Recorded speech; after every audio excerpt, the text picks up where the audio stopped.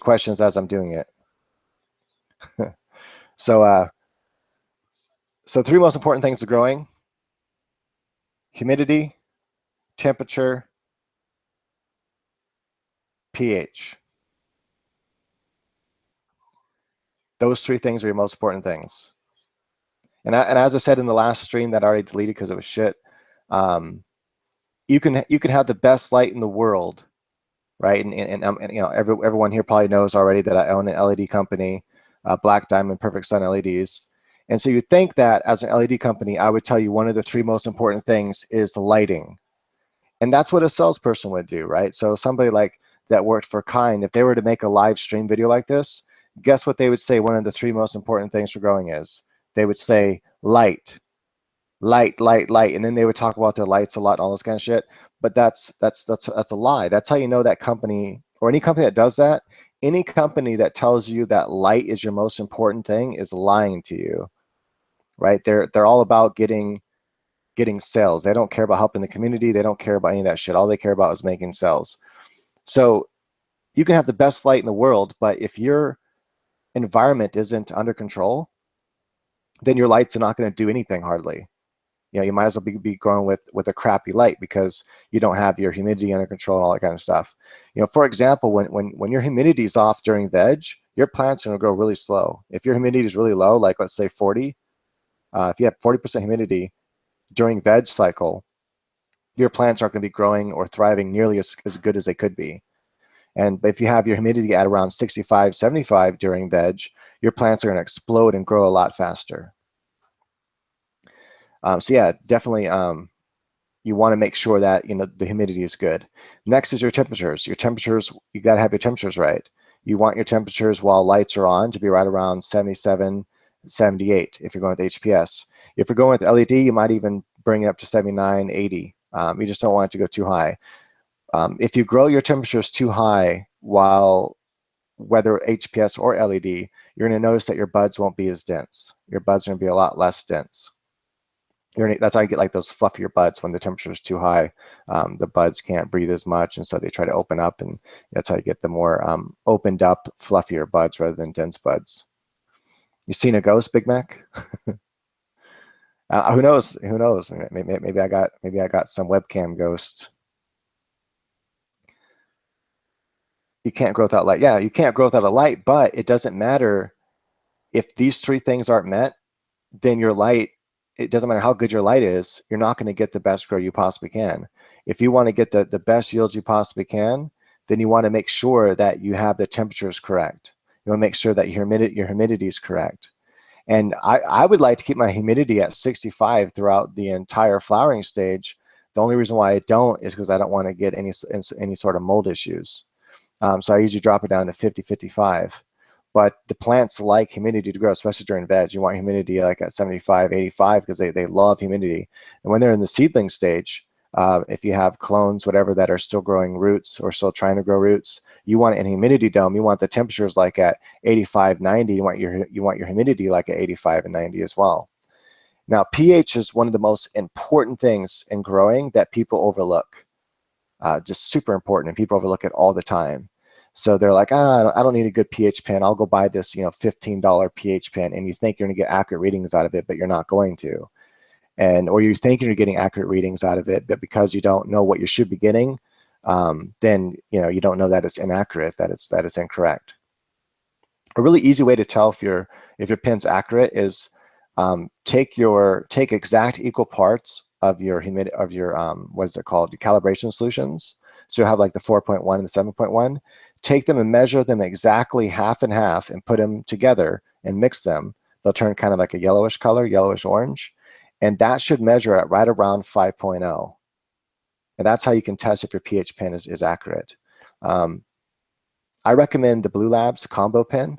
That pen is like awesome. I've been using that pen for the last couple of years now, and it is just absolutely fantastic.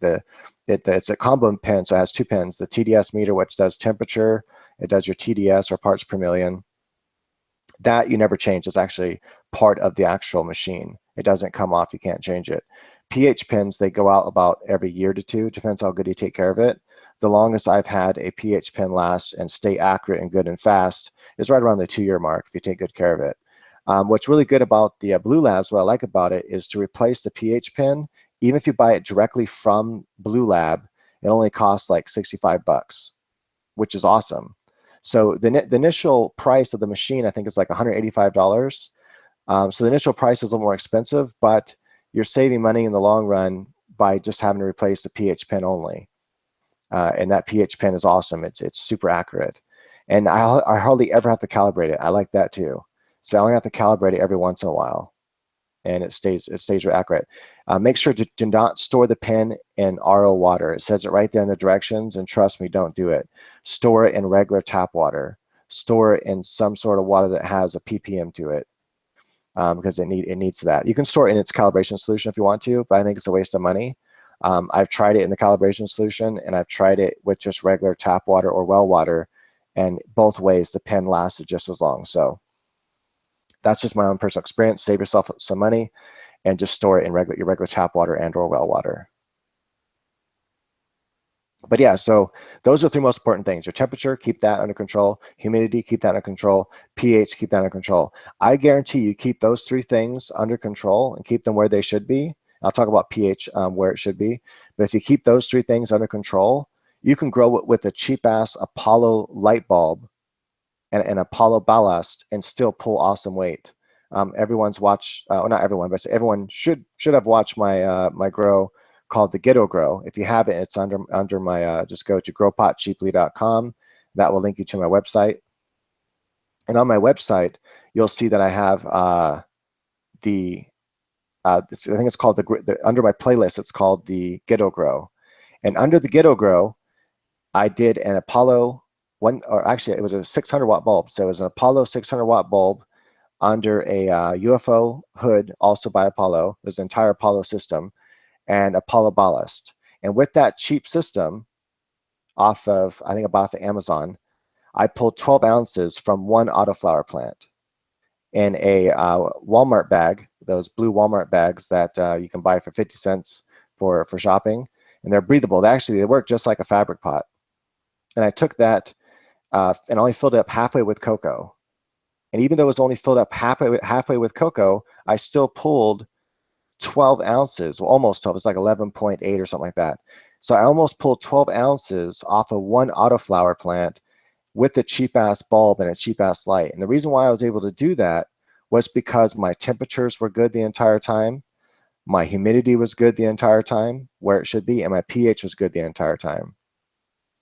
Now, since I grow in cocoa, I'll talk about your pH for cocoa first. So your pH for cocoa goes like this. I like to pH it at 5.8. I like to keep it right at 5.8. But a little bit of drifting is good too. So let's say you pH it to like 5.6 or something like that.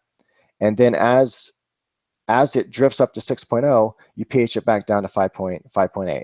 What I'm talking about is what you're watering it with, your reservoir or your tote that you store your water nutrient in, or a 5-gallon bucket, whatever you do, unless you make your nutrients fresh every single day. If you make your nutrients fresh every single day, then pH it to like 5.7, 5.8. That's you want to pH it to. It's going to drift up before you, and make sure you water every single day. That's super important. If you're growing in cocoa, make sure to water with feed every single day. You use a lower ppm. I should say TD. Not even ppm actually. I mean to say that. I meant water. Yeah, well with ppm, but I should say EC, because EC is like universal. Whereas ppm is not universal. There's 2 different forms of ppm. So every ppm meter or TDS meter is actually an EC meter. What it does though is it takes that number, the EC number, let's say 1.2, and it multiplies it either by 500 or 700. And that's where you get different ppm readings. So it's better just to go by EC.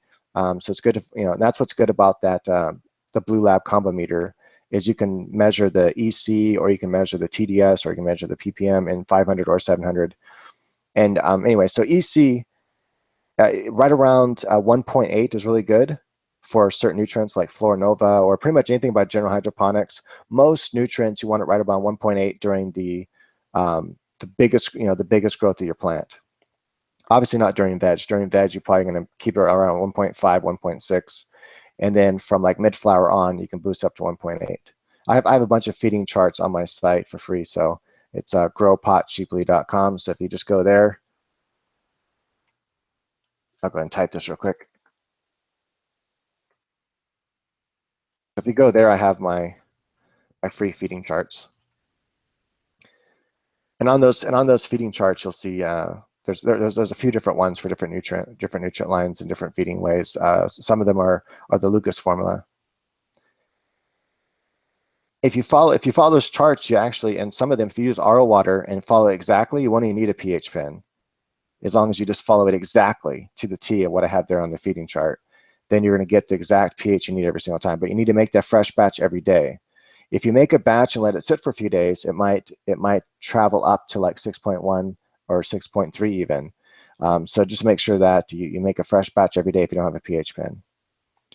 If you have a pH pen, check it every single day, stir it, and then check it before you water. So let's say like you make a 5-gallon batch of nutrient water, and that's going to last you 3 days when you water by hand, let's say. You pH it to 5.8. The next day, check it again. Make sure that the next day when you check it, that your pH is still 5.8 around there. If it's not, then go ahead and lower it back down to 5.8. And then there you go. Bam, you're good to go. So that's why it's good to have a good pH pen.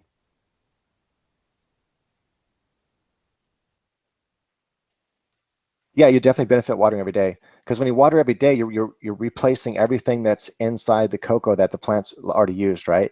Let's say you're feeding a well-balanced nutritional diet. It's got all the nitrogen and everything it needs. Let's say it's really thirsty for potassium, right? So it drinks a lot of potassium out of what you fed it. And the second day, since you're feeding every other day, the second day it's sitting in that same water that you fed it the day before, but it's already sucked out most of the potassium, but it wants more potassium, but it doesn't have access to it because you haven't fed it because you're feeding every other day. And that's why feeding cocoa is a hydro medium, and it should be treated that way. If you treat it like a hydro medium, you'll get hydro results. You'll get plants that grow super fast, stay super green the entire time. And so if you water every day, not only you're also replacing your oxygen. So when you're watering every day, the water has oxygen in it, and so it reoxygenates your cocoa. If you water every other day, then it's not your plants don't have access to as much oxygen as they do if you water every single day. I actually water my cocoa 3 times a day on a drip system. So it's almost impossible to overwater cocoa. Once you have a root system established, you can water several times a day. So it's really just a matter of making sure that root system is developed. And I go through this in my free course on growpotcheaply.com. So if you go to growpotcheaply.com and click on the free course, I go through all this information.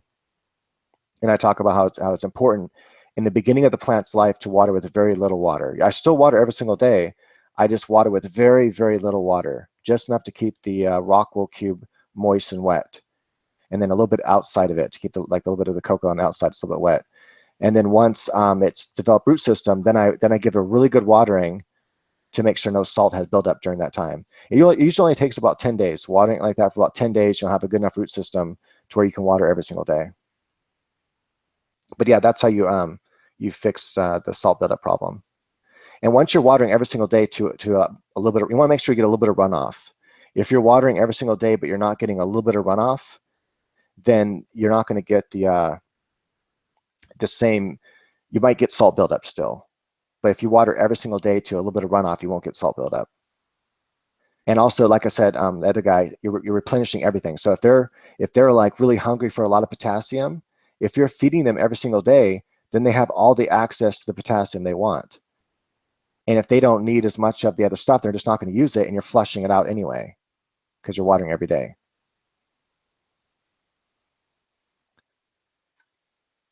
Oh, that troll. Yeah, I don't pay attention to the trolls. You know what I mean? Like they don't bother me.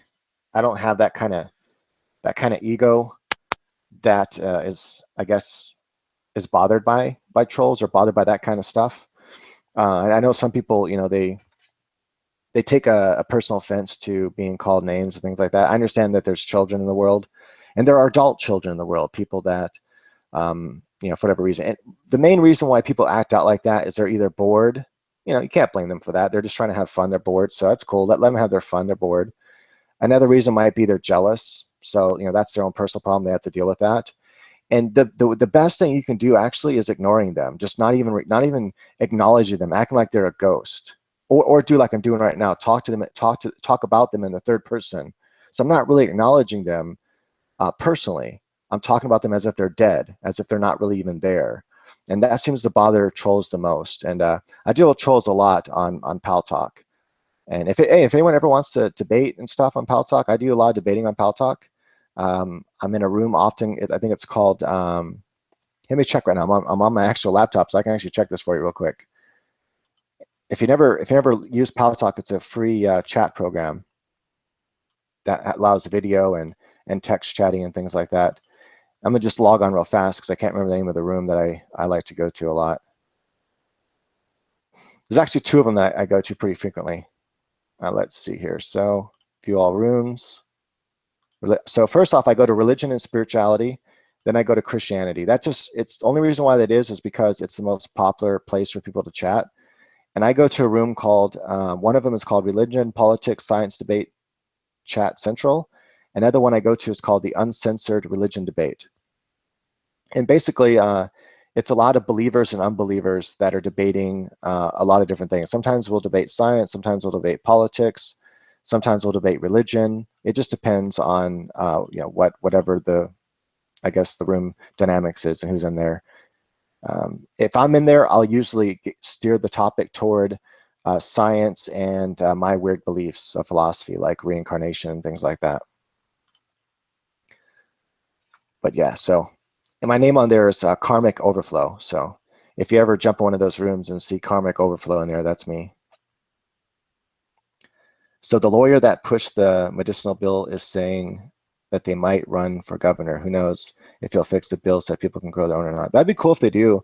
I'm still going to visit Florida just because I've never been there before, just for the experience, you know, because I believe that life is all about experiences. And to me, my self-existence is my experiences, or you can say they are your memories. But what are your memories? They're a collection of all the experiences you had. And that's who makes us who we are. And so I just want to visit a lot of places I never visited before. So I think it'd be kind of fun just to drive across country. I would fly, but I had this issue with flying. I'm like Mr. T when it comes to flying. You got to like knock my ass out to get me on the plane. Like seriously, you got to knock my ass out because I'm trying to overcome it with Klonopin. I'm going to just get super high on Klonopin, take like 5 or 10 of them, and then jump on the airplane and see if I don't freak out. Like take a really short flight, like an hour flight or something, or 2-hour flight, and see if I don't. I'm doing good. How you doing, Dreadlock? Hey man, welcome, man. I saw YouTube channel, man. It was cool.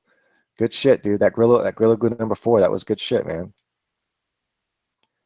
How can you increase the humidity in your grow box? So I do apologize for the lighting. The lighting right now is making me look a lot more pale than I am.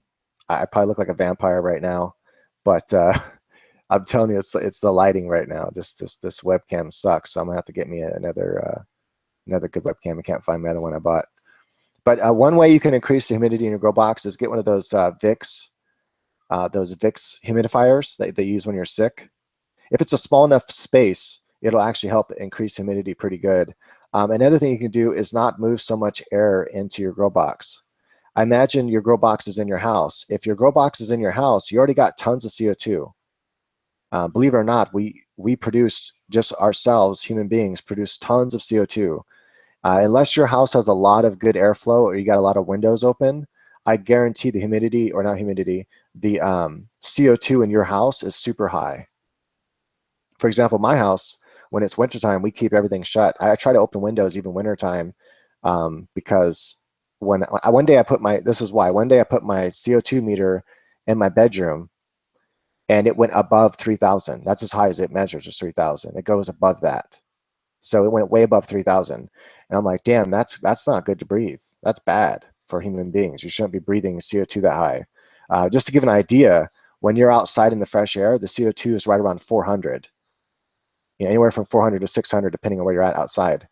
So that's what you want to be breathing.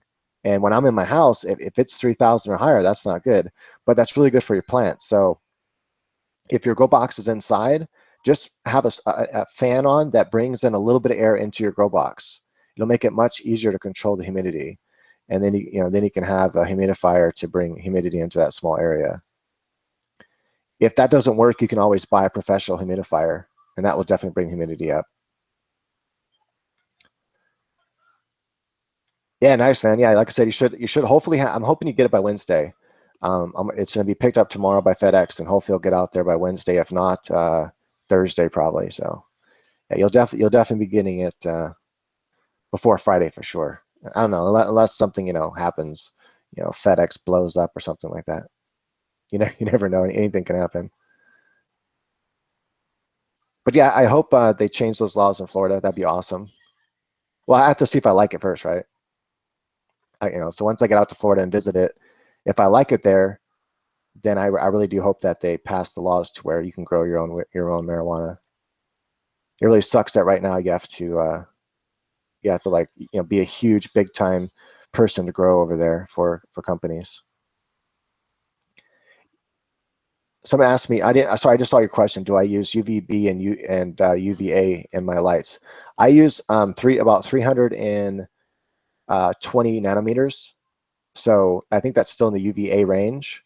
I haven't found any benefit yet of using UVB and growing. I've tried UVB lights like separately on top of my lights. I just haven't noticed a difference in it. So I've been growing a long time, so I can tell when something makes a difference or not. New growers, they can't tell. Like one mistake I've noticed a lot of new growers make is they'll be like, hey, this is my third grow, and on my third grow I changed this one thing, and now my grow is a lot better. So that must have been what made it better. But they don't take into the fact that it was their third grow, and that's probably why it got better. Probably not because anything different they did, but because it's their third grow. Naturally, your third grow should be better than your second grow, or something's wrong. And every grow you do is going to get better and better. Once you reach a plateau, though, with everything that you do, and you've been doing everything the same, everything's great, and you reach that plateau where every grow is the same, then you start experimenting. Then you start trying different things, and you can tell if it's making a difference or not. But personally, there's tons of UV in my light. I'm sure there's a little bit of UVB in there. There's just no LEDs directly dedicated to it. I get some from the cool white lights that are in my LED lights, because it does show up on my spectrometer that there is some UVB in there, but majority of it is UVA.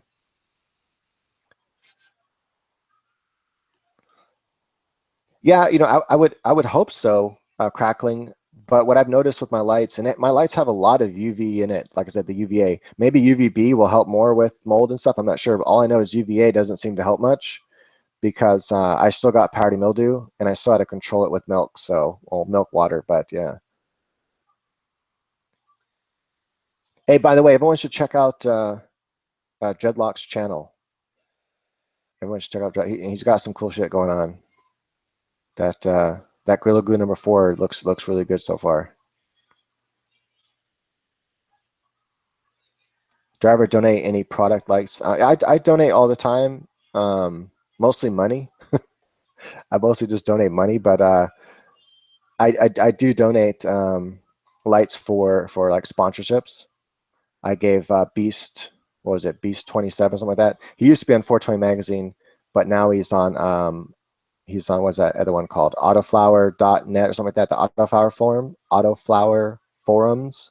That's kind of weird to say, but yeah, he's on autoflower forums now. And I donated him a Goliath and sponsored him. And the reason why I sponsored him is he's a good autoflower grower, and I knew that he would be able to show what the Goliath can do for his style of growing, and it's doing great for him. But I usually don't do sponsors too often, and if I do, it's usually one of my lights that are used, that I've already used, or it's a light that maybe got a little bit of got scratched or something like that makes it not brand new anymore.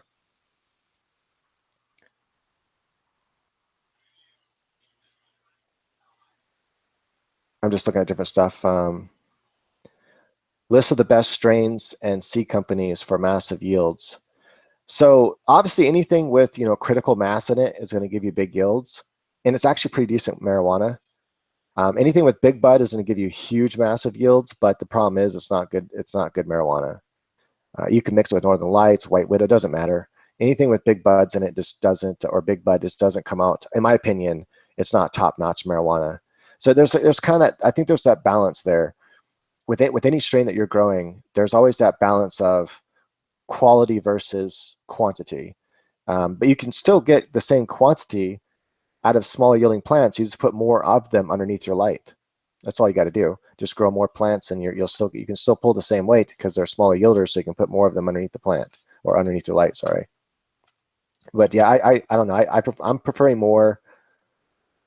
Right now, I'm more centered on strains that are really high quality in THC and lots of frost. So I got a lot of Mephisto genetics coming in the mail. I think I ordered like $1,000 worth of seeds for Mephisto genetics, and then trying out a few other companies I haven't tried out before, and also doing some more Barney farms for photoperiods. I'm gonna be doing a grow where I'm just doing all photoperiods, and I'm gonna do one that's all autoflowers, and another grow I'm gonna be doing under one Goliath and a 4x4 tent. It's gonna be all photoperiods, so a lot of Laughing Buddha and some other stuff.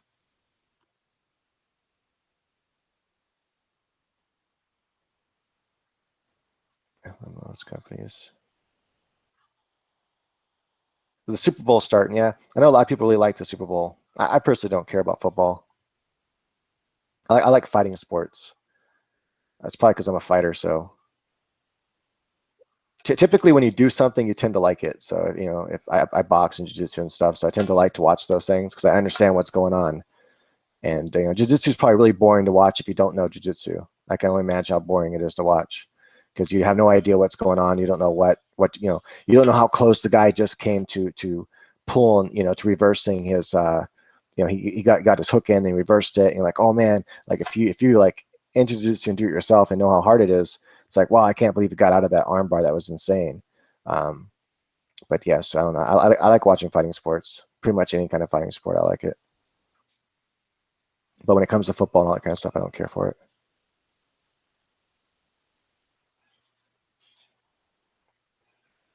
Yeah, that's true. Crackling. Like most places, it's like that. Like here, if you want to grow recreationally, you're limited to 4 plants and flowering. So you can flower only 4 plants at a time recreationally. So naturally, people are going to want to grow, really big plants since they're limited to 4. But you can still manage to get the same amount of yields if you grow smaller plants and just do a perpetual grow, and just make it to where you're pulling plants every 3 weeks. I guess with 4 you can. With 4 it'd be a little more difficult to do that. A perpetual grow, but you can still get a perpetual grow going with just a maximum of 4 plants.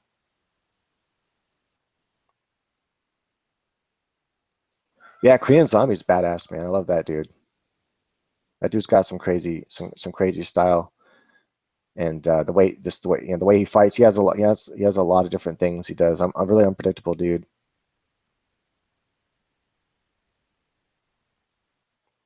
No, only thing I smoke is high CBD strains. That's all I can smoke, and I just smoke out of a pipe. I don't know. I've always liked the pipe. I run soil sometimes outdoors, but I like cocoa so much that I really tend to stick to cocoa. Cocoa is just awesome. You can get the same quality from cocoa as you can out of soil, especially if you do like a hydroorganic is something I've been working on recently. I did one video on it just showing, well, I did a couple videos on actually showing the plant and how well it did. But one video showing basically how I do it. And I've changed it a little bit, so I want to make another updated video on my hydroorganic. But it's basically preparing your cocoa like you would soil, so that you can get your cocoa to be a living cocoa, to where there's a bunch of living bacteria in there that can actually survive being watered every day. And yeah, so that's something I've been working on. And so it's basically a hydro cocoa, pretty awesome stuff. So one thing you can do with getting higher yields with autos in soil is to use a soil that is very breathable. Use fabric pots and or those smart pots, the ones that have all the little cones on the sides of them, so you add more airflow, so your soil dries out faster. Basically, you want your soil to be able to dry out as fast as possible, so you can water more often. Another trick is watering with less in soil so that it dries out faster, so you can water more often. Once you have a good root system developed with soil, you can actually water every single day, as long as your soil is one that has good flow through it. So you want to like add a lot of perlite to it, something to allow it to breathe and flow easily, to get runoff really fast. If it takes a long time to get runoff, then most likely your soil is too compact. You need to add some more fluffy stuff to it. Perlite's a really inexpensive way to make your soil to where you can water it more often. And yes, that's pretty much it, is just make it to where it's really breathable, to where you can water it to run off very fast, and then just water it with less, and that way it'll dry out faster.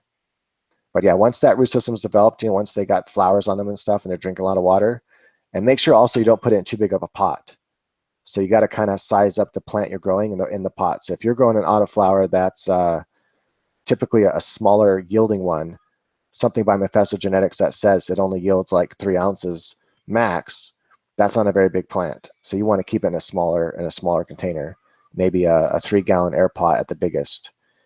And that way the root system is very well developed inside that small area and is drinking tons of water. So you can water every single day once it's about halfway through flower. Man, first experience getting high. So I was like 13, I think, at the time, 13 or 14. Well, there's this one time I was like, I think I was 12 or 13 at this party. I don't really count that as my first time getting high, because I did smoke, but I didn't feel nothing at all. I was drinking and stuff, and I took a few hits of marijuana, and I felt literally nothing at all. But my second time I smoked, I got really fucked up. So my buddies got some really good weed. I can't remember what it was right now, but it was something at that time in the 90s, maybe skunk or something. Anyway, so they said, hey, dude, you got to smoke this really good shit, right? I'm like, all right, that's cool. And so I smoked it. And at first, I wasn't really sure if I was stoned. I didn't really feel anything. And my friend, his name was Jason Zwart, and he decided to make fun of me or to give me a hard time. He's like, hey, dude, like he was eating an orange. He threw an orange peel down. He's like, check out that orange peel, dude. And both my buddies were pointing at the orange peel. Whoa, dude, check it out, man. Dude, check out the orange peel. And so I got stuck on the orange peel. And I didn't realize how stoned I was until they were laughing. And they said I was staring at that orange peel for like 10 minutes. And I'm like, no way, dude. I wasn't staring at it for 10 minutes. You guys are fucking with me. I'm like, stop fucking me, man. But then I started realizing that I was like stoned out my head. Then I started looking around, and I realized everything was kind of slower than it should be. And then I just started laughing a lot. And it was an interesting experience, first time getting stoned. But to this day, I don't know if they were lying. I don't know if I was actually staring at the orange peel that long or not. Maybe they thought I was staring at it for a long time because they were stoned too. But I don't know if they were fucking me to this day or not. I could have been staring at it for only a minute. But I did get stuck on it. I know that. I remember when they were laughing, I'm like, what are you laughing at? They're like, because you're still staring at the orange peel. And I remember going, wow, I was staring at the orange peel for a while. I don't know how long, but I was definitely staring at it for a while.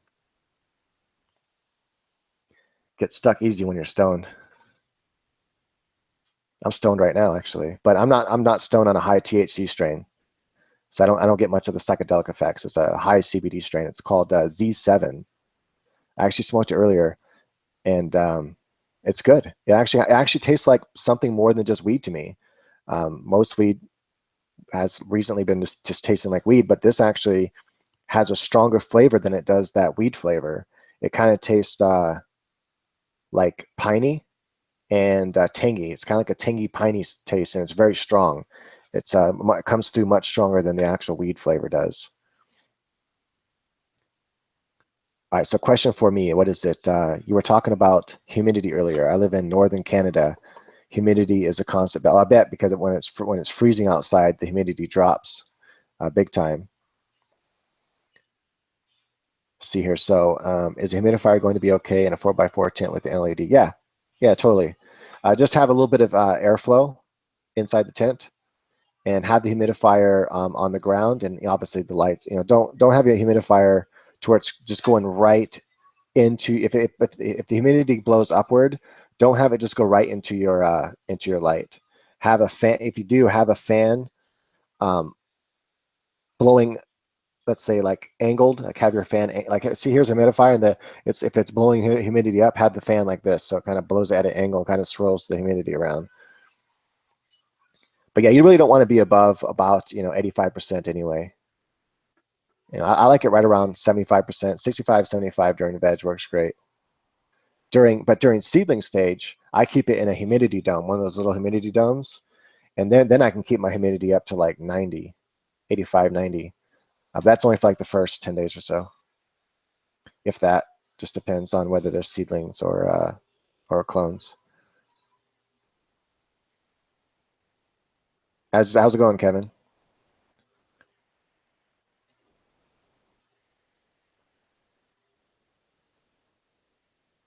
About 45. Yeah, 45% is really low. And what you're going to notice at 45% during and I even Dreadlock can testify to this. If you're going at 45%, you're going to notice your plants aren't going to grow very fast. They're going to be growing a lot slower during veg. So you want to bump that up to about 65 if you can. Another trick you can do, especially if your tent's inside your house, don't worry about CO2.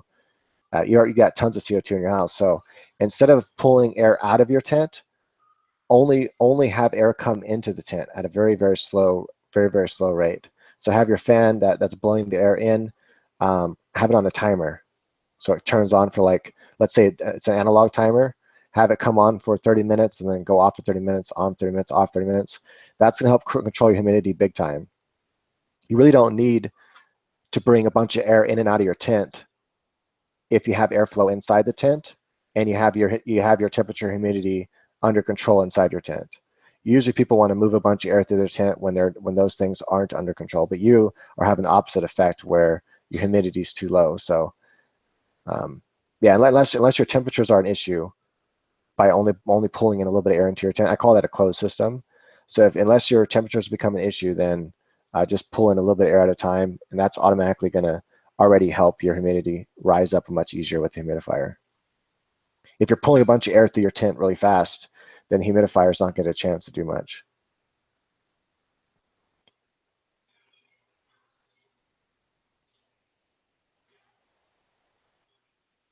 Yeah, definitely. Yeah, check it out. Check out Craig's stuff.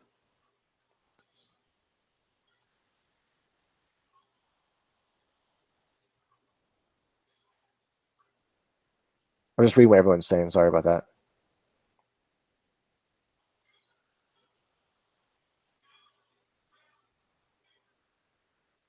Okay, so he builds up a little bit. You should try just bringing air in, like fresh air in only, just to see if the heat still builds up.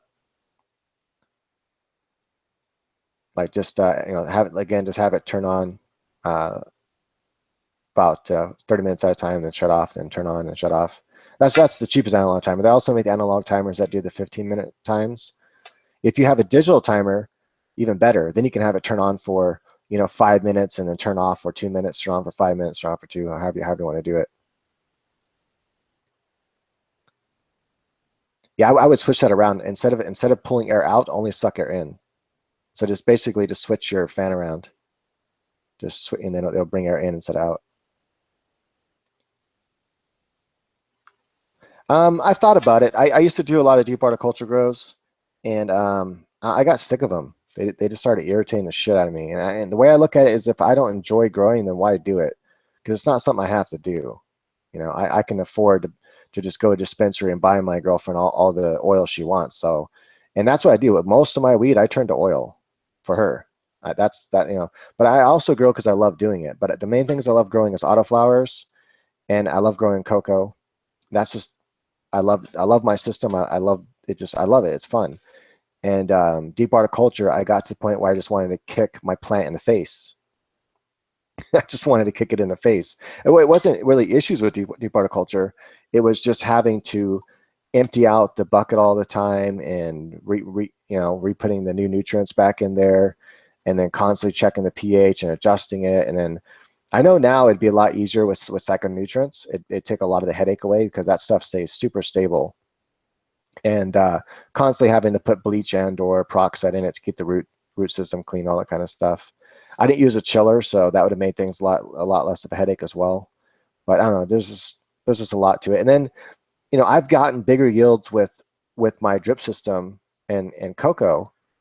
So and so far no one's beat my system yet. I still hold the world record for the largest autoflower, and that was done on a drip system with cocoa. Actually, it was a mix of cocoa, rockwool, and perlite, equal mixes of all three. And then the Northern Lights is the second biggest one ever grown. That was 14.8 ounces, at least on record. The other one was almost 3 pounds. And that one was 30, I think it was 30% perlite, and then the rest was cocoa. But usually, so a lot of times I'll just do pure cocoa though. I love pure cocoa. But if I do mix it with something, I like to mix it with perlite, about 30% perlite, or mix it with rock wool.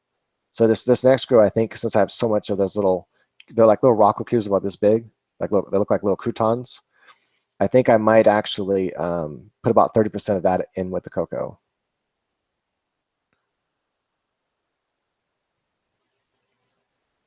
Yeah, Fast and Vast. I've looked at that one.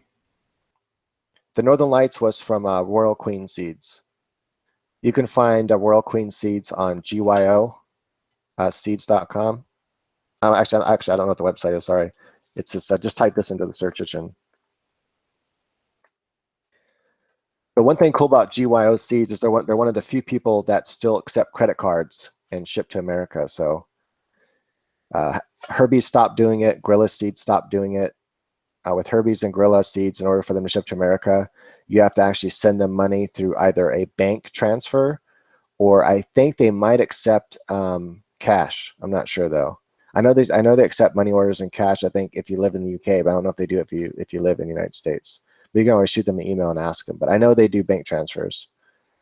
And that's what I used to buy strictly from Herbie's, and once in a while from Gorilla Seeds, but mostly through Herbie's for years until they stopped taking credit cards. Then I switched to GYO Seeds, and GYO Seeds is awesome. They got great prices on everything. So, and they're good in how they ship it.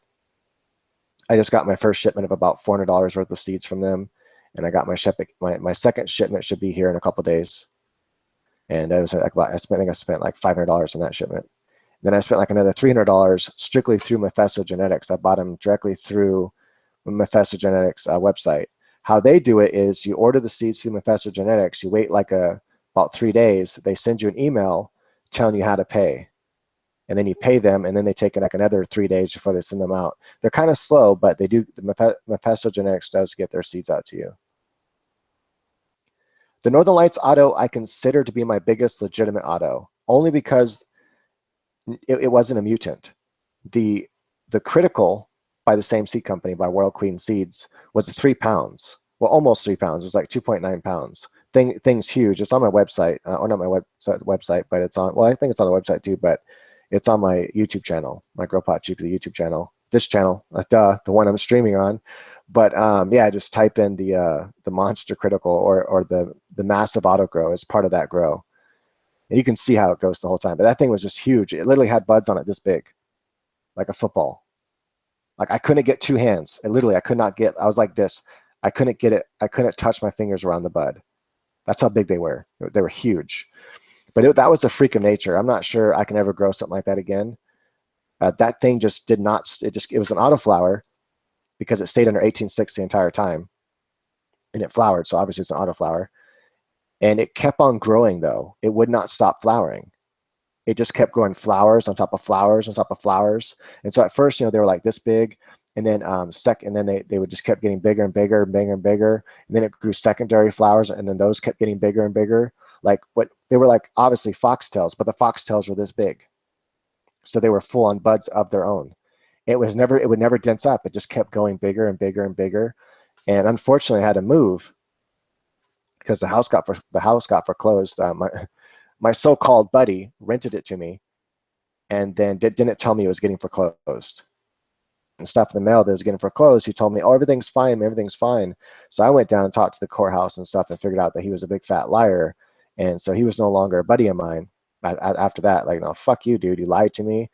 And so that changed our entire relationship. It was more like, I'll fucking sock you in the face, dude. Don't even come around me no more.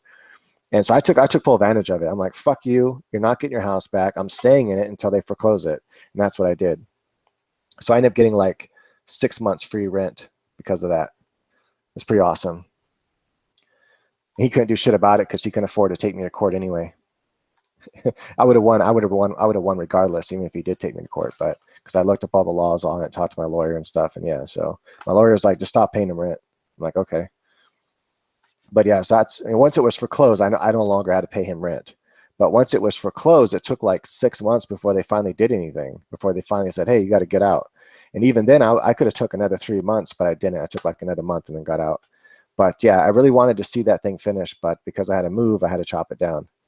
But still, it probably would have got bigger than 3 pounds. But you know, I chopped it down and it dried at 2.9. And that was bone dry.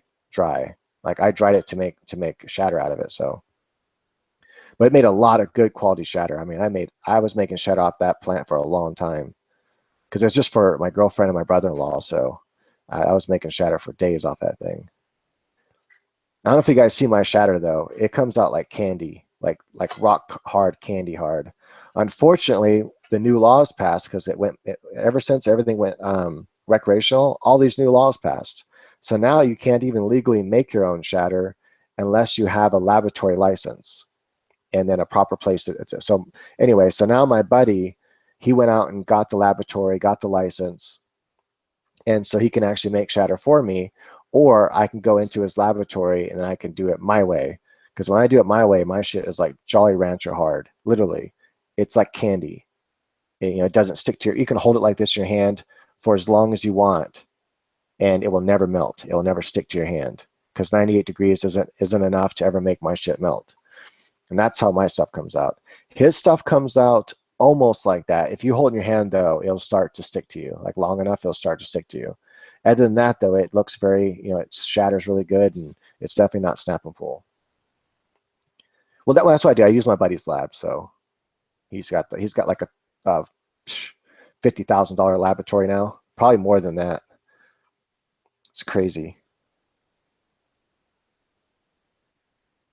But yeah, or I'll just straight, get some off of him to the dispensary, of course, because he'll put his stuff in the dispensary, and then I have to go to the dispensary. It's kind of dumb that growers can't buy from growers anymore. That's another thing they changed, another rule. They said, oh, we're not going to change the medical rules, is what they told us. But once it went recreational, they fucked up all the medical rules, and they keep on changing them. So now you can't legally sell from grower to grower. You can give away up to an ounce of marijuana to any 21-year-old. That's kind of cool, but they took a lot of shit away from us, what we can and can't do. Some autos are as potent as the original, so it all depends. Like I grew this Fast Buds Gorilla Glue, and that shit was super potent. If you don't believe me, watch my girlfriend and I's review on it. Well, she's the one mainly smoking. I don't smoke it because I can't. I can't smoke those high THC strains. I can only smoke my CBD strains. But I haven't seen her get paranoid like that on marijuana in a long, long time. And she smokes dabs every day. That's really all she smokes. She doesn't even smoke flower, really. She just smokes dabs mostly because that's what helps her nauseousness the most. And anyway, so she got really freaked out at the end of the video. We actually had to turn the video off because she was freaking out. And even after I turned the video off, she was still kind of freaking out, and then had to like go to her own place and calm down. But that shit's strong. And everyone that smoked that Auto Gorilla Glue by Fast Buds got super stoned. And so yeah, it was super strong. As strong as anything else out there that from a photo period. And I'm going to be trying a lot of Mephisto genetics. I heard Mephisto genetics test at like 24%. So I'm really looking forward to see how strong that shit is. That's why I ordered so much of it. And I saw how stable the stuff is and how awesome it looks and everything. So yeah, I'm hoping that it lives up to its name. But it's not just only CBD. It's just a high CBD strains. It has THC in it. There's just not a lot of it in it. And the reason why is THC freaks me out. It triggers my anxiety. I was diagnosed with post-traumatic stress disorder by 2 different doctors. And I'd never gone to war or nothing like that either. So they think it was caused from my stepdad when I was younger. He used to lock me in a closet for like an hour or more at a time for no reason at all. Just because, he didn't want to deal with me. And so my mom was at work, and so he just locked me in the closet. And I would fucking flip out and be kicking the fucking door. And anyway, so they think that's what caused it. But what's weird is I didn't get it until I was like 20. I first started getting it when I was about 20, I think 20 or 21. I'm now 38, almost 39. So I've been dealing with this shit for a long time. And it was only when I was about 33 or so, I think, something like that I discovered Klonopin. And that's been a godsend. Like, wow, Klonopin helps so much. The high CBD strains help a little bit, but nothing like Klonopin. If it wasn't for Klonopin, I wouldn't build a box. I wouldn't build a jiu-jitsu. I wouldn't build a snowboard. I wouldn't be able to watch movies in a theater. There's so much I wouldn't be able to do without Klonopin. So Klonopin has made it to where I can actually live life again. So that's pretty awesome. Yeah, that's what I've heard. I've heard that some of their stuff tested high like that in the 24 and 25, Kevin. I can't remember if I got the Alien versus Triangle or not. I know I got a bunch of their strains coming though. Like I think probably about 10 different strains from Mephisto Genetics. I just wanted to try a bunch of different stuff by them to see what I like the best.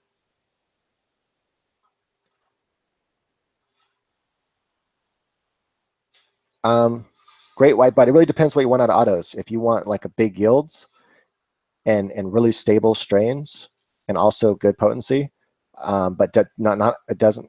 A lot of their strains don't have really strong smell. Is Dutch Passion. Things like Think Big, Think Different, Auto Ultimate. All of those are really big yielders. Also, Royal Queen Seeds, Northern Lights, and Critical are really big yielders as well. The Northern Lights is actually pretty strong. The Critical comes out pretty strong too. So, and they also smell really good. So that's one thing that's good about those two. But I'm trying some stuff I never tried by Dutch Passion before. I got 3 strains I never tried before that I got coming. I'm gonna be doing their Auto Brooklyn Sunrise, their Night Queen, and their Colorado Cookies. All those look like really super good. They don't look like they're big yielders, but I don't really care so much about big yielders anymore because I can just grow more plants in that same area and still get a big yield. Matter of fact, my goal with the Goliath, one of the goals is doing a Goliath grow in a 4x4 tent and pulling 3 pounds or more. And I'm pretty positive I'll do it. And I know when I do, people are going to freak out. They're like, oh my God, what the hell? How did you pull 3 pounds off that light that only uses 575 watts? My buddy's already pulled close to 2.5 pounds off of it. So, and that's with photos. So I already know it can do it. And based on the math, everything, I already know it can do it. It's just a matter of having the right setup. And I'm pretty positive I'll pull it off, but we'll see. Yeah, Amnesia Haze is interesting. Amnesia anything is usually really good. Actually, no, the Goliath hardly puts out any heat at all. It's really amazing. I'm really impressed with how little heat it puts out. It even puts out less heat than a 600 watt HPS. Just very little heat. I don't have to have when I could run 2 Goliaths in a 8 by 15 room by 7 room, and my 15,000 BTU AC only it barely ever turns on. Like it's that easy to keep my room at the temperature I want it. It just, I can run 3 Goliaths in that room and still my AC hardly works at all. Like way less than if I had just like 1 Gavita in there. Gavitas produce tons of heat. Oh my God, they're crazy amounts of heat. Yeah, definitely. Stay tuned. Once I'm back from vacation and I start to grow, I'll be growing that. I'm gonna be doing a perpetual grow in my auto flower room, and I'll be doing photos in the 4x4 tent.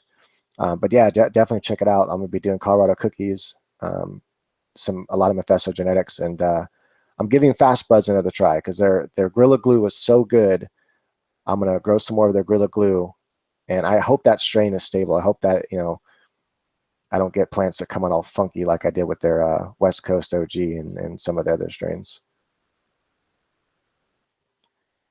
The Dwarf Star record right now is at 10.7 ounces off the Dwarf Star. That's not by me. That was by somebody else. I don't really grow at the Dwarf Star, so I've never actually done one full grow at the Dwarf Star. I know if I did, I can pull 12 ounces. I know that for a fact. But I probably should do one. I probably will eventually do just a dwarf star grow in like a 3x3 tent or something. And soil, I don't know. Ed, I'm not sure if I can pull 3 pounds in soil in a 4x4. Maybe. Soil's a lot harder to get the big yields. I would have to do a living soil. I'd probably have to do like bricks, high bricks type of method. You know, something like Dr. What's his name? You can walk around and stuff over here. It's fine. It's good. Yeah, the bricks to Dr. Bricks kit. What's that dude's name on Fortune magazine? Anyway, he sells this kit, and I've seen what it can do, and it's crazy. Like people are getting some crazy good marijuana and getting good yields. The main thing is though with soil to get big yields is just keeping it very airy, a very airy soil, but adding a lot of perlite to it, and then that way once it's in flower, you can water every single day, and that's how you can get bigger yields out of it. Sometimes I use straight cocoa, and sometimes I use cocoa mixed with either rock wool or perlite.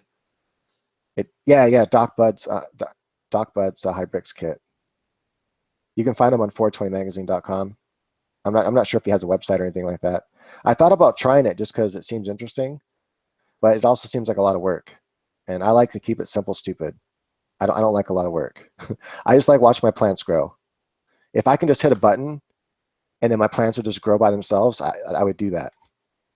That'd be awesome. I really don't. I don't like watering. I don't like. Let's see here. There's a lot of things about growing I don't like, but I love watching the buds grow. I love playing with the buds. I love picking the leaves off. You know, bowl training. Yeah, I love fucking with the plants and being in my grow room. But I really don't care so much for the watering part and all that shit. I wish I had a robot that just did all that for me. Hello, Neil. I will do everything for you right now. I water. All the shit you don't want to do. I don't know why my robot would have a Hindi accent, but it would. Just because I think that'd be funny to have a robot that talked like, "Welcome, Neil. How are you doing? I'm going to go and water your plants right now, and I'll be right back. And then you let me know if you want me to cook you dinner or, you know, hey, you know what? Actually, if I move to East India, northern East India, by Bangladesh, I can actually grow there pretty easily because it's right next to Bangladesh, and they're very, very lenient on allowing you to grow weed there. And I can actually just hire someone to help me grow my weed for literally nothing. Do you guys know how much it costs to get a live-in made in India? It's crazy. It's like $19 a month, and they'll wash your clothes. They'll cook for you every day. They'll clean your house. Actually, if you want them to wash your clothes and clean your house and cook, I think it's like $25. Sorry, not a day. Not a day. Sorry, I meant a month. A month. That's insane. Like that's one of my main motivations to move to India. Like, have you seen that Family Guy episode where Stewie and Brian go to India and they're like, Stewie walks out of the airport and goes, takes a big old breath and he goes, "Oh, that Indian air," and then it's just all cow shit and yeah, everyone's just everywhere. Yeah. Yeah, there's some parts of India that are pretty fucked up, and you probably wouldn't want to live there. But there's some other parts of India that are absolutely beautiful. You know, they got beautiful beaches and nice water, and just really awesome. So, like, especially that East India got a lot. You know, West India has some nice beaches too. But literally, dude, literally, you can have a live-in maid. Right, all you have to do is take care of them. You know, so besides paying them $25 a month, you have to take care of them. So basically, give them a room with a little. They don't even sleep on beds. Most of these people. They're like little mats. They sleep on little mats. So you don't even have to buy them a bed if you don't want to. But you know, if you want to be nice to your maid, you know, buy them a little mattress. They'll be happy as hell. Like just a mattress on the ground. You know, they'd be happy as hell. And then you just feed them. But you know, they're cooking anyway. They're doing all the cooking anyway. So they just cook for themselves as well. So you just make sure you have enough food in the house so they can cook enough for themselves as well.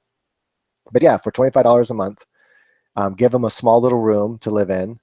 You don't have to have a live-in maid if you don't want to, but that's, you know, it's cheaper than to have them come to your house all the time, because then you have to pay for their gas, whatever, unless they live really close by. But anyway, I mean, that's super expensive. Did I say a day again? I meant $25 a month. a month, folks. American money. That's insane. Like, could you imagine that? Having a live-in maid for $25 a month, and they're happy with that. Like, thank you very much. You're so very generous, so very kind. You know, like that's a lot of money to them. So, yeah. And India's got some crazy good beaches. You know, all kinds of tropical stuff.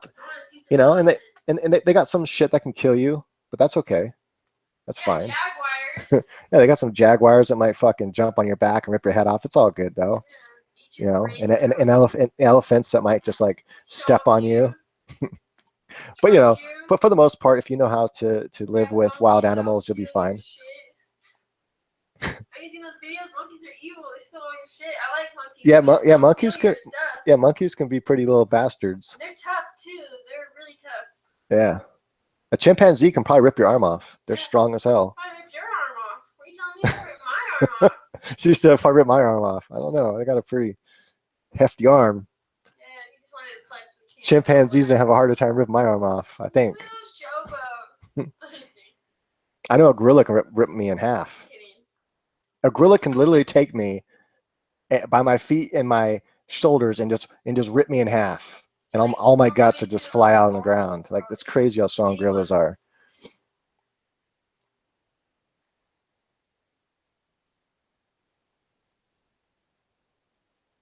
But yeah, it's also like that in there's a few like Thailand's like that. You can get really inexpensive live-in maids in Thailand, or non-live-in maids in Thailand. Philippines is another place you get really inexpensive maids, like for about, I think in Philippines it's like $50 a month or a month, something like that. The that little 5-gallon one over there. Yeah, $25 in a bag of weed. There you go. I know a lot, and not in the Philippines. I doubt it. A lot of those Filipinos, they're very religious, and so yeah, they might think the weed's from the devil type stuff. It's the devil drug. They're like Southern Baptists or something. But I know in India, a lot of them are very tolerant about weed, so they're not so crazy about getting intoxicated. But there are a lot of religious people in India too that don't want to drink alcohol or nothing like that. They want to keep their brains sober for the oneness of God or something. Yeah, 2 humidifiers. That's crazy. Are they professional ones or just like little store-bought ones? Because Bubba, if those are 2 professional ones, that's insane. Or do you move a lot of air out of your room? If so, that's part of the problem. I haven't tried growing OG18. I've grown a lot of different OGs though over the years, from Skywalker OG and different OG Kushes and West Coast OG from Cali Connections, and all really good stuff. Pretty much any OGs can be really good. Not the biggest yielder, but that's okay. Just grow more plants. Hey babe, want to do me a favor? Yeah. Want to fill that up for me? Yeah. Probably with that tropical. Okay. I sort of got a maid. My girlfriend's kind of a maid. I suck at cleaning up water. She's I a have to work my ass off right semi-maid. now. I need to do something. I should be doing it already. I haven't been. But yeah, that's my ultimate goal is either to get rich enough to where I can have a maid right here, in America, An old one. or to move to somewhere where I want to live somewhere where it's tropical. And so India has a lot of tropical places I can live for really inexpensive and live like a king. Like if I moved to India right now, I'd be rich as hell. I can live like a king in India. That'd be awesome. But somewhere tropical would be awesome. Maybe I don't know, Thailand, Philippines are some of the places I've thought about. Maybe Honduras or somewhere near that area.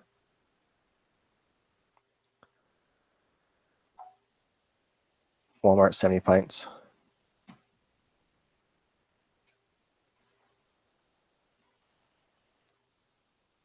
Yes, yeah, that's part of the reason why, Bubba, is that you're constantly cycling air through, and so you're constantly bringing in more of that low humidity air. So you're constantly, basically, your fans are constantly lowering your humidity, so the humidifiers are having a hard time keeping humidity up. As long as you have CO2 if you're growing in, let's see here.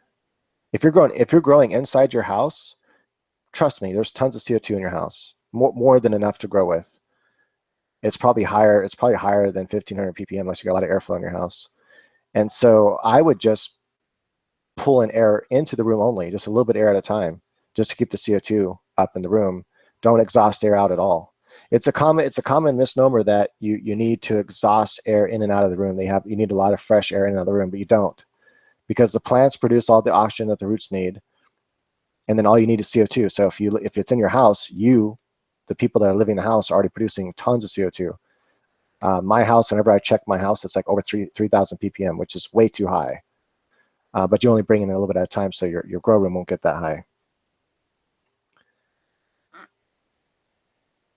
Well, here's the thing. So what you can do, instead of having your scrubber pulling air out of the house, have the scrubber, let's say this is the grow area. Have your scrubber like right here, and just have it filtering air like this. Like literally just leave the scrubber in the room, and it's going to pull air through one end, and it's going to shoot air out the other end, and keep it all in the same room. So it's gonna, you know what I'm saying? It's still going to scrub the air the same. It's just not going to exhaust the air anywhere. It's going to recycle the air in the grow room, but it's going to be scrubbing all that smell and keeping it to where it's not smelling. And then it has even a harder time escaping your room, because it's just constantly, all the air is staying in that room. It's not going anywhere. I mean, sure, that it slowly goes, but the smell isn't going to seep through your house when it's scrubbing constantly. So that's, I don't know, that's how I've been growing for years, is with closed systems. And my buddy does a closed system as well, and he gets huge, massive yields. You know, he gets 2 pounds per light very, very easily. And what he does is he uses a heat pump, and his heat pump just recycles his air in his room. And then he uses a CO2 tank in order to keep CO2 in his room, because his room is not in his house. So if his room was in his house, he wouldn't even need the CO2 tank. I need the CO2 tank because I grow in the garage, and that's detached from the house. Well, it's kind of attached to the house in a way, but anyway, it's got doors and rooms in between it. So our CO2 that we're making right now in here doesn't go out into the garage. The garage stays at right around 500 ppm, maybe 600 at the highest. Yeah, a Big Ed, it's doing great, man. The light business is it's growing faster than I can keep up with. So I guess that's a good and a bad thing. It's definitely getting to the point where I'm getting sick of it, because I don't like doing a lot of work. So, but soon I'm gonna be able to hire someone to do all the shipping and stuff for me. So all I'll have to do is focus on is, you know, talking to people, and maybe going to conventions and stuff like that. But yeah, for now I'm still doing all the work, and it kind of sucks. I don't like driving to FedEx every day. Well, except for Saturday and Sunday, because they don't pick up anyway. But yeah, driving to FedEx every day starts to get old. And then of course all the, you know, online marketing and stuff I got to do, and then answering a lot of questions. I don't mind answering the questions so much. It's just it's sometimes it's a lot of work. But yeah, so hopefully soon here in the future it'll be down to where I don't have to do so much work.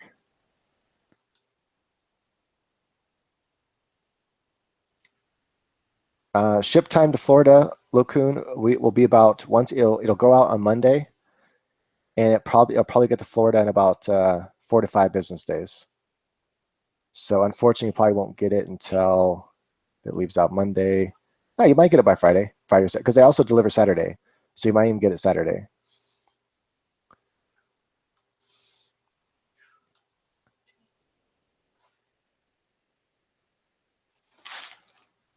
I'm just looking at it. No, I'm just looking at their questions here. Saying before, you can also burn candles, but not during the dark cycle.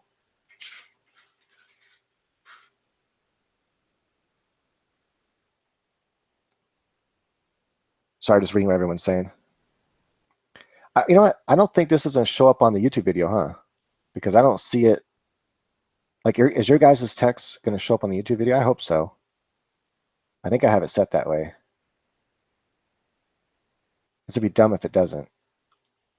What's the point of having the text if you can't see it? I might start doing these on my PlayStation instead, because I know the PlayStation will actually have the text chat will actually be on the video.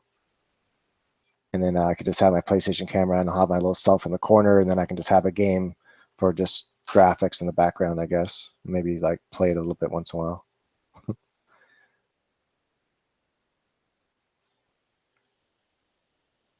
That sucks that people like, what's the point of having a YouTube hangout if the people can't actually see the text chat on the video? There's no point to even like live broadcast this thing. Or not live broadcast. There's no point in putting this on my channel afterwards as something that people can watch later. Well, I guess I read most of the questions I asked, so that's good. So maybe that, I guess maybe that's helpful.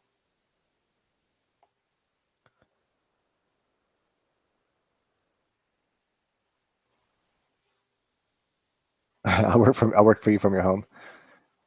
Yeah, the person I'm gonna have my brother-in-law and my sister hopefully take over the shipping process while I'm on vacation. If not, then I'm just not gonna be selling lights for like a month. But if they are able to do it for me, and that works out good, I might just have them take over for me permanently, and then I'll just have my lights stored instead of, because they don't really have the storage in their house, so it'd be stored in a my brain's farting right now. Storage unit, that's what they're called. Why can't I think of a storage unit? It's like the simplest thing. I hate that when you just forget something stupid like what's a storage unit called. But then I'll just store all the lights in a storage unit, and then they can just go to the storage unit when I send them over the addresses to ship to, and they ship them out. And then eventually I'll teach my sister how to actually use the FedEx software, so she can just, type all the addresses into the FedEx and print out the labels, and good to go. And then after that, I'll actually get a warehouse and, a receptionist and all that kind of bullshit. Let's see. Sorry, I forgot to read you guys' text here. Oh, people will see the chat? Oh, cool. That'd be awesome if people do see the chat. I just don't see where they're going to see it, because I don't see it in the preview, but maybe it'll show up on the side. I guess I'll see once this thing goes on. Once I'm done streaming this thing and it goes on to the permanent process after it's done processing and shit. Let's see. Okay, what does it mean when the sides of my plant leaves are curling in? Do you mean like kind of like, here's the petal of the leaf, there's the petal of the leaf, and they're kind of toppling like this? Or do you mean that the tips are going like this? If you mean like the plant is starting to go like that, almost like a Venus flytrap, it means that most likely either your temperatures are too high at the top of your plant. And is it only the top leaves are doing it, or are all the leaves doing it? If only the top leaves are doing it, I can almost guarantee you it's from either light stress. Okay, so it's either from light stress, or since only the top leaves are doing it, from light stress or from the heat of the light. Are you using HPS or LED?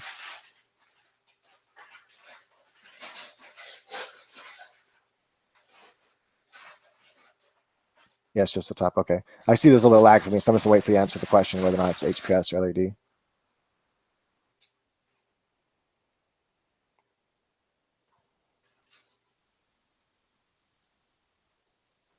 Oh, with the timestamps too? That's cool, Crackling. Hopefully I did everything right. I guess Crackling, as long as I did everything right, then it should show up for people to see. I just probably check the settings. I don't know if I did everything right. Oh, the settings don't even have those options. So maybe it's just automatic. Hopefully. Yeah, so that's what it is. So in HPS, I highly doubt it's light stress from the HPS, especially at 3 feet away. But your plants are probably pretty young right now, I imagine. And so it's actually most likely the heat stress. Heat and light stress look identical, literally identical. There's no difference at all. And the first signs is you have your pot leaf and you have the little edges like this.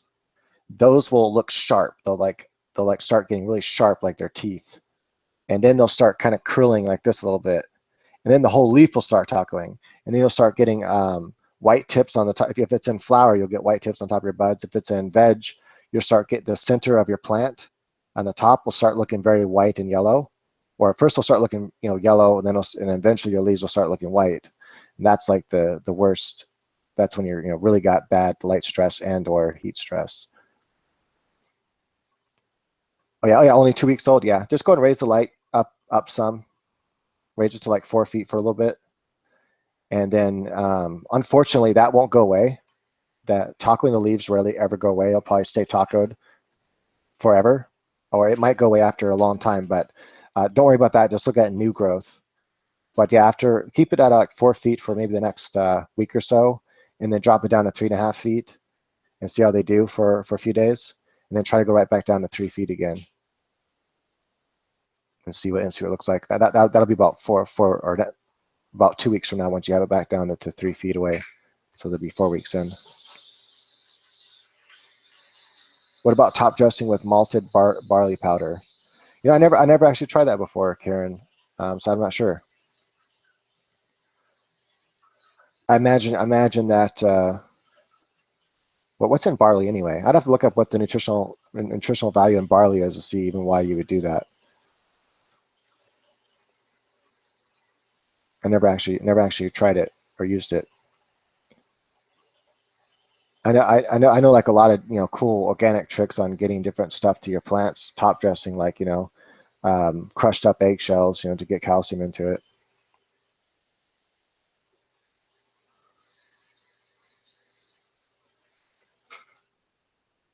My thoughts on quantum boards. I'm not sure. I'm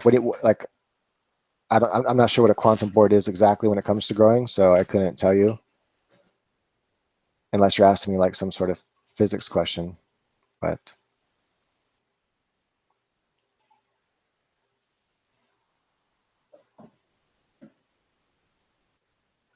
oh, so the barley, the malted barley actually helps produce beneficial bacteria. I imagine it doesn't actually produce them. It has to already be, I imagine, in the soil or inoculated somehow, or you have to have put bacteria in your soil or in your cocoa, and then the malted barley probably feeds them and makes them grow faster, multiply. I know what I'm saying is kind of lagging behind what you guys are saying or typing, so it takes me a second to actually see, or for you to hear me and then me to see your response. So real quick while I'm waiting, I'm gonna go ahead and type in quantum board just to see.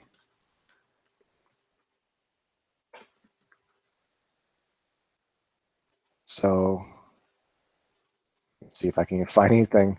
Never even heard anyone ask. Well, actually, I think you asked the last time too in the live thing, but I didn't know what a quantum board was. So, and nothing shows up on Google for quantum boards for growing. So, I'm not sure because I can't even find it. Google knows everything. I can't find it. How do I get this thing back? Okay, there we go. Got it back to chat.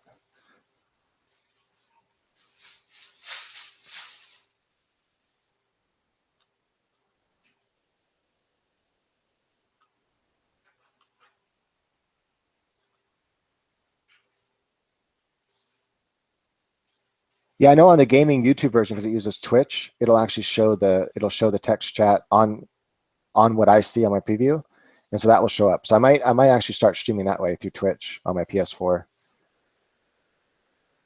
Now I can just hook up my PS4 camera. That way I can have a little picture of me in the corner and make it kind of big, and then just have the game in the background if I want to like fuck around with it and blow some heads off or something while I'm like reading text and stuff.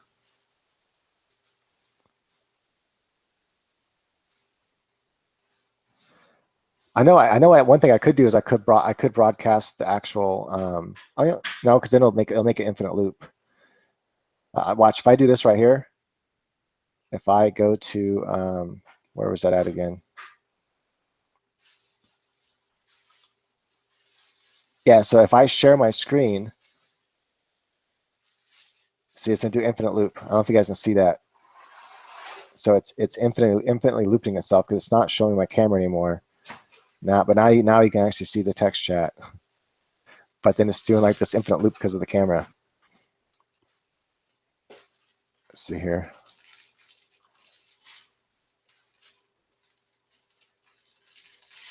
I wonder if I can do it some other way. Let's see, it stopped doing that for a second. Make sure this is still presenting to everyone. There's got to be a way to do it. I'm new to it, so I have no idea how to do it yet. Minimize the green window. Yeah, I got the one where I can see myself. I've got that minimized right now. I'm just trying to see how do I get it to where even has a group chat on that window, but nothing is there. It's chatting, like the chat's in a whole different window.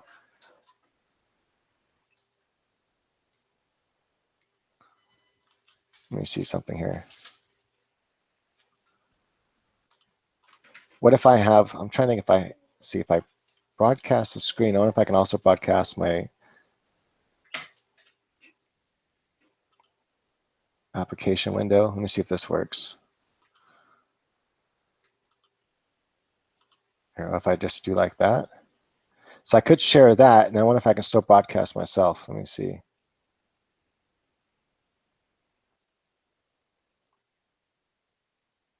You are screen sharing present. So I don't know how to, I'm trying to figure out how I can do both. Like right now I'm screen sharing what you guys, now you can see in the videos basically what you guys are saying. I'm trying to figure out how to also have a video myself in it. Because now it's just, you guys can't see me no more though, right? It's just, you guys see guys as text.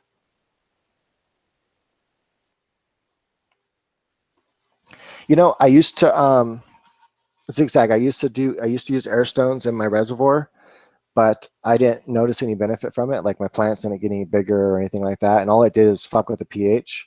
So I stopped using it. Instead, I use a sump pump, or basically it's a, they sell them at Wilco, they sell them at grocery stores. They're made for like smaller, what are those, like fountains, right? Like a fountain pump. And so I just throw that thing in there and let it recycle the air inside my reservoir. Well, not air, recycle the nutrients. What that also causes, it also makes sure your nutrients never settle.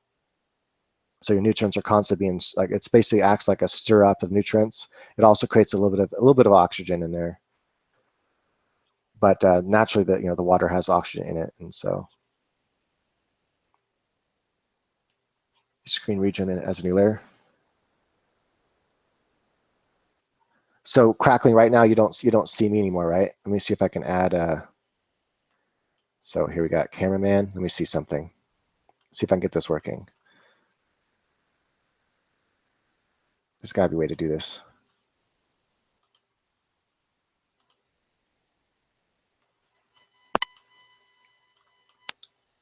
Broadcast settings. This looks like it's just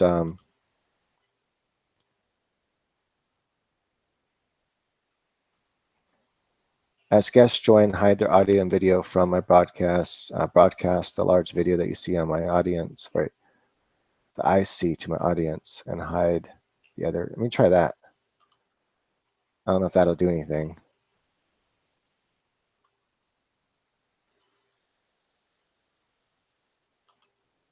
Let's see here.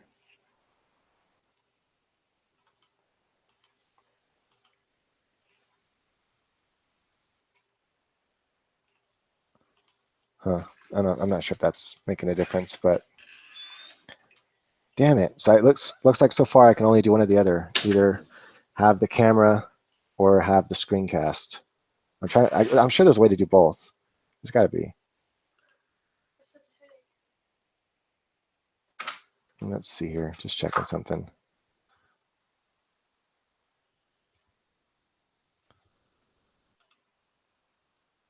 Okay, that turns it off altogether.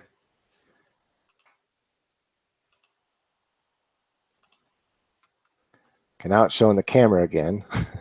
I'm trying to figure out how to get it to both. I can't figure it out.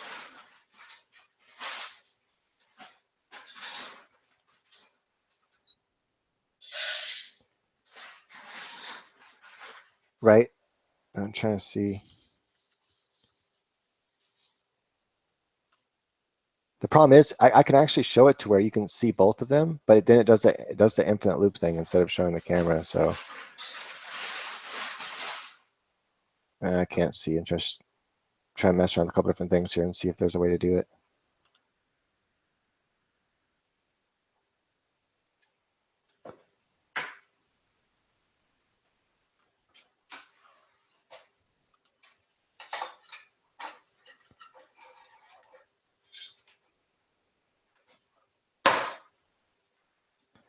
So what I guess I could always do is go back and forth.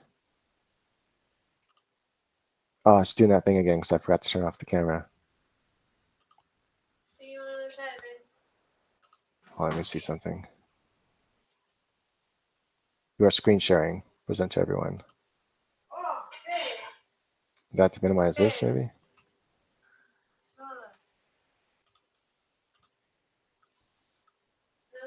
Ah. Dumb. It does infinite loop when I try to do it the other way. But anyway, so let me answer this question. Stop fucking with this shit. I grew autoflowers and the buds were so tiny. Any suggestions? Well, it really depends. I have no idea what you did, so it's kind of hard question to answer. I don't know what you were growing with, what medium you're growing in, what size containers. What I could tell you is go to growpotcheaply.com and watch my free course. Totally free. I don't ever ask for anything. So I'm going to put this in the room real quick. There you go. And there's a free course on there. And if you follow that, all the, because that's mainly what I grow is autos. I mean, I grow photos a lot too, but autos are my main love. I love growing autos. So there's just something about fast results and just how fast they grow. It's really fun. But yeah, so if you go there and just follow that to the T, I guarantee you'll get much bigger yields. And also use good strains. So use strains that have good yields to them. I can suggest a few, like pretty much anything by Think Different, or not Think Different, anything by Dutch Passion. So they're Think Different, Think Big, Ultimate. A lot of their strains are good yielding strains. Also, Royal Queen Seeds autos, like their Northern Lights, is very, very good. It takes to training very well too.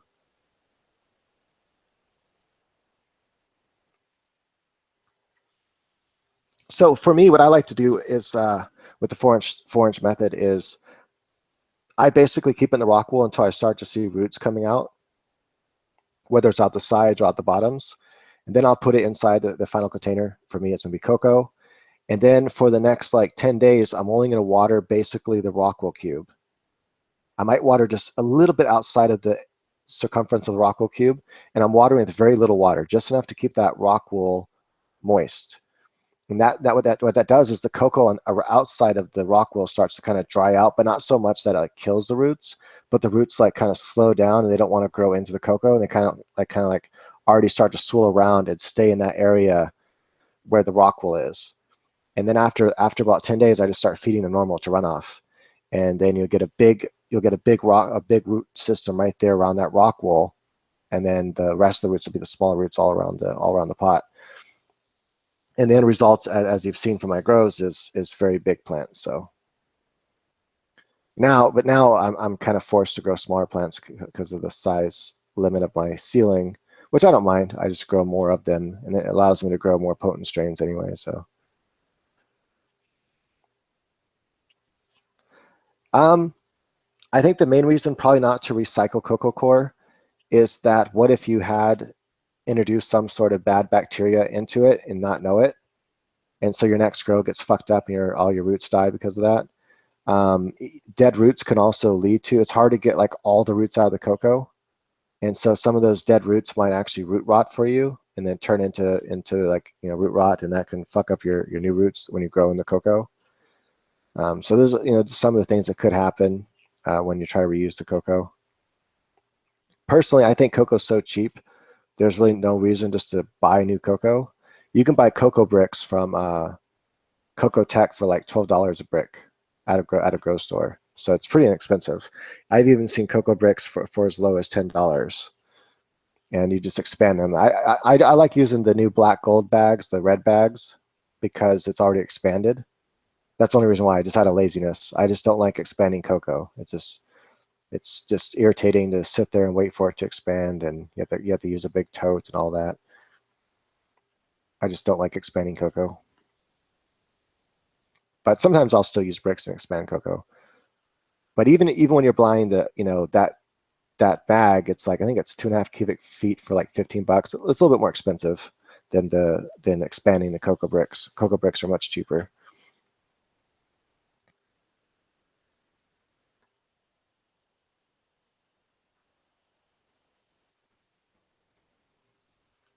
putting this over here. There we go. I grew 3-gallon White Widow blue streak. White Widow is usually a really good yielder, even the autoflower version of it. I know one good yielder of White Widow auto is by Whirl Queen Seeds, and the other one's by Dynafem. And I think Nirvana, if I remember correctly, did a pretty good yield for me for their auto White Widow. A 3-gallon pot is definitely big enough to get a decent size yield and decent size buds on it. 5-gallon though is gonna be better for if you want bigger plants, and 7-gallon even better. Or if you think about it in liters, 13 liters or 18 liters.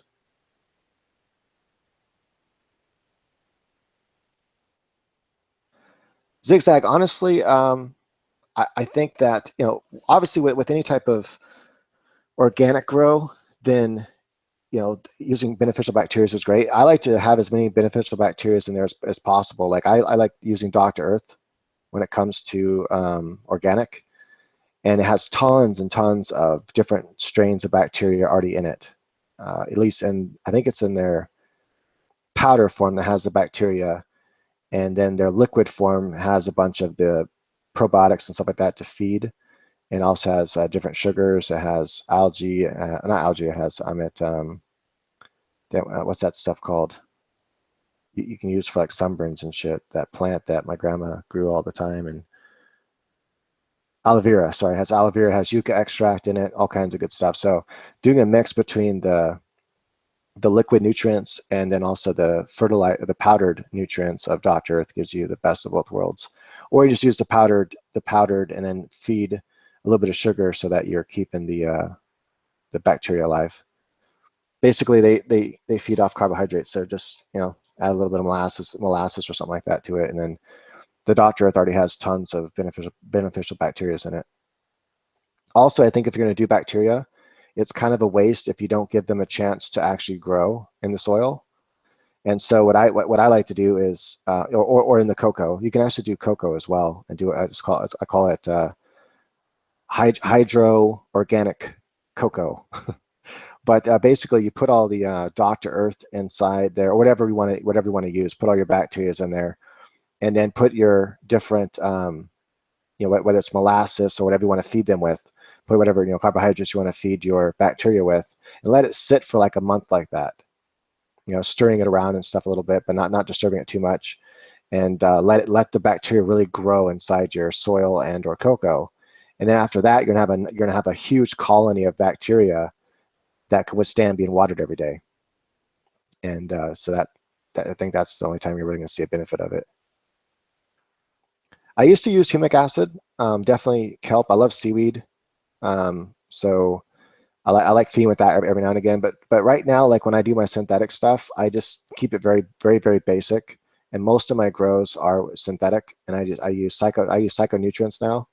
It's a CYCO, Psychotech Nutrients. I use their A and B for grow and their A and B for bloom. And then only additive I use from them is their potash, which is basically a PK booster that has a higher potassium to phosphorus ratio, which I prefer for a PK booster. Like Monster Bloom is what I used to use, but it has a higher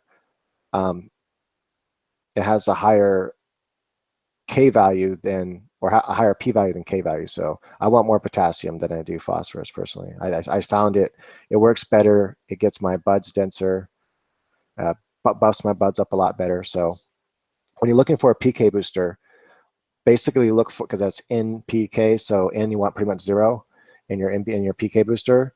Look for your K to be higher. So you want your potassium to be higher than your phosphorus. That's what I recommend. And that's really all I grow with. Those 3 things, that's it.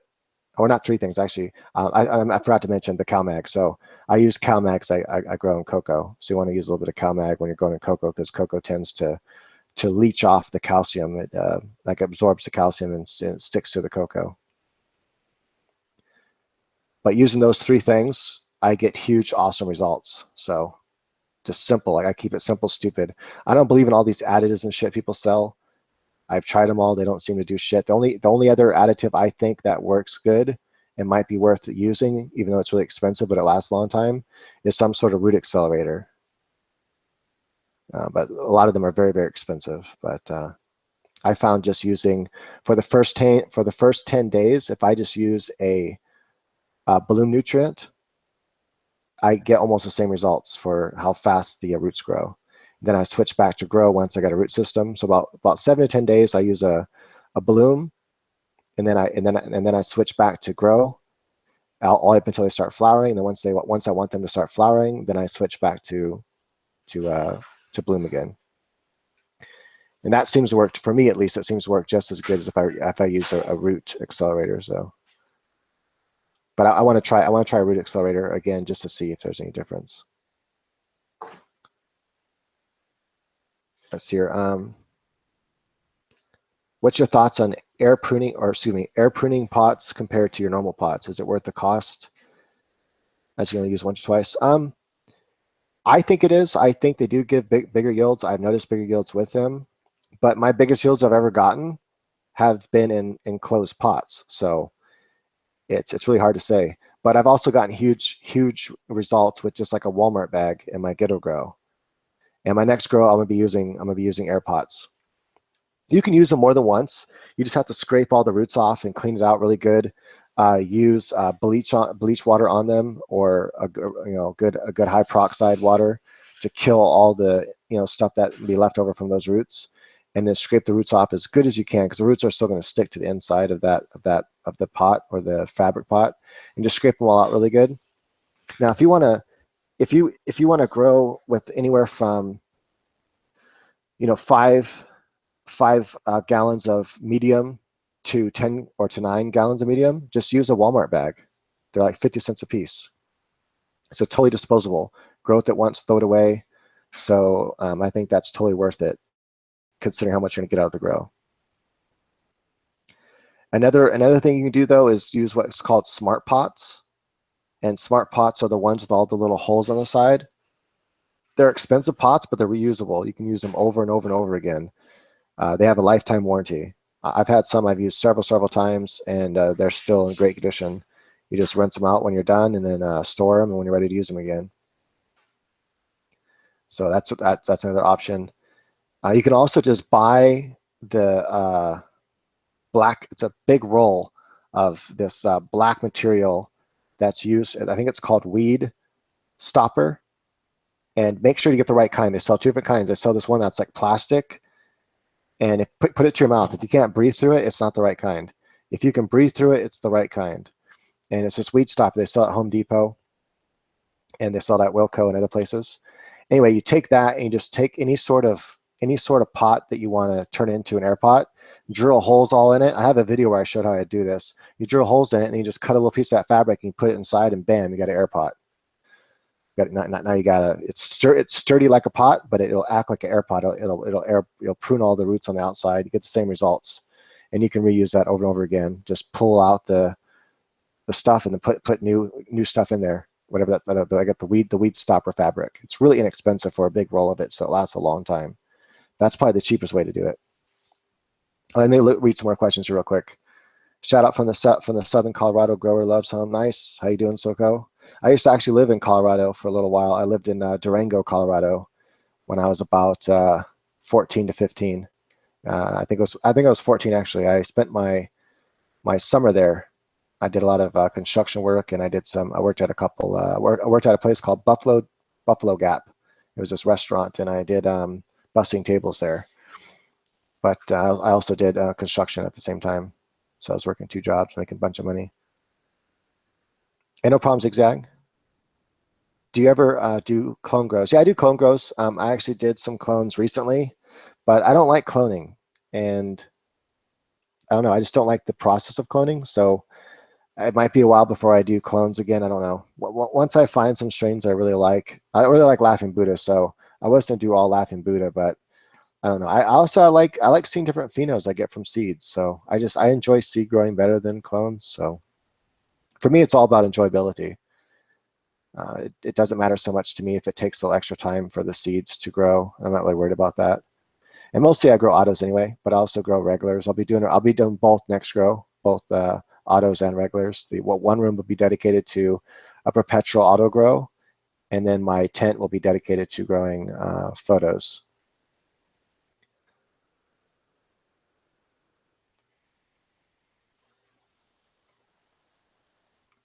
Oh no, you actually, one of my last grows I did, Justin, the one that had the green crack from Cali Connections and the laughing Buddha from Bonnie Farms, that was all photos.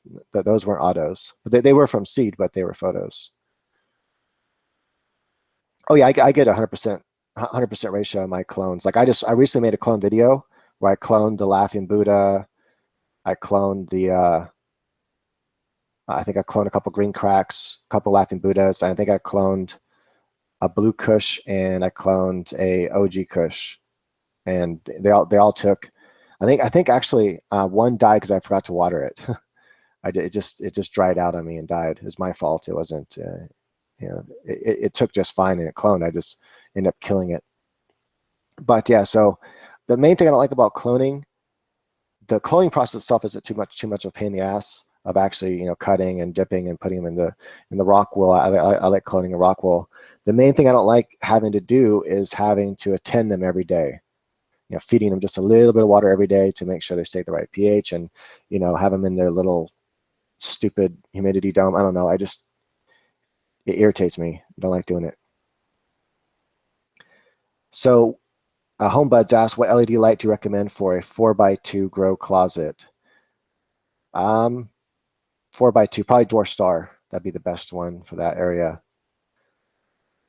I mean, the best light for that. I mean, obviously, you'd be better off with the 4x4 area and using the Perfect Sun Cob that's coming out, or doing the Goliath. The Perfect Sun Cob, though, it's going to grow almost as big as yields based on its average par rating as the Goliath, and it's only going to cost $895. And both of those lights don't need movers. The only light I have that needs a mover is the 1,000 watt, or not the 1,000 watt. It only uses 530 watts or 520. But the Perfect Sun 1,000, I meant to say. But yeah, for a 2x4, if that's what you're dedicated and that's all you have to use, you can't use a 4x4 tent or something, then yeah, the Dwarf Star is going to be great. Maybe even a Dwarf Star and a Mini to cover that little extra area, that 4 foot totally. But what's cool, once the Perfect Sun Cob comes out, I haven't decided on what to call it yet. Has anyone thought of any cool names for the Perfect Sun Cob? The only reason why I was thinking about calling it the Perfect Sun Cob is because it uses the Cree Cob lights. So, but I think it's kind of a generic name. I want to call it something cooler than that. I just haven't been able to think of a cool name. But anyway, what's cool about that light is it would actually fit in the 4x2 area. It's not too wide to fit in there. It's only 15 inches the short way and 22 inches the long way. So you can put it the long way in there, and it would blow that 4x2 area up with so much light. You'd get huge yields out of that area.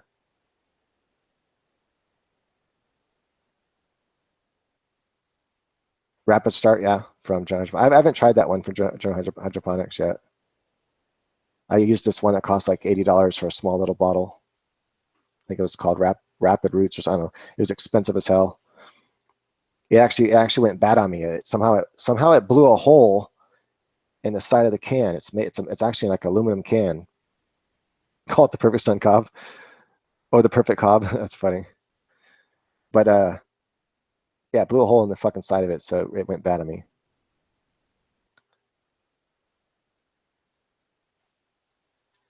How many lux should you get from a 1,000 watt bulb at 2 feet, and how do you use the lux meter? It's got 10 and 1. You want to do it times 100, especially at 2 feet away. And then basically you just times that by 100. So if you're getting, let's say the number is 785, then that's 78,500 whatever lux, right? So just look at the first two numbers, really. If you're getting only a single digit number, then you're like, let's say the number is 78, then you're only getting 7,800 lux, which is really lame. So you want to get with an HPS bulb, you want to get at least from mid flower on, you want at least 50,000 lux. Anything less than 50,000 lux, and your buds are not going to get really big, nor are they going to get very dense. I try to get 80 to 90,000 lux for the last 3 weeks, but from about from the beginning of flower, I like to get around 40 to 50,000 lux all the way into about halfway to the grow. Then I drop it down to like 70,000 lux. And this is all about how close the plant is. So you really don't need you really don't even need a lux meter. Just go by distance. So be about maybe 3 feet away when you first start flowering, and then lower it down to like 2.5 feet away about 2 weeks into flowering, and then lower it down to 2 feet away about 4 weeks in or so, 4 to 5 weeks in. And then for the last 3 weeks, lower it down to 18 inches. And that you'll guarantee to get a good yield that way. If for whatever reason though they're having some stress at 18 inches, then just go back up to 24 inches. It also depends what hood you're using. If you're using a UFO hood, it spreads the light out a lot more evenly, so you can get it down to that 18 inches very easily. If you're using more like a reflective hood like this, then you might want to stay at 2 feet away, because those ones direct the light, they direct it down more intense, whereas the UFO hood, spreads it out more evenly. I prefer UFO hoods.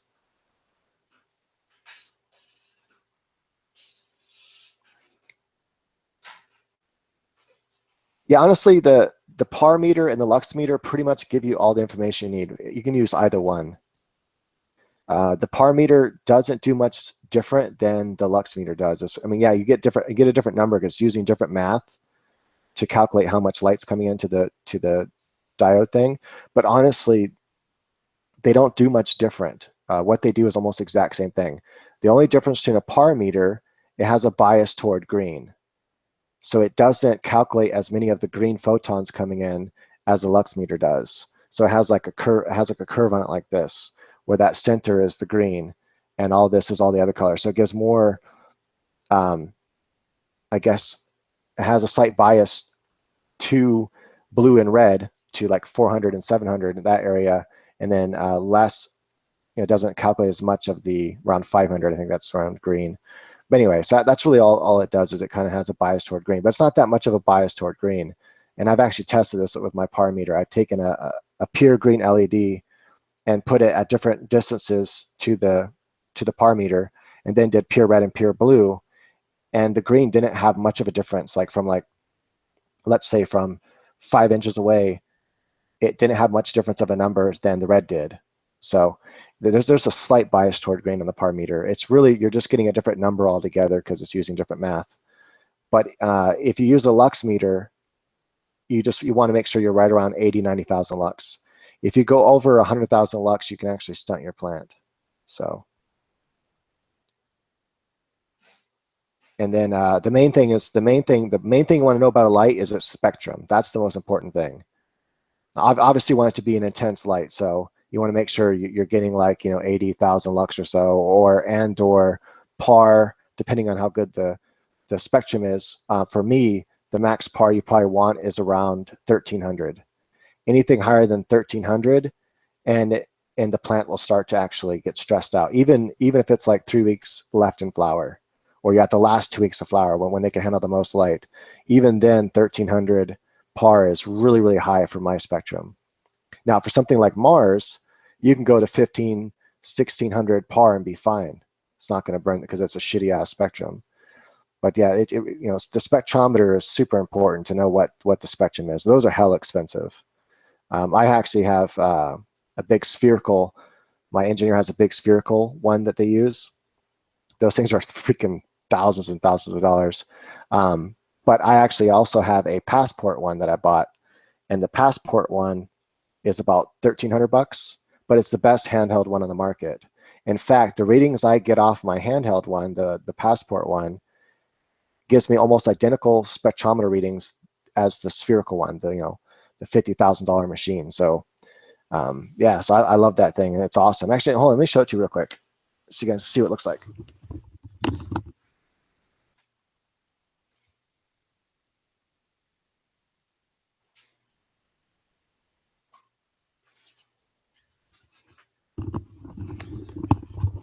So this right here is the best spectrometer on the market.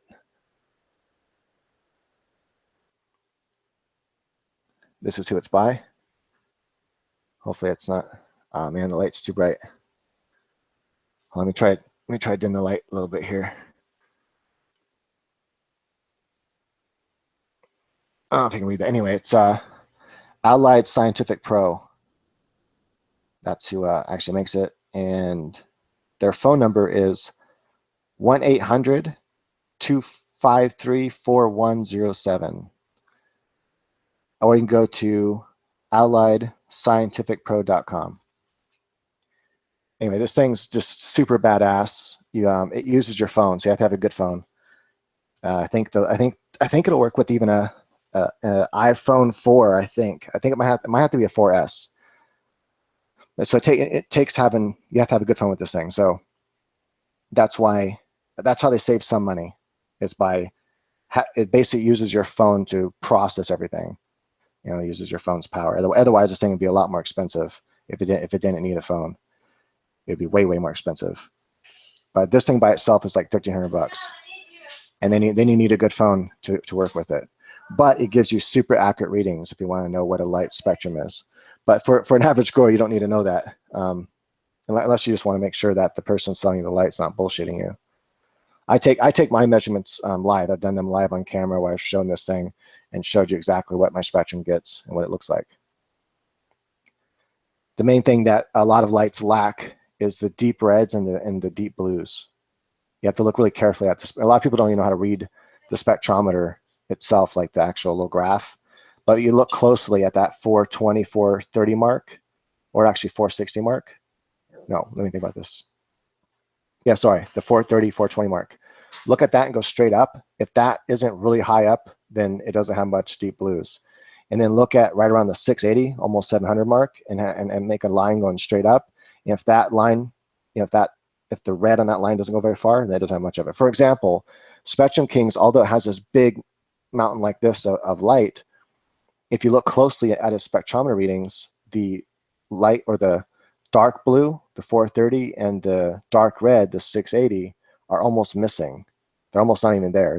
Just completely drops off like this, and right where those two numbers are at, it's like hardly, they're like that high. Whereas he has tons of the light blue and the light red, and that's not good for growing. That's the result of all white light. Same things to be true with anyone else like Grow Mile 5 that uses the Cree Cob only, white light only. If you look at his spectrometer readings, if he has any of them, I'm not sure if he takes them, but I already know that even 400K is not going to give you the deep reds and deep blues, because it doesn't exist in white light. It just doesn't. You can't get it out of a white light. You have to add individual diodes. So if you're going to use Cree Cob, like my Perfect Sun Cob coming out, I added in the Bridge Lux in their American-made chips to add in that deep red and that deep blue, and also to add in infrared, because you won't get much of that out of a white light either.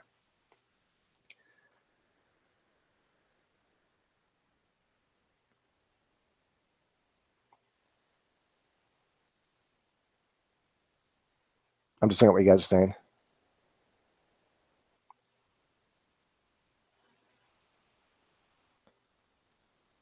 So you get 200 lux.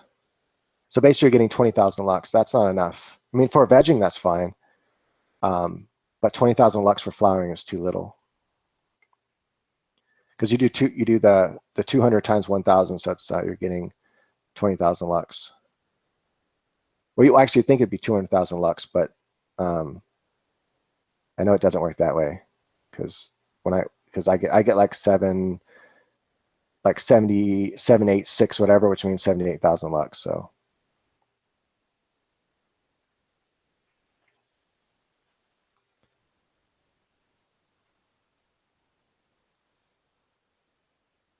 Joey asks, what happens if you try to make the FEMs cross with a Hermy FEM from Colonial Silver? I found you get unstable seeds, especially if they're autos. Now, if they're photoperiods, they'll be much more stable. I found the best way to get, if you just want to just get seeds off of one time only, not do like all the breeders tricks of back breeding, all that kind of shit to stabilize it, is take a strain that's already super stable, like let's say Laughing Buddha by Barney Seeds. Take that one plant by itself, only spray one branch with either colloidal silver or I like Teresa's mist personally. Spray just that one branch with it. Wait till that branch has some male flowers on it, and then let that one plant pollinate itself. Those seeds are going to be really stable.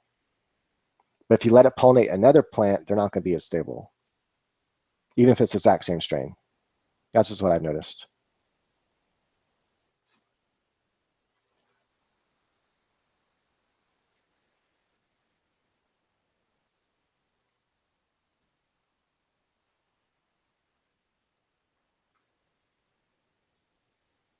Yeah, you can get hot spots using LEDs. Every light pretty much has a hot spot, and that's going to be in the center. It's almost impossible to design a light to where the center is not slightly more intense than the rest of the light. Because with LEDs, now there's a way to get around it. I kind of did that with the fight with Goliath, is you have it to where in the center the LEDs are further apart, and then as they go out to the outside, the LEDs get closer together. And that kind of gives you more of a balanced, even canopy. And you can probably work it out to where, not probably, you can work it out to get an exact even canopy underneath the light. The problem is, once you get outside the radius of the sides of the light, that's when the drop off happens. And it's usually a 9-inch drop off. That's why my Goliath is exactly 2.5 by 2.5 feet big. So that way the 9-inch drop off makes it 4 feet by 4 feet is what it covers with high intensity. With the cob light though, what I found, the cobs, when you put those special lenses on them, the big 50-watt cobs by Cree, and you put the special round bubble lenses on them, what I found is that has much more throw than 9 inches, a lot more throw. My cob slash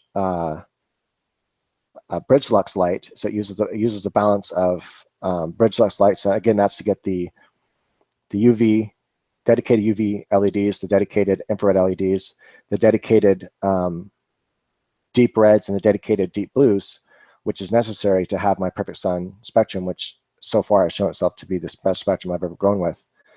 When you do that anyway, the cobs actually allow the light to spread a lot farther out. So even though the light's only 22 inches by 15 inches, it truly covers 4 feet by 4 feet, which I recently did a video on showing all the live readings of what the par is from 17 different measurements, and then doing the average par on it. Its average par is just slightly under that of a 1,000-watt HPS light. Yeah, he does. Grow Modify does good results, but he also uses a lot of electricity. So he has lights that use 1,000 watts of electricity. So what's the point of using LED at that point? You might as well use a Gavita. I guess the 1,000-watt LED will use a little bit less heat because it produces heat slower, and so it's easier to remove from the room than a Gavita. But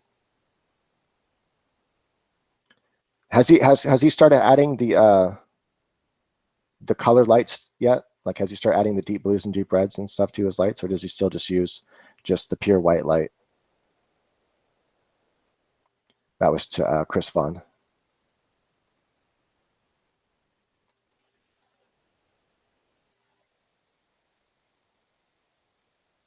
Yeah, Joey asked, can I use general hydro nutrients in soil outdoors for autos? Yeah, sure you can. You can use any balanced nutrient.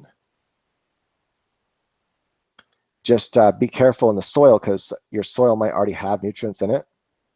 So make sure that use up the nutrients that are in the soil first during veg, and they should a good soil should last you the entire veg, and then at that point you're going to start adding your nutrients to it. But I recommend, if you're in soil, to just go organic. That's personally, if I don't see why grow in soil then use synthetic nutrients. To me, it makes no sense. You're missing out on the best advantage that soil has. So I'd go organic with it.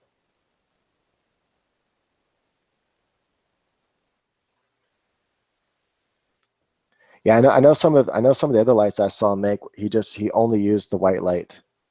So he must have figured out that white light by itself isn't good enough.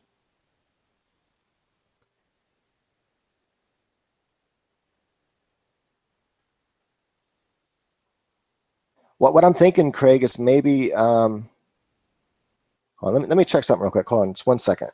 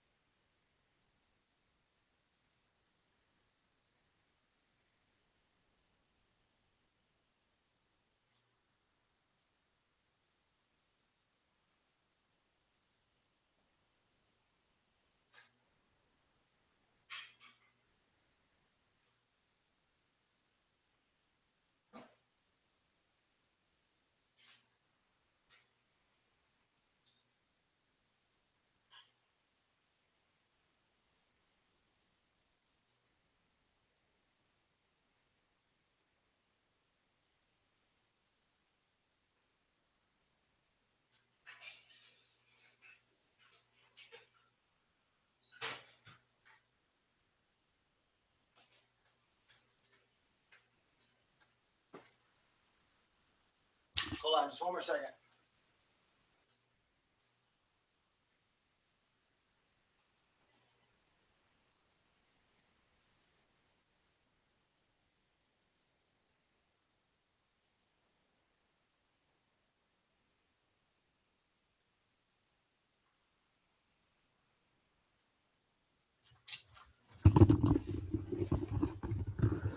All right, I'm back. I couldn't remember where I put my meters at, so I was like looking everywhere for them.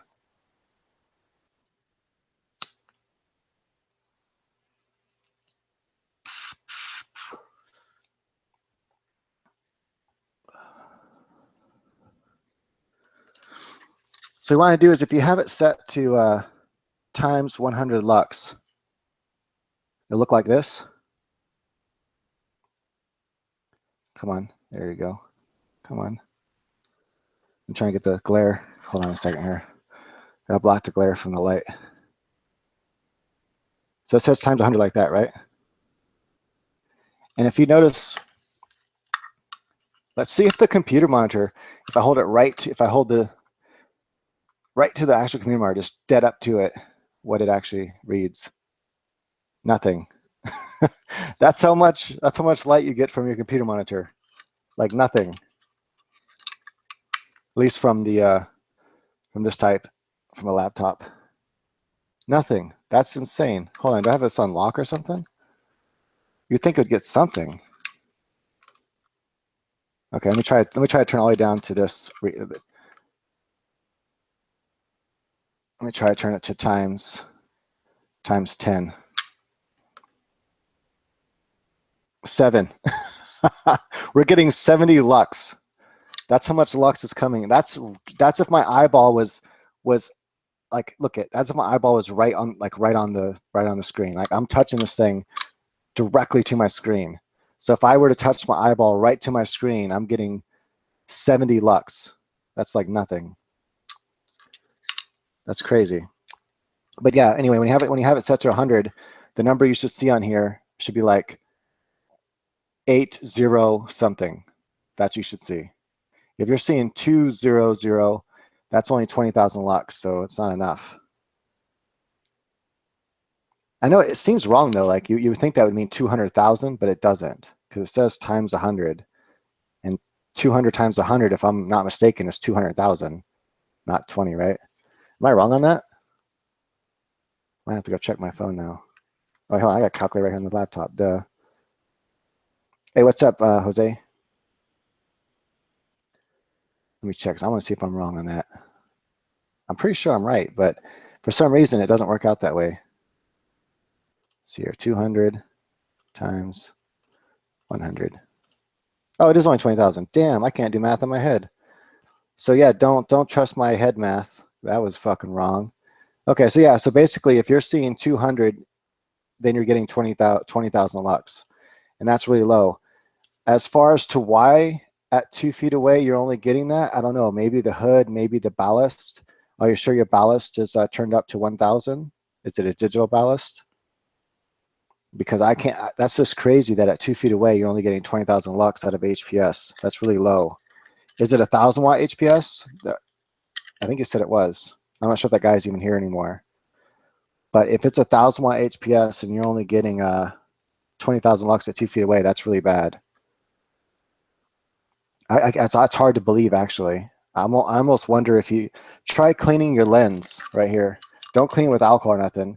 Just spray it with a little bit of Windex, and then use a paper towel, or better yet, a really good terry cloth, and then wipe this off, and then try again.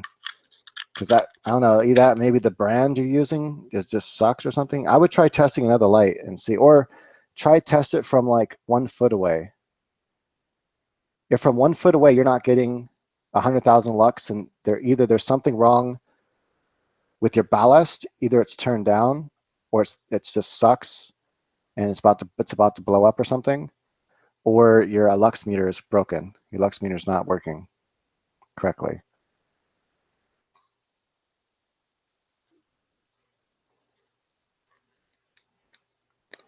Yeah, I haven't looked at quantum boards, SERP, so I'm not really sure what they do exactly. So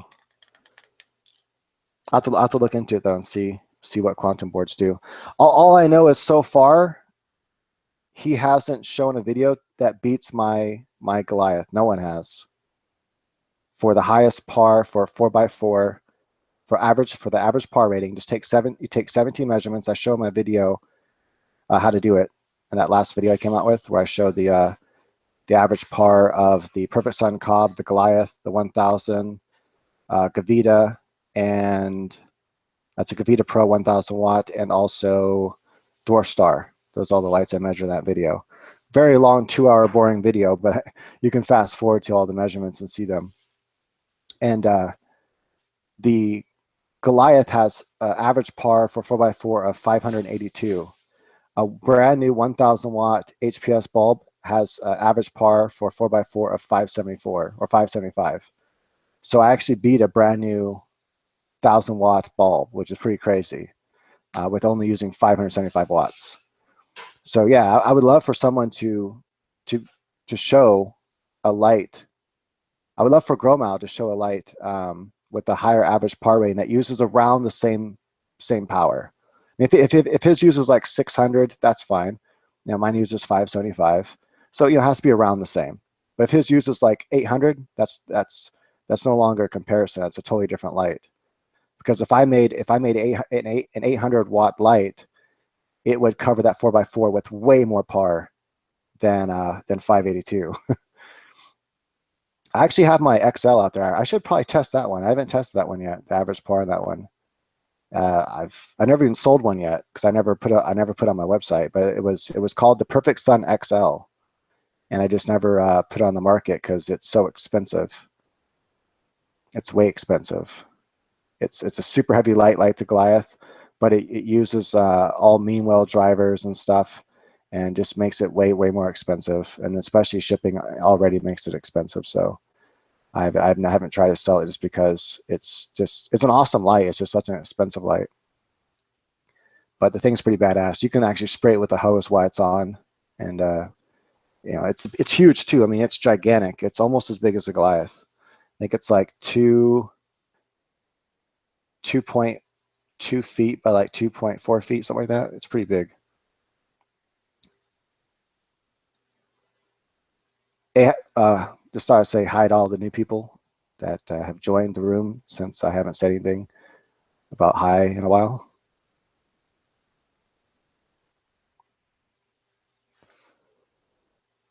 Let me look. I think I missed some questions when I stepped away. Hold on. All right, a few more questions. What is a nice organic pest repellent killer for outside plants? And are there any regular purple type auto plants? Oh yeah, there's all kinds of, I think when we say regular, you mean photoperiod, right? I recently started correcting myself and saying photoperiod and autos because regulars refer to feminized. So a regular seed is a seed that can be both, you know, male or female. Feminized is female only. And then, you know, photos and autos. So photos would be photoperiod and autos are automatically autoflower. There's all kinds of organic pest repellents you can get. I found one of the best ones that I like to use for if you want to go organic. You can use it all the way through flower. The only thing is you have to rinse your buds off afterwards. Otherwise, they're gonna have this kind of fishy. You don't want to smoke fish oil. Right? That's the point. It has fish oil in it, and it actually smells kind of fishy. But it's called Organicide, and it's sold in Wilco. I don't think Organicide's the actual name brand. It's just the biggest word on the bottle that says Organicide. And it uses a couple different types of oils in it and some other stuff, but it's all organic. And you can spray that stuff on your plants all the way until they're done.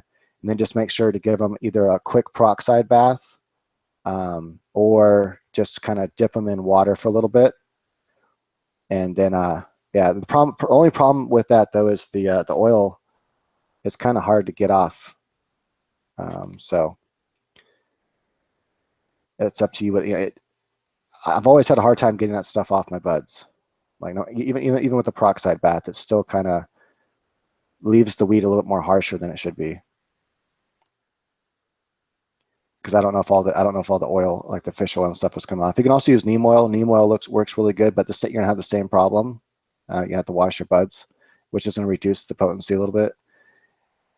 Another one that works really good actually for controlling pest and controlling powdery mildew is milk water. I use a 5-to-1 ratio, so 5 being the water and 1 being the milk.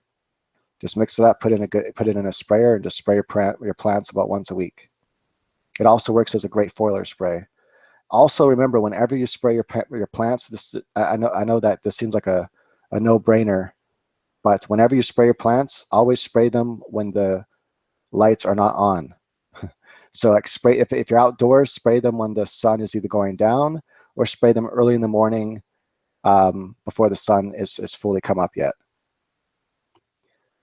You don't want to spray your plants when the lights are intense, because it will burn the shit out of your plants, or it can.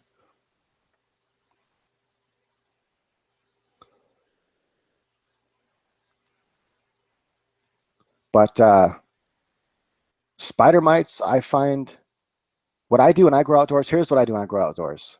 Maybe this will help. This can actually help prevent altogether. Get a really 2 different brands, like from Walmart or something, 2 different bug killers. I have some over here somewhere, I think. Anyway, one comes in a black bottle. I forget the name brand of it right now, but it's the pesticide. It's not organic at all, but it doesn't matter, because you're only going to use it during veg, and you're going to use it for your entire yard. Basically, you take this, you hook up to your hose, and you spray your entire yard with it. Everything, your fence, whatever it is, spray your entire yard, every bush, all the grass, every square foot of your entire yard. You just spray it down with this shit. And then you take another brand. It comes in a blue bottle, or I forget the name of that one too. It's another one that kills all bugs. And then you spray your entire yard with that as well. And then when you once your plants are big enough, but they're still in veg, they have to be at least 1.5 feet tall or so, and in veg, then spray the shit out of them with both of those as well. That will keep you pest free all the way until about mid-flower probably. And then you can just control them with milk very easily. Yeah, I tried, that's the one I tried, was the root accelerator in that gold bottle. It costs like $83 for this tiny little bottle. But if you only use it for the first like week or 2 weeks, it lasts a long time. I can't say for sure whether it makes a difference. What I can tell you is all my biggest grows, I happen to have used that stuff. So I don't know if it's what made the difference, but my biggest plants, I've used that for the first 2 weeks. Or, well, usually it's the first week, sorry. I usually don't use it for 2 weeks, usually for the first week. So while I'm just feeding them a little bit of water, I use the root accelerator. But when I did the Ghetto Grow, I didn't use the root accelerator, and I still got a huge autoflower. What I did instead is I used bloom for 10 days. So I used bloom food. In that case, I was using Florinova. So I used Florinova bloom for 10 days, and then switched to Florinova Grow until they started flowering, and then switched back to Florinova Bloom. So I found that to be a really good compromise. If you don't have a good root accelerator, is to just use bloom food for 7 to 10 days. And that helps the roots grow faster, and then switch back to grow. Favorite strain, that's a hard one. Like, favorite strain to grow or favorite strain to smoke? Because right now I've only recently been able to start smoking again, because I have post-traumatic stress disorder, and for whatever reason, high THC strains fuck me up. They like send me right into horribleness that cannot be described. I don't even like to call it anxiety, because it's so bad that it's bad. Let's just put it that way. It's like I want to. I'd rather light my arm on fire and deal with that pain than to deal with the type of anxiety I get. If you can even call it that. I call it hell on earth, because that's what it fucking is. It's not like an anxiety like you get like oh my God, I'm going to die anxiety, when someone has a gun to your face, or before you get called on to read in school, and you're sweating and you feel like you're going to pass out, or you have to give a speech to a bunch of people for the first time live, and you about pass out on stage. Not that kind of anxiety. Not the kind of anxiety when you're waiting in line to get on a roller coaster for the first time. No, not that kind of anxiety. Like something that's so horrible, I can't even move. It's so bad. I'm paralyzed. I'm stuck. One time I got it recently in Walmart. I was walking around shopping Walmart, and bam, I got an attack, and I had to sit on the floor, and I was just stuck there on the floor. And my girlfriend had to go get me one of the those little handicap carts, and so I had to wait till I felt good enough. I took my Klonopin and stuff, and I had to wait till I felt good enough just to get in that cart off the ground. And then from there, I drove myself out into the car, and then that attack lasted about an hour. And then finally, the Klonopin fully kicked in and knocked it away. But it was horrible. Like, I can't even explain how bad it is. But anyway, this stuff helps a little bit. So my favorite strain right now is this new strain I just got. This one right here. It's called Z7. It's a high CBD strain, low THC. I have no idea what genetics it is. That's just the name they gave it at the dispensary was Z7. I have no idea what its history is, but it fucking works great. Another one I like a lot too is that Harlequin Tsunami. That's some good shit. It tastes pretty interesting, like kind of sour. This stuff though tastes really good, and it gets me nice and stoned.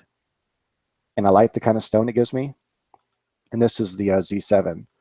It has a kind of piney, tart flavor to it, and it comes through super strong. Remember before I said all weed just tastes like weed? Well, that's definitely not true. This does not just taste like weed. This tastes more like a piney tart taste than anything else. Like, the weed only comes through a little bit. The weed flavor is just barely there. Everything else is all that other flavors I was talking about. And this other Harlequin Tsunami I got, it actually tastes pretty good. It tastes mostly like weed, but it does have this flavor of a kind of like citrus and something else I can't describe.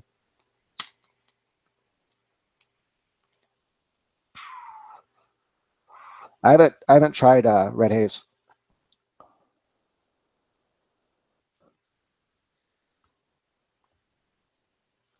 That was kind of a harsh hit.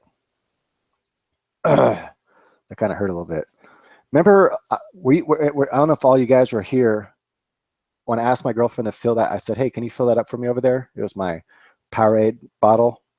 I wanted her to fill up with some of our high pH water and some the squirt stuff I use for flavoring, and she forgot. That's all right though. I can go fill it up. Let me see if I'm missing any other questions here. You get anxiety? Yeah, a lot of people actually get anxiety from THC. Now, here's something you might not know. A lot of the like, especially if you get shaky. So if you smoke weed and you find yourself kind of feeling pale or even getting pale, feeling like you're gonna pass out and getting shaky at all, like your hands if they're slightly like shaky, most likely what's happening is you're getting a sugar drop. This doesn't happen to everybody, but actually it does happen to everybody to some degree, and that's what gives you the munchies actually. So when you smoke a high THC strain and you get super hungry, it's because your sugar level's dropping, and that causes that hunger feeling. That's why sometimes when you're super hungry, when you're stoned, and or you got the super munchies, you feel like you can eat forever and not get full. That's caused by the low sugar.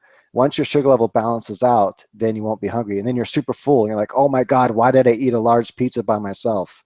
You know, I did that once when I was younger, when I was able to smoke high THC strains before I had this post-traumatic stress disorder problem.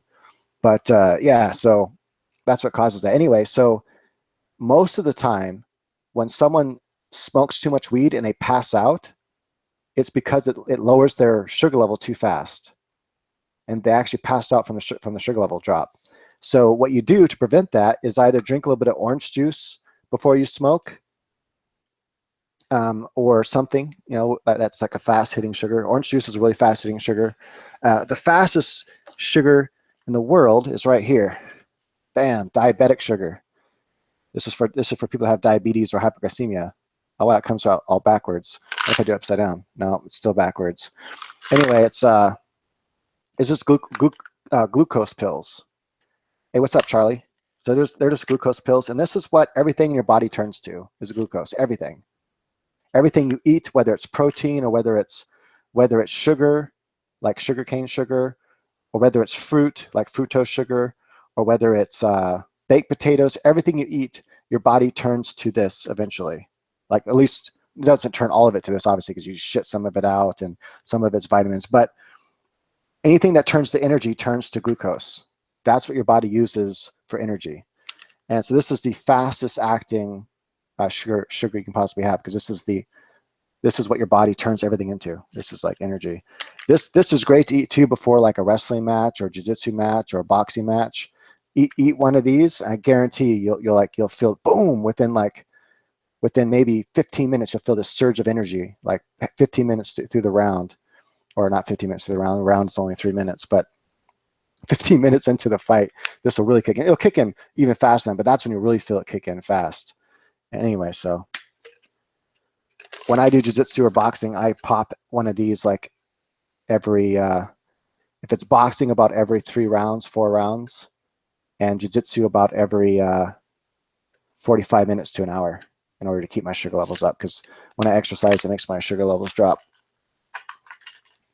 But yeah, I forgot to eat this when I started smoking. Even with this stuff, I still like to do it, because sometimes even this kind of weed will make my sugar level drop for some reason, even though it doesn't have that much THC in it. Dude, seriously, watch. Try this one day. One day, to prevent the munchies, try this and tell me if it don't work. Before you smoke, try to let me do something real quick. I'm gonna switch this over to how did I do that last time? I want to figure out how I did this. Oh, that's how I did it last time. Okay.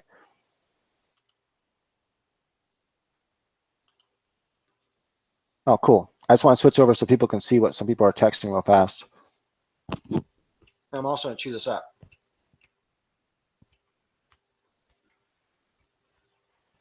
Okay. I didn't want to do that on camera. I think eating in front of people is kind of rude. So, yeah. Let me turn my camera back on now. I'm starting to learn how to use the software. But yeah, next time before you smoke weed, drink like a half a glass of orange juice and then smoke weed. Wait about 10 to 15 minutes after you drink the orange juice and then smoke weed. And tell me if you get munchies or not. I'm actually really curious. You can even email me that. You can even text me, actually, if you want to. My number's on my website, theperfectsunled.com website. You can just text me on that number. I'm just kind of curious. But hey, this is Callum Ashton from Live Chat, and I just want to let you know I tried the orange juice thing, and whether you did or didn't get munchies. I'm actually curious. All right, cool. All right, we got a sativa indica question, everybody. Get your brains ready. Get the brains working. Smoke some more weed.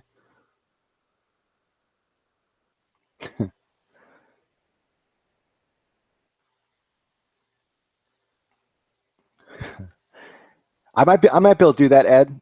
Do you have like a 420 presence at all? Like do grow journals or anything like that? I typically donate lights for sponsorship for people that actually have journals and have people following them and stuff like that. Otherwise, no one knows about this. Otherwise, I'm just donating for the sake of donating, which I do that sometimes too. So if I have like a light that has some damage on the outside or one of my used lights, I might just go and just send that off to you. Just email me with a good sad story, man. Break my heart, and then I'll be like, oh man, I got to send this dude a light. That's fucked up.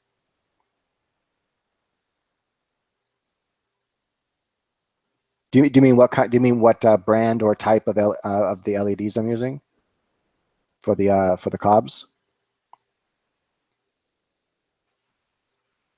I'm not sure. I'm not sure if that's what you're asking or not.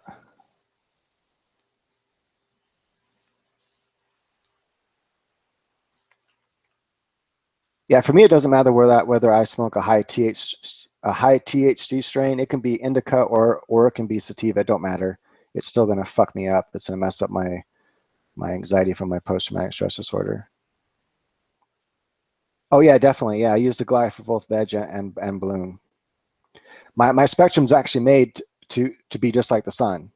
It has everything the sun has in it, and at high ratios.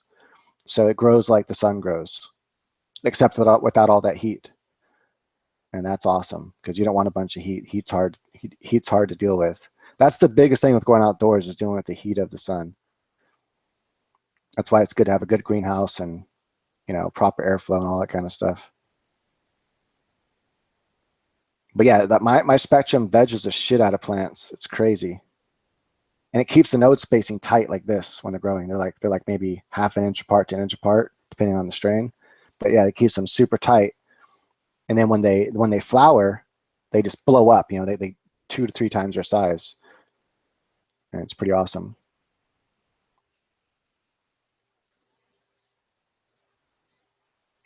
I was waiting for Hector Sanchez to get back to me on what your question meant. If you meant, I use, I don't know, I'll just assume that you meant like the chips. I use Cree chips, and they're like the 68 something watt chip, but you don't want to run on the eye. You never want to run any LED as high as it can go because you want it to last longer. And then I supplement it with the American Bridge Lux chips for the deep reds, deep blues, infrared, and UV. In order to get that the perfect sun spectrum. If you haven't seen what my perfect sun spectrum looks like, you can see it at just go to perfectsunled.com and just scroll down under like the 1000 page, whatever, and you'll see it.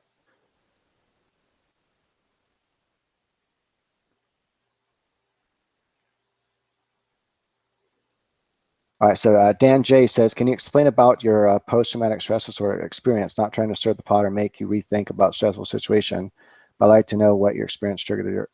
Honestly, I don't know what triggered it. I don't know how or why I got it. All I know is I was about 21 or so. I think I was 20 actually when I first started getting my first attacks, and they were so bad I couldn't sleep or anything. I would be up like all night. I'd have to sit there and play a video game to keep my mind off of it, to try to get it to go away. And then my mom's like, hey, I used to get that too. And my doctor told me to start taking magnesium. So I started taking magnesium calcium pills, and it kind of went away for a while. Then it came back with a vengeance some years later. And now, no matter if calcium magnesium keeps it away. But if I don't take my calcium magnesium and my vitamin B's and stuff, I'll get attacks a lot more often. And yeah, so, but I have certain triggers that trigger. I have like 2 different kinds of anxieties. One where it's manageable. It's not like horrible. It's not like hell on earth. Then I got my what I call hell attacks, which are horrible, and that knocks me down. I have to literally sit down. I can't move. I can't think. I can't even play a video game. It's that bad. It's so bad I can't play a video game. I can't focus on the game. I just sit there and I rub my legs like this, and I rock back and forth. I look like a crazy dude is what I look like when I'm having one of those attacks. And the only thing that gets rid of it is a bunch of Klonopin. When I get a bad attack like that, I take like 5, 6, 8 Klonopin, however many it takes to get rid of it, because I'd rather do that than have to deal with that shit. Besides, it's almost impossible to OD on Klonopin anyway. One dude took like I think it was 300 milligrams, and all it did was put him in a coma for a week. It caused no damage to any of his organs or anything. But anyway, I've seen different psychiatrists throughout the years for it.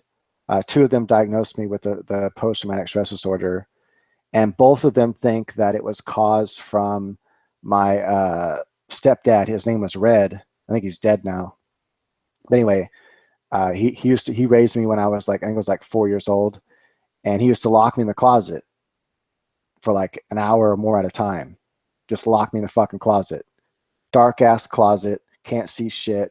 After my eyes would adjust, after I would stop screaming and kicking and and saying kill you, fuck you, and all that shit, after going through my tantrum, and I would calm down a little bit, my eyes would adjust to the dark. I was able to see a little bit of light from underneath the closet door. So I was able to see like some of the carpet fibers. And so to keep myself entertained, I would like pick carpet fibers and play with them and shit. But anyway, so that was a horrible time. And I was like, well, I'm like, that makes no sense. When I was talking to my psychiatrist, I'm like, that makes no sense. Like, why didn't I have problems right away? Why did it take until I was 20 years old before this event in my life when I was 4 started affecting me? That's a long time. And he's like, well, sometimes post-traumatic stress disorder can take years before it finally affects you. You can go through something traumatic and it can be 20 years later that all of a sudden you have post-traumatic stress disorder. So I guess you can go to Vietnam and then 20 years later get post-traumatic stress disorder, be fine for 20 years, and all of a sudden, bam, it can smack you in the face. So I'm not really sure. But Klonopin's my savior. Without Klonopin, I wouldn't be able to do shit. Like all the shit I enjoy doing, like jet skiing and snowboarding and jiu-jitsu and boxing and what's that called? Kendo sparring with the wooden samurai sticks, and you wear the full gear and all that. I actually got it all right here. Me and my girlfriend actually practiced that together. It's pretty fun. And then anyway, all the shit I enjoy doing, I wouldn't be able to do none of that without Klonopin. Like that's the truth. So that's how bad it is. Luckily though, I only have to take like 2 a day, so that's only a milligram a day on good days. On bad days, I got to take like 10, which is basically 5 milligrams because they're 0.5 milligram pills. But yeah, there's certain things that trigger my other type of anxiety. Just like it's definitely more intense than a general anxiety. But it's like the kind of anxiety that your palms sweat, you feel like fainty, like you're gonna pass out. You kind of feel that kind of intense, like I don't know, that I don't fear death, so I can't say. But I guess it's similar to that feeling I used to get when I used to fear death, and you'd be in a situation where you think you're going to die. That kind of anxiety you get from that kind of fear. So that kind of anxiety I get triggered by certain things, like being in a line too long at Walmart or going into a movie theater. For some reason, the first 20 minutes of a movie, I'm like sweating, and my palms are sweating and everything. Anywhere where I think I feel trapped is what I figured out over the years. If I feel trapped, then it'll start triggering that kind of anxiety. But if I take 3 or 4 Klonopin, then I'm fine. I can take 3 or 4 Klonopin before the movie theaters, and I'm smooth sailing. I don't ever get no anxiety. But different things that give me anxiety when I don't have enough Klonopin in my system are things like anything I feel trapped. So like let's say I'm in person with somebody, like my girlfriend's dad, and he's talking to me, and I don't want to talk anymore, and I start feeling trapped because I don't want to be a dickhead and be like, dude, sorry, I don't want to talk anymore. Then I'll start feeling anxiety. And there's a few times I had to do that because I'm like, fuck this, it ain't worth it. I'm not going to sit here and be kind to my girlfriend's dad and go through suffering for it. So I'm like, dude, sorry, I can't talk anymore. I just walked away. And I went, took some Klonopin, and then came back like 20 minutes later. I'm like, okay, I'm okay now. I can talk to you again. He's learned that that's just how I am. So if I'm freaking out, whatever, I gotta just leave, and I'll be back once my Klonopin kicks in. Oh, sorry, you said, can I pray for you over the chat? I do this all the time. I don't believe in God, so I mean, if you can pray if you want to, that's fine. I personally don't believe in God. I have my own reasons why I think God cannot exist. It's one of the things I debate all the time on Pal Talk. But to me, God's an illogical entity, and something illogical cannot exist. I don't believe in the logic. I would love for God to be real. Don't get me wrong. I'm not one of those atheists that disbelieve in God because I don't like God. I want God to be real. More than anything else on the entire planet, I would love for God to be real. But I can't make myself believe in something just because I want it to be there. You know what I mean? Like I just can't do that. I can't make believe life. Like I think reality, my personal philosophy and how reality works, I don't even like my own belief system. But I have no choice because that's the way I think the world works. So I think a lot of people they make a belief system up to make it fit how they want the world to work. It's very rare you meet someone that says, "Hey, um, here's my belief system, and I don't like it." It's not very common you get that kind of person. But I'm a realist, and so I have no choice but to accept the way the world works. But I do believe in weird stuff. So just because I disbelieve in God and gods doesn't mean I don't believe in weird stuff. I believe in ghosts. I believe in aliens. I believe in reincarnation. I have a lot of weird beliefs, but I just don't believe in the divine or the supernatural. To me, all this stuff is natural. So, hey, no problem, Dan J.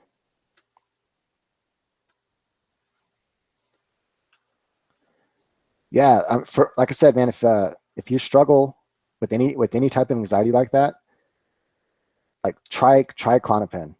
It is fucking amazing, absolutely amazing stuff, and it hardly does any damage to your body whatsoever. The only thing I've noticed over the years of taking it is it doesn't mess with my short term memory. It messes with my instant recall memory, or whatever that's called, where I find myself forgetting the names of things. I mean, everyone does this anyway, but I find it happening more often than it used to. That could just be because I'm getting older too. I'm 38 now, almost 39. But I'll be thinking of something like, oh man, what's that person's name? And I can't think of the name, even though I can see their face. I'm like, who's that person? What's that one actress's name? And then all of a sudden, I'm like, oh yeah, Natalie Portman. I find that happens to me more often. Another thing that's happens to me more often is um, I'll like be in my office or something, and I'll be like, oh, I need to get up and go do such and such. Like I want to get up and, let's say I think, hey, I should get up and go get some food, because sometimes I just forget to eat because I could just get so focused on my work. And so I'll think, hey, I should get up and go make like a little sandwich or something. And then I'll get up and I'll walk into the kitchen and forget why I went in the kitchen. Then I'll go back down in the office, and then like a little bit later I'll be hungry. I'm like, oh, that's why I went into the kitchen. So I notice that kind of stuff happens to me more often than it used to before I took Klonopin. And I've been taking Klonopin now for like 6 years, 7 years. So I think it's been 6 years. About as long as I've been growing, actually. That's about how long I've been taking Klonopin. All right, I'm gonna read all this stuff here real quick. Let's see here.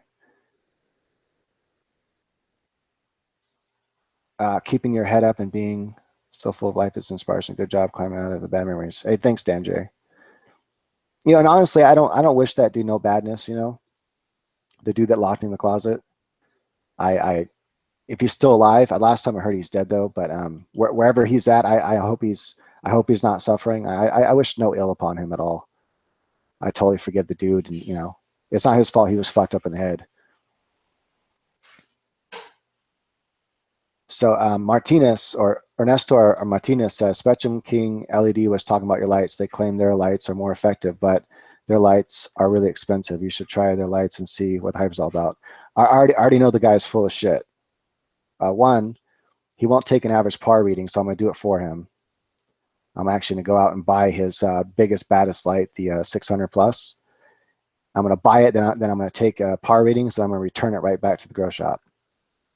And the grow shop can just, they can deal with it because they know that they can resell it, so it's not a big deal. And I know the people there. Actually, they probably let me just go there and do it right there in their shop. Actually, they're pretty cool with me, so I think they'd have no problem with that. But even when I was talking to them, I'm like, all right, be honest with me. What's the throw on it? Like, how good of readings do you get out at the 4 foot mark? They're like, dude, it like drops off almost altogether. Like there's like nothing there. He's like, honestly, I don't know how he can say it grows in a 4x4 when you're lucky to get a 3x3. So that was right from the people at the grow shop that sell this stuff. But they know that I have my own LED company, so they know they're not gonna sell me somebody else's light, So that's why he was honest with me about it. But yeah, anyway, so I'm gonna be doing that soon here in the very near future, just to show that he's full of crap. I've already shown in other videos that he's a liar, that he just flat lies. But and I don't really care about all that drama. But still, just for the hell of it, I want to do that just to show, if he just shut his fucking mouth and stopped talking about me, then I wouldn't care. He can lie all he wants and lie to sell his lights all he wants. I wouldn't even care. But he keeps bringing me up, so he's just asking for it. And so, like, sorry, man, I'm gonna have to make you look bad, but I'm gonna have to take the average par rating of the light, and I already know it's gonna be like around 300 or something stupid. Oh, she remembered. Remember, I said that she forgot. She remembered without me asking. Shut up! Stop, Stu. Work hard still. Yeah, I didn't forget. Smoking's good. I'm so glad I can smoke weed again. You have no idea how happy it makes me to find strains that I can smoke that don't fucking geek me out. It's just, man, I went years without smoking weed, and it was your guys' fault that I'm smoking weed again. I worded that wrong. Yay, you guys helped me smoke weed again. That's how I should have worded that. So basically, enough of you guys kept telling me, try a CBD strain, man. Just try it. Just try a CBD strain. See if it doesn't work for you. See if it doesn't geek you out.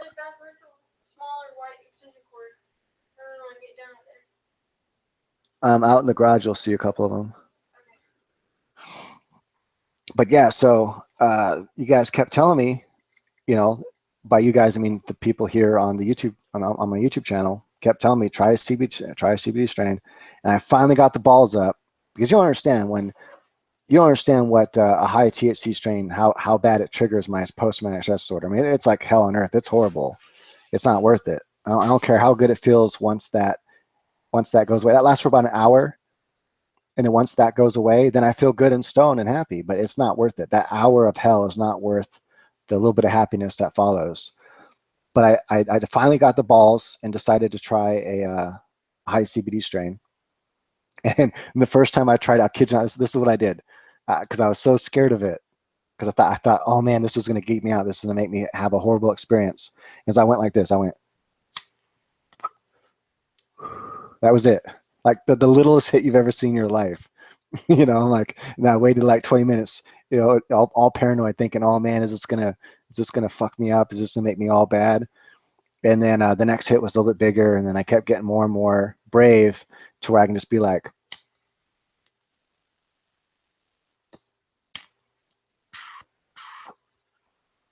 and take a big normal hit. And yeah, so I thank you guys for that. Thank you for telling me to try the CBD strains. They're awesome. They do help my anxiety a little bit too. So I don't have to take Klonopin as much if I smoke weed all day. And that's what I do. I smoke weed all day. This CBD strain is called Z7.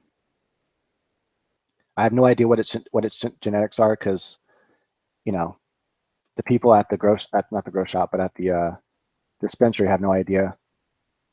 I know not to ask them, because they wouldn't know what the fuck they're talking about anybody. I'd have to talk to the grower. So I'd have to ask, hey, who grew this? And they usually don't let you know who grew what, or who's the grower. So anyway, I'd have to figure out who the grower was to figure out what the genetics are. What I can tell you is what it tastes like. That might help you. It doesn't even say whether it's an auto or not. They don't tell you. But it's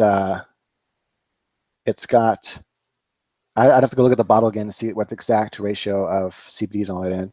But I can tell you it kind of has a piney flavor. It's called Z7. Callum Ashton. I'll just call you Ashton. It's called Z7. It has a piney flavor, and there's an undertone of like tartness, kind of like a sweet tart, but without the sweet. So imagine if you had a sweet tart candy, but you took all the sweet out of it. So it kind of has like that kind of tart and kind of pine taste to it, and it's really strong. It's the only strain so far that I've smoked that the flavor comes through stronger than the weed flavor. Matter of fact, I can hardly taste the weed flavor. The piney tart flavor is so strong that the weed flavor is actually an undertone. Whereas with Harlequin Tsunami, I taste mostly weed, but it has a slight kind of sour taste to it. I can't wait till I can find a strain that actually tastes like sweet. I haven't found a sweet strain yet. So if any of you guys know of a high CBD, very low THC, by low THC, I mean like below 1% or at least below 2%, and high CBD like around 10 to 20%. If you know of a strain like that actually tastes sweet, let me know, because I want to taste a sweet strain. I haven't tried Polar Light 2 yet. I've only got a chance to try a few. I have a couple more I just bought that I haven't got to try yet. I tried Shark Shock. I've tried a few different forms of Harlequin, Harlequin Tsunami being one of them. I just tried the Z7. What else did I got? I got 2 more strains. One's called Therapy, and the other one's called, I haven't tried that one yet though. I can't remember what the other one's called. But I got 2 other strains that are new that I haven't tried yet.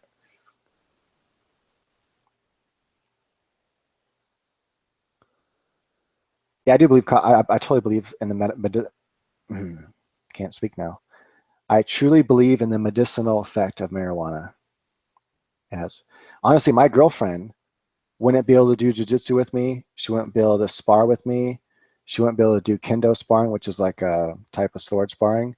Like it's basically to replicate sparring with katanas, like samurais. But she wouldn't be able to do none of that stuff with me if it weren't for dabs. Like flour helps her a little bit to where she can feel a little bit better, but she suffers chronic nausea, and the doctors have no idea what it is. They've done like every test under the sun, and they still can't figure it out. They haven't pulled the trigger yet and said it's irritable bowel syndrome, but that's what they're probably going to do. Whenever they can't figure out why you're chronically nauseous, and they've done every test they can think of, then eventually they tell you, okay, well, you have irritable bowel syndrome. It's basically a doctor's way of saying, we have no idea what the fuck is wrong with you or how to fix it. So this is what you have. Good luck, type of thing. But anyway, when she smokes dabs, and the dabs I make are right around 82% strength and THC. That's about what they test at. They test anywhere from 77 to like 88%. So about 80, 82 is average for me for my dabs I make. And I make rock hard candy dabs. I'm pretty proud of that. I'm talking they're so rock hard, I can hold it in my hand like this and it will never stick to me. The 98-degree temperature that my body has is not enough to make my dabs melt. It'll just sit in my hand like that and stay like that. And I can let go and it'll just drop. It won't stick at all. But anyway, she smokes that every day, all day long. And that's what helps her nauseousness. If it wasn't for that, she would not be able to function. She wouldn't be able to clean. She wouldn't probably even want to get out of bed. And that's how bad her nauseousness is. And it's crazy because I can see her. Sometimes she'll like feel bad because she smokes so much dabs, and she feels bad as if she's smoking my money. I'm like, I have a lot of money. I grow. I turn my marijuana into dabs for you. It's not like, she doesn't get that. It's not a big deal to me at all. I like the fact I'm helping her, I'm like, please smoke as much as you want, as often as you want. Just don't feel bad. Just smoke as much as you need. Anyway, so there's been a few times where I saw her on the bed. I'm like, why are you? I can tell she's nauseous. She has this certain demeanor about her, and I can just tell that she's nauseous. And I'm like, why haven't you smoked? Why don't you go smoke? She's like, I just feel bad because I know you're running low. I'm like, I'll make more. Don't worry about it. I'll get more. It's fine. Just go smoke. Anyway, so I'll go buy more at the dispensary if I have to. Just smoke.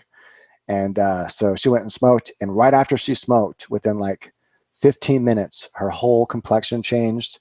Everything about her changed, and she was smiling. And she's like, "Hey, we should go do something," So it's like just amazing to be able to see that in person. And then my brother-in-law, he suffers from back pain because his lower disc is slipped, whatever. And so he takes RSO, and he also smokes in order to keep his back pain under control. And he couldn't work. He had to actually quit his job. He had a good union job that paid like $35 an hour, and he had to quit that job because of this pain. And then he was a Christian at the time, so he believed, he was a Pentecostal, and so he grew up believing that weed was of the devil, and so he wouldn't try marijuana. Well, after he got out of the church and stuff, eventually he tried marijuana. And once he tried marijuana, it was like a savior to him. Now he has a job again. He's able to work and everything. So it's crazy. So now he can work full time, all because of RSO and smoking. So I know dabs is different than hash, and how you make it is I have it on my website actually. Type in so if you go to, I don't know if you know how to do this, but on anybody's YouTube channel, if you click on their name on a video, like like right below the video has their name. So in this case, Grow Pot Cheaply. If you click on my name, it'll take you to my channel's homepage. On the homepage, you'll see at the top where it says different things, and it'll say like about.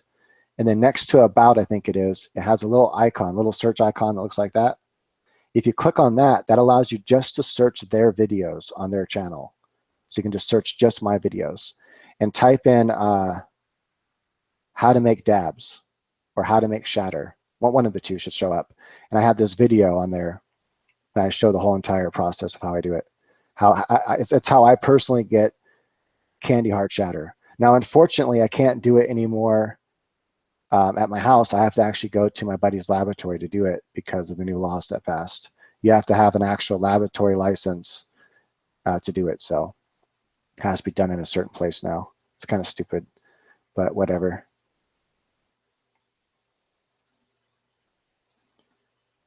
Yeah, I've had her try apple cider vinegar. I've had her try ginger. I've had her try all kinds of organic stuff.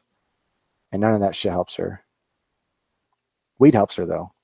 Weed's the only thing I found that helps her.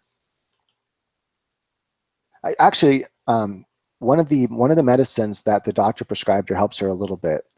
Not as much as smoking does, but they prescribed her some sort of like cancer patient pills. That's for people that are super sick from chemotherapy and they can't eat because they're too nauseous.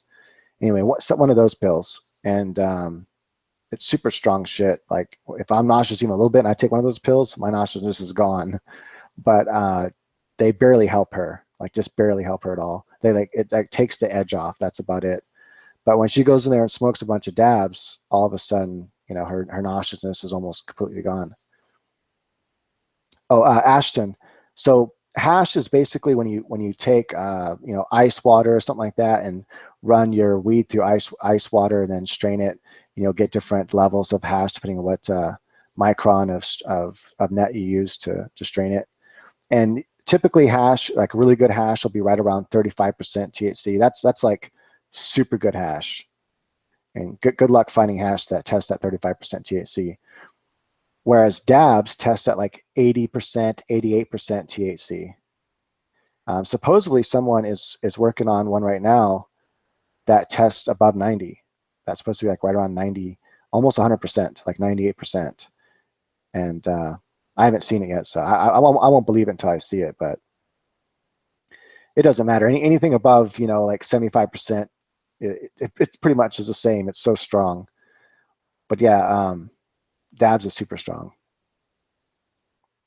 Life's good. Life's going good. What does that say? Joe Man? Joe Man. Yeah, life's going good. Hey, yeah, have a good one, Ashton. Have a good one. Double peace. To give an idea how strong dabs are, watch this video on YouTube. I think it's called Old Man Freaks Out on Dabs. Honestly, I can't remember what the video is called now. What was that video called? Anyway, the son goes to his dad, and his dad actually sounds like Cheech from Cheech and Chong. Is Cheech the tall, skinny white dude? Anyway, he sounds like the tall, skinny white dude from Cheech and Chong. I always forget which one's which. But anyway, he kind of has this like big beard too and everything, and he's sitting down in a chair, and his son's like, "Hey, you gotta try dabs." Like, "What is dabs, man? What is that, man?" And this dude's been smoking weeds, you know, for like years, right? He's like a big time stoner head, but he just smokes flower and he smokes some, you know, he smokes hash. And he said, "This is dabs. This is the new stuff, Dad. You gotta try it." He's like, "Is it weed?" He's like, "Yeah, it's weed. It's weed extract." He's like, "Okay, I smoke weed extract," and but he never smoked nothing like dabs before. And so he took this big old rip, right? And holds in it for a long ass time. I'm like, oh shit, something bad. This will be bad. He blows it out. He starts sweating and stuff, you know. He's like freaking out. He's like, was that weed, man? Are you sure that was weed? Are you sure that shit was weed? And his son's laughing. He's like, yeah, it was weed. It was weed, Dad. And then now keep in mind, he's sitting down in a chair. And then all of a sudden he goes, I need to sit down, man. And his son's like, Dad, you are sitting down. He's like, oh, and that's like where the video stops. Shit was funny. But yeah, it's super strong. The first time my son ever smoked dabs, and you know, he became a stoner on his own, had nothing to do with me. Well, it might have something to do with me. The fact that I grow marijuana, I don't know, but I didn't smoke weed at the time because I couldn't. I didn't discover awesome high CBD strains here that I can smoke. But so I didn't smoke weed. I just grew it. But all my girlfriends always smoked weed. All my weed. But anyway, so he started smoking when he was like 14 or something like that. And, you know, you can't control kids. So mean, you can try if you want to. You can lock them in the basement and fuck them up if you want. But uh, in the end, kids are going to do whatever the fuck they want, and you can't stop them. You can try to talk to them. You can do whatever you want, and you can punish them. Whatever you want to do. In the end, if the kid really wants to smoke weed, he's going to smoke weed. He'll do it at school. He'll do it somewhere. And so I in my philosophy, it's like, hey, you know what? I already know you're going to smoke weed if you really want to. Oh, Chong's white guy. Thank you. Yeah. So the dude sounded like Chong. It was pretty funny. So basically what I told my son is I'm like, I already know you're going to smoke weed if you want to smoke weed. But if you ever want to smoke weed, please come to me. So I give you weed. So I know that you're getting proper weed. You're not getting, something that might be laced. You're getting proper weed that's not fucked up or sprayed with fucking pesticides or anything like that. You're getting weed that you know is good. And please smoke it in my house under my supervision. And that's all I asked of him. And he did that, for a long time. And then, then of course, he'd smoke sometimes when he's out with his buddies and stuff like that. I can't stop him, but he would smoke my weed. So, but then he started smoking other people's weed, and I don't know. Now he's 19, so he can just do what the fuck he wants. But anyway, the first time he ever smoked dabs, he took one big rip, and about 20 minutes later, he was like pale as a ghost, and he was stoned as hell. About an hour later, he was even more pale, and he was in the bathroom throwing up. And he was in the bathroom for about 6 hours. Like, I kind of started freaking out. I know we can't kill you, but I was still freaking out because it's my son, and there he is fucking on the toilet throwing up, and just out of his mind. Like, he couldn't even follow my finger with his eyes. Hey, what's up, James? He could barely talk. Like, he was incoherent. It was crazy. And the next day he had a hangover. When he woke up the next day, he literally had a hangover and said he felt like utter shit. So that's what happened to him the first time he tried dabs. Dabs are no joke. They're strong. But my girlfriend, man, she could smoke dabs like crazy. She sits in there and smokes dabs for like 20 minutes straight, and then comes out and she feels good. And oftentimes that doesn't even get her stoned. It's just enough to get rid of her nauseousness, and she's not even stoned. It takes her a lot to get stoned. I'm hoping so, home buds. I'm hoping to sell all my lights while I'm on vacation. What I'm working on right now is I'm going to go bringing the lights to a storage unit for my sister and my brother-in-law, and I'm just going to teach them the very basics on how to ship them. For the first batch, I'm going to write all the names of every light. So if you happen to get a box that has handwriting on it that says Goliath or says Dwarf Star, that's because I wrote that on them, for they would know what light was what. And then so yeah, while I'm gone, I'm going to have them ship them out for me. And so what I'll do is I'll log into my PayPal, and I'll get all the names and addresses, and I'll put them in a Word document and what light it is above it, and then who to ship it to. Then I'll send that file off to my sister, and she'll print that out, and then she'll take that down to FedEx, and then we'll first go to the storage unit, pick up the lights that are on the list, take the lights to FedEx, and then FedEx will do it all. And then after a while, I want to train her how to actually use my FedEx software, so she can actually print out the labels and stick them in the lights, and then just drop them off at FedEx. I'm trying to get away from having to ship altogether. Sometime after the 10th, my house inspection is coming up, so I have to wait for that. And then I have a doctor's appointment, which I cannot miss. Otherwise, he won't give me my Klonopin because he's a fucking dick like that. So I have to go see him on the 10th. And so sometime after the 10th.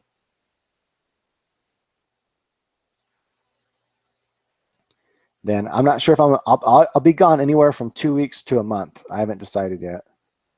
It depends whether or not I decide to drive all the way down to Florida, and whether or not I guess I like Florida. I'm also going to stop off and stay in Lake Hennessy in Arizona for a little bit to see if it's somewhere I want to live. For everyone that wants to get a 500, don't get a Dwarf Star instead. Just trust me. It's the better light. It gets better yields. No one that's grown with the 500 has beaten the Dwarf Star yet. So, and also I'm gonna be, once I'm done selling off the last 500s I have, I'm phasing it out altogether. I'm gonna take it off the website. It's gone. It's not because it's a bad light. It's a good light. It's just I can't justify having two of the same light. Like they're pretty much the same thing, but the Door Star's better. It covers a little bit more space. It gives slightly bigger yields, and it's cheaper. And the way that I have the LEDs spaced apart will give it a longer longevity of life. And in fact, I'm going to be replacing the 1000 with something similar to the Door Star, but it's going to be like probably three. I'm shooting for right around 3.5 feet, somewhere around there.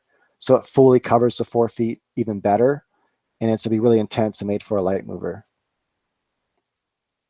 But it's going to have more of the Door Star design where the lights are more separated, not so close together.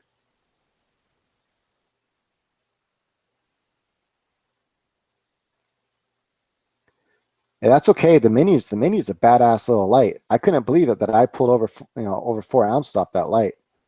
That was insane, off of one plant too. That's crazy. I know if I were to do several plants, like let's say use 2-gallon fabric pots that are 8-inch. These are fabric pots I just bought. Actually, here, let me show you what I'm talking about. I just bought these.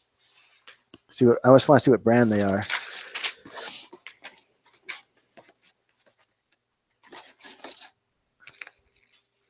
Oh yeah, prune pots. That's what they're called. So this is the brand I found. They're called prune pots. And let me see. Which one's this one? This one might be the 3-gallon. No, this is the 2-gallon. So it's 8 inches wide by 10 inches tall.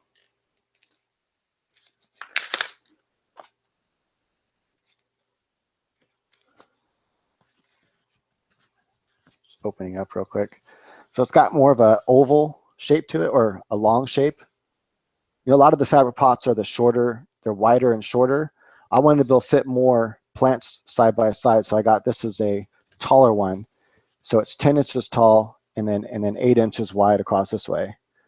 And so I know the Door Star will cover 2x2. So if you put these in a 2x2 area, you can fit like I forget exactly how many you can fit in that area. I think what 4 across. Let me think. Excuse me. Let's do some math real fast here. Hold on.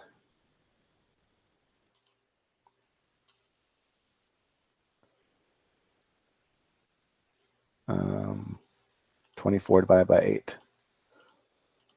So 3. So I can fit 3 of these. So basically I can fit 9 of these in a 2x2, right? So 3 across, 3 down this way. So a total of 9 of these. And I guarantee you I can get at least an ounce off each one under the mini. At least an ounce. So that would be 9 ounces. So I guarantee you if I did a mini grow that way with 9 of these in there, and then just cut off all the bottom branches, because you're just doing a saw grow. So you're just going for mainly that main middle bud, and then those couple little buds that come off the top of the tree, not the bottom. All the bottom branches you just cut right off. Once you're about to go into flower, you cut those off. But yeah, anyway, so bam, do that. I guarantee, unless you're just very, very beginner or whatever, as long as you have the environment, everything down, you'll get at least an ounce of plant. So that'd be 9 ounces off that damn thing. One of these guys that got the light, he messaged me through Facebook and showed me his plant that he was growing under the mini. It was just one autoflower, and he got like almost 5 ounces off of that one plant. So he actually beat me. So that kind of bothers me that one of my customers beat me.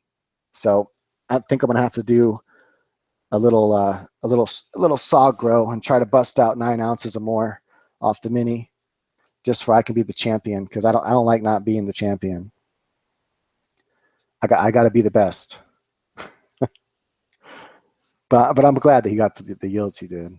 I know I can get 9 off of it. I'm pretty positive.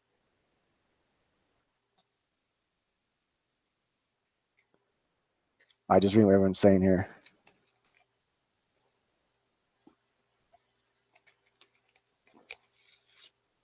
Oh, dude, did you see the par ratings I got off that thing versus the Door Star?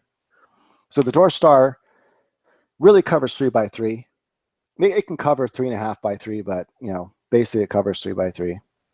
And so that's what I did its par rating for. And it came out at what, 3 something? Can't remember the exact number. It was actually pretty high for a 3x3. And the cob comes in at an average for covering 4x4.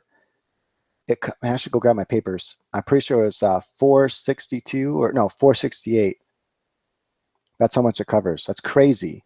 To give an idea how powerful that is, a brand new 1,000-watt HPS at its proper hanging height will pull an average par of 575 for 4x4. Now your average par rating, that pretty much tells you, as long as the spectrum's decent, that tells you how much you can get off that light. My spectrum is so efficient that even though it uses half the electricity of 1,000-watt, it has a higher average par, or at least my Goliath does. My Goliath comes in at 582, whereas the 1,000-watt HPS comes in at 575. And then the Perfect Sun Cob comes in at 568. So just under the 1,000-watt, but I guarantee you it'll pull more weight than the 1,000-watt will, the 1,000-watt HPS, because it has a better spectrum. Yeah, you can do 2 dwarf stars for 4x4. The only downside of that is these sides aren't going to get enough light of the 4x4. Like these, okay, how do I do this? These 2 sides will get enough light, but these 2 sides won't, because you have the dwarf stars like that, and so boom, they're hitting those 2 edges perfectly. But these 2 edges over here are getting the length. You want to put it the length of the dwarf star like that. They're not going to quite get enough light. It'll be enough to grow buds, and they're going to be baggable buds. They'll be dense and they'll be frosty. They're just not going to be that big. Oh no, 2 dwarf stars is actually underkill for a 4x4. You're way better off using either Perfect Sun Cob when it comes out in March, or a Goliath. The Cob will pull over 2 pounds. The Perfect Sun Goliath will pull over 2 pounds. Yeah, it's the new light. I don't know if you see my new video. It's a really long video. It's like 2 hours, because I show real time. I do the 17 points of measurement to get the average par for each of my lights. So it's a long ass video, but for those that like to see those numbers, they're all in there. No other company does that. No other company even really publishes their average par rating, let alone actually shows it in real time, taking the actual rating and then showing what it is. And it's because they know that their shit sucks. That's why they don't do it. But yeah, if you check out the new video that I put up, you'll see the average par rating there of the Perfect Sun Cob. It's gonna be $895, so the same price the 1,000 is right now.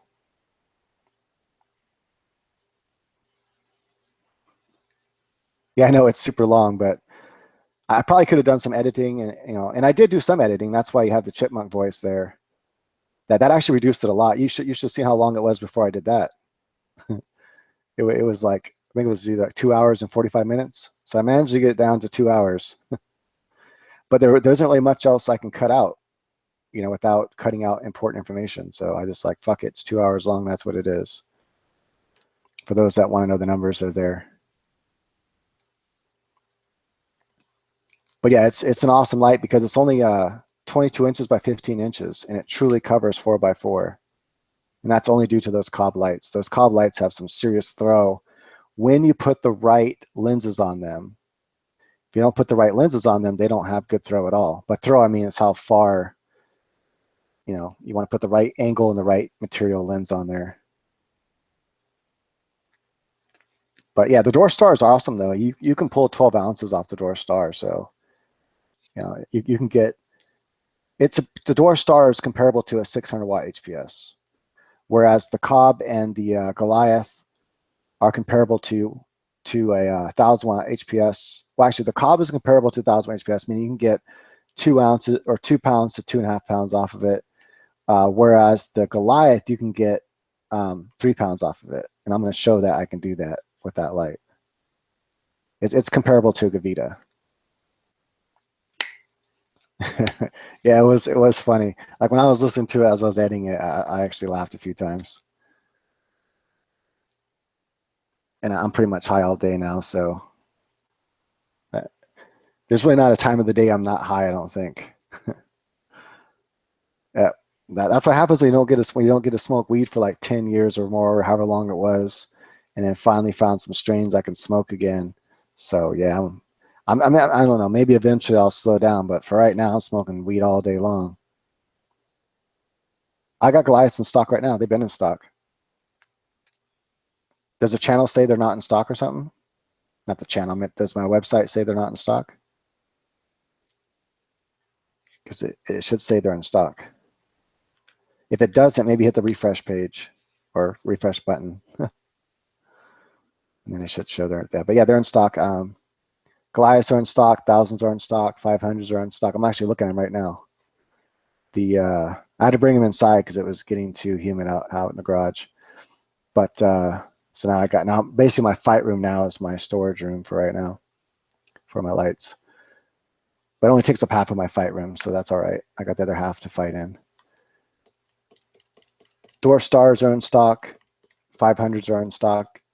And the minis are in stock. So yeah, everything's in stock. The only thing that's not in stock yet is the Perfect Sun cob, because I'm still working on it. It's not quite done yet. I mean, I have one of them for myself right now just to test it, and I'm just finalizing the final things on it, and then I'm waiting to get back from vacation, and then I'll go ahead and have those in stock. So sometime around probably middle of March is what I'm shooting for.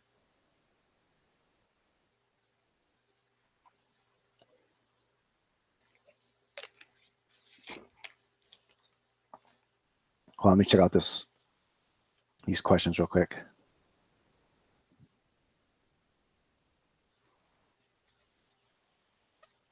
Oh yeah, James. Actually, I got people all the time, stores all the time, emailing me, calling me, leaving me text messages, saying they want my lights, and then I get back to them, and I'm just like, look, my lights don't have a big market value. I don't think you want them in your store. And then they usually don't get back to me, because the thing is, stores, they want to make a huge profit off everything. It's just what they need, and lights are their biggest profit margin. Things like grow pots, they don't really make no money off of those because, they can't. They just can't. There's not much room to work with there to get the price up. Otherwise, no one would buy the shit. And so what they do is they wait for things like lights, because people like Kind are rip-off artists. They're pieces of shit. And so they buy a light and they get their lights designed, let's say their biggest light, for about $700, the K5 1000, and then they sell it for like $2,500. That's a huge market value. And so then they can offer the stores, $400 or $500 a light, because they're still making, way more than that. They're still, they're making easily let's see here, about $1,300 a light, something like that, or no, $1,800 a light. Sorry. So they're almost making $2,000 a light. So they can easily say, hey, we'll give you $400 for every light you sell. And the store is like, yay, $400. And that's why you see Kind lights in so many stores, because they have this huge market value. I don't do that. I'm not a ripoff artist. I literally make, like, at the most $200 off my lights. That's it. That's at the most. So I don't have much working room. I can't really give them much. That's if when someone sells it for me. But I'll make, when someone sells it for me, I only make $100, and then they make $200. And so if I sell for myself, my biggest light, I can make $300 off it at the most. That's that. And no other business will do that. They'll tell you exactly what their profit margin is. And people tell me that I'm going to go out of business and this and that and the other thing. I'm like, okay, so why is my business growing so fast? I know business. I know business well, and I worked out the whole thing for someone one time, and after they saw the entire thing, they're like, "Oh shit, you're right." You don't like. They're like, "Well, Kind has all these overheads and business expenses." No, I showed them from beginning to end, starting from ground and working your way up. At what point will I actually need to hire somebody? Oh, by the time I need to hire somebody, I'll be selling like 300 lights a month, right? I sell over 100 right now. I can do it by myself. It's not that hard. But once I get to about that 300 mark a month, that's going to be hard for me to do by myself. At that point, I'll have to hire somebody. But at that point, I'm making like, 30 grand a month profit easy. So I think I can afford to hire somebody at that point. And then, and I went down the whole thing like that. At what point will I need to have a warehouse? But by the time I need a warehouse, I'll be making like $100,000 a month. So do you think I can afford a warehouse at that point? Do you think I can afford to pay the dude, $5,000 a month easily, to run the forklift and all that? I mean, I can hire three people all being paid $5,000 a month with benefits, with health care and all that shit. So yeah, it's just ridiculous. You don't need to make $800 off a light or $1,800 off a light that only costs you $700 to get built. Is ridiculous. So I don't know. I don't like all those companies. They're all a bunch of rip-off artists. They don't care about the community. All they care about is making money off the community. If they cared about the community, they wouldn't charge so goddamn much for their shit. Anyway, so the stores, they like the idea of being able to make $400, $500 a light. And so they carry kinds. Even if they know that kind isn't that good of a light, they sell it anyway because they can make $500 or $400 off of it. That's why they do it. And then they call me and I'm like, sorry, the most you can make off my light is $200. That's off my biggest lights. And they're like, oh, that's all? I'm like, yeah, that's it. Sorry, that's just, I'm not a ripoff artist. I just flat tell them, I'm like, look, I'm not a ripoff artist. I'm not like Kind. I'm not like Black Dog. I'm not going to rip people off. I actually care about the grow community. And I flat ask them, I'm like, do you care about the grow community? And then they get offended, like, you got to understand, we got electric bills. I'm like, dude, listen, if you can't make money off getting $200 a light, then I don't even want you selling my lights. And sometimes they hang up on me. Sometimes they're like, well, come on, isn't that a little unreasonable? I'm like, you're not going to change my mind. Do you understand? I'm not going to charge more for my lights. I don't have no other room to work with. You're making more off the light than I am. So I'm not going to change my mind. You're like, nothing's going to happen here. Are we going to keep on talking on the phone? Because I'm kind of just getting bored now. Like, that's how I talk to these people, because I don't give a shit. Don't care. Like, I don't like rip-off artists, and a lot of these stores are rip-off artists. So they overprice everything. It's crazy. Their nutrients, it's insane how much they overcharge the nutrients. If I knew how to make my own nutrients, I'd just make my own nutrients. If I knew how to make it that work like theirs. But yeah, so that's the problem with that. However, big growers, I got a lot of big growers right now lined up. I got one guy, if it comes through, he wants like 196 Goliaths. And so that's a pretty big sell. But I'm not in it for the money anyway. Before I even started the LED company, I already made good money. I was happy with what I was making already. I was already making over 100K a year. And that's how I was able to afford to start up the LED company, because I was making good money already with my art courses. So I'm like, well, I already love what I'm doing. I love teaching art and everything. So I'll just keep growing as a hobby. And this is the truth, actually. So here's why I started making my own LEDs. I wanted an LED that can actually do what my Gavita could do. And so I tried different brands and tried to find one that could actually do it, but none of them could do it. None of them can pull the weight that my Gavita could. And I didn't really care how much electricity it used, as long as it used a little bit less than the Gavita and didn't produce as much heat as the Gavita, gave me better quality weed.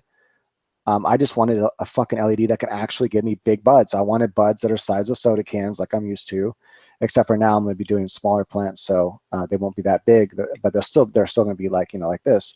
I just wanted it to do what the Gavita can do, and none of them were able to do it, not one. So I went through all these different ones, and then I was like, then I had this idea. I'm like, maybe the reason why these LEDs aren't doing what they're supposed to is because they don't have the same spectrum the sun has. I'm like, what grows better than the sun? Nothing. Not my Gavita, not anything. Nothing grows better than the sun. The sun grows buds that are fucking this big. I know, because I've done it. And so I'm like, okay, why not create an LED light that has everything the sun has in it, and to the same intensity the sun has it, or at least as close to the intensity the sun has to it when your light's like 2 feet away from your plants. And so I started searching for any light that had that, and couldn't find one. I'm like, I can't believe it. There's not one light out there that I just wanted to buy a light. I didn't want to design lights. I didn't want to sell lights. I just wanted to buy a fucking light that had the sun spectrum in it and grow with it. That's all I wanted to do. That's it. And I couldn't find one. So I'm like, okay, you know what? I'm just going to build one for myself. That was my original idea. My original idea wasn't to make lights and sell them. I designed a light for myself. And then I realized, you know what? This is such a good light. And I can actually sell this to the grow community at a really good deal to where I'm not making that much money off of it, and to where it's affordable, to where they can have the best light in the market and also be affordable. And that was my new goal then. So once I started looking at how much profit margin that companies like Black Dog and Kind had, I was like, oh my God, that's insane.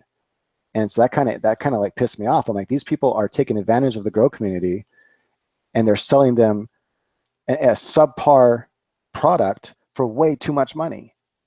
And so that's what that became my new goal. Then my new goal became, I'm going to make a better light than these guys. I'm gonna make the best light, period, or I'll just stop growing, or not growing. I'll just stop selling them. And then after that, I'm gonna make it to where it's also a really affordable price, a price that they can't compete with unless they want to basically my goal is to make them have to lower their prices. That's my main goal.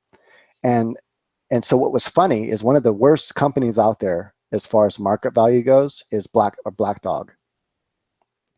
Their biggest light, I know exactly who makes it. I'm not such a dickhead that I'm going to tell you the exact manufacturer, but I know the exact manufacturer that makes Black Dog's lights. I know exactly where they're made, and I can go down there and I can blow up their factory. I know exactly where it's made. I know exactly who makes it. I know the exact price that they make them for. Their biggest light, they make for about $700. They charge like $3,000 for it. Like sometimes it's on sale for $2,000. Usually I think it's like $3,400. And so after I had my light design, and this the only reason I mentioned Black Dog is for this reason. I found that Black Dog is like the worst company out there as far as ripping people off. Like their market value is super high, and it's ridiculous. It should be robbery. It should be against the law to do that, in my opinion. But whatever, you can charge whatever you want, and people are fucking dumb and retarded enough to pay it, then let them pay it. I guess it's their fault. They're the retards that did it. So I guess I changed my mind. It shouldn't be against the law. If someone's retarded enough to pay that price, then let them do it. But anyway, so my next goal was to search for an engineer, because I'm not an engineer. I'm a designer. I design video games and all that kind of stuff. I have a few video games I've designed. Plants vs. Zombies. I meant Magic versus Monsters. It's on Android. It's pretty fun game. It's really hard. It's kind of a mix between Plants vs. Zombies meets Bejeweled Blitz. I know it's kind of hard to imagine, but it's pretty cool. I also made another game called 37 Days to Die on the Xbox 360. It's probably the hardest top-down shooter you'll ever play. Very, very few people have actually beat that game. I was able to beat it when I was testing it, when I was designing the game, because I was constantly designing new levels and testing them. And so I got so good at the game that I didn't realize how hard it was. And then I didn't play it for like a year. And then I went back with my girlfriend to play it, and I couldn't beat it. I had to sit there and practice for a month just to beat my own game that I used to be able to beat no problem, because I used to practice the levels constantly to make sure there's no bugs and stuff like that. Anyway, so it's a fucking hard game, and that's on easy. I couldn't beat it on hard. I couldn't beat my own game on hard. At the time when I built it and I was working on it, I could beat it on hard. But after I took a year off and went back to it, I was barely able to beat it on easy. I'm like, damn. I'm like, no wonder this game didn't do good. It's fucking hard as hell. But if you want a hard game that's fair, it's completely fair. It's not hard because it cheeses you or you feel like it's cheating you. It's hard because it takes fucking a lot of skill. It's like Ninja Gaiden. Ninja Gaiden is hard as hell, but it's fair.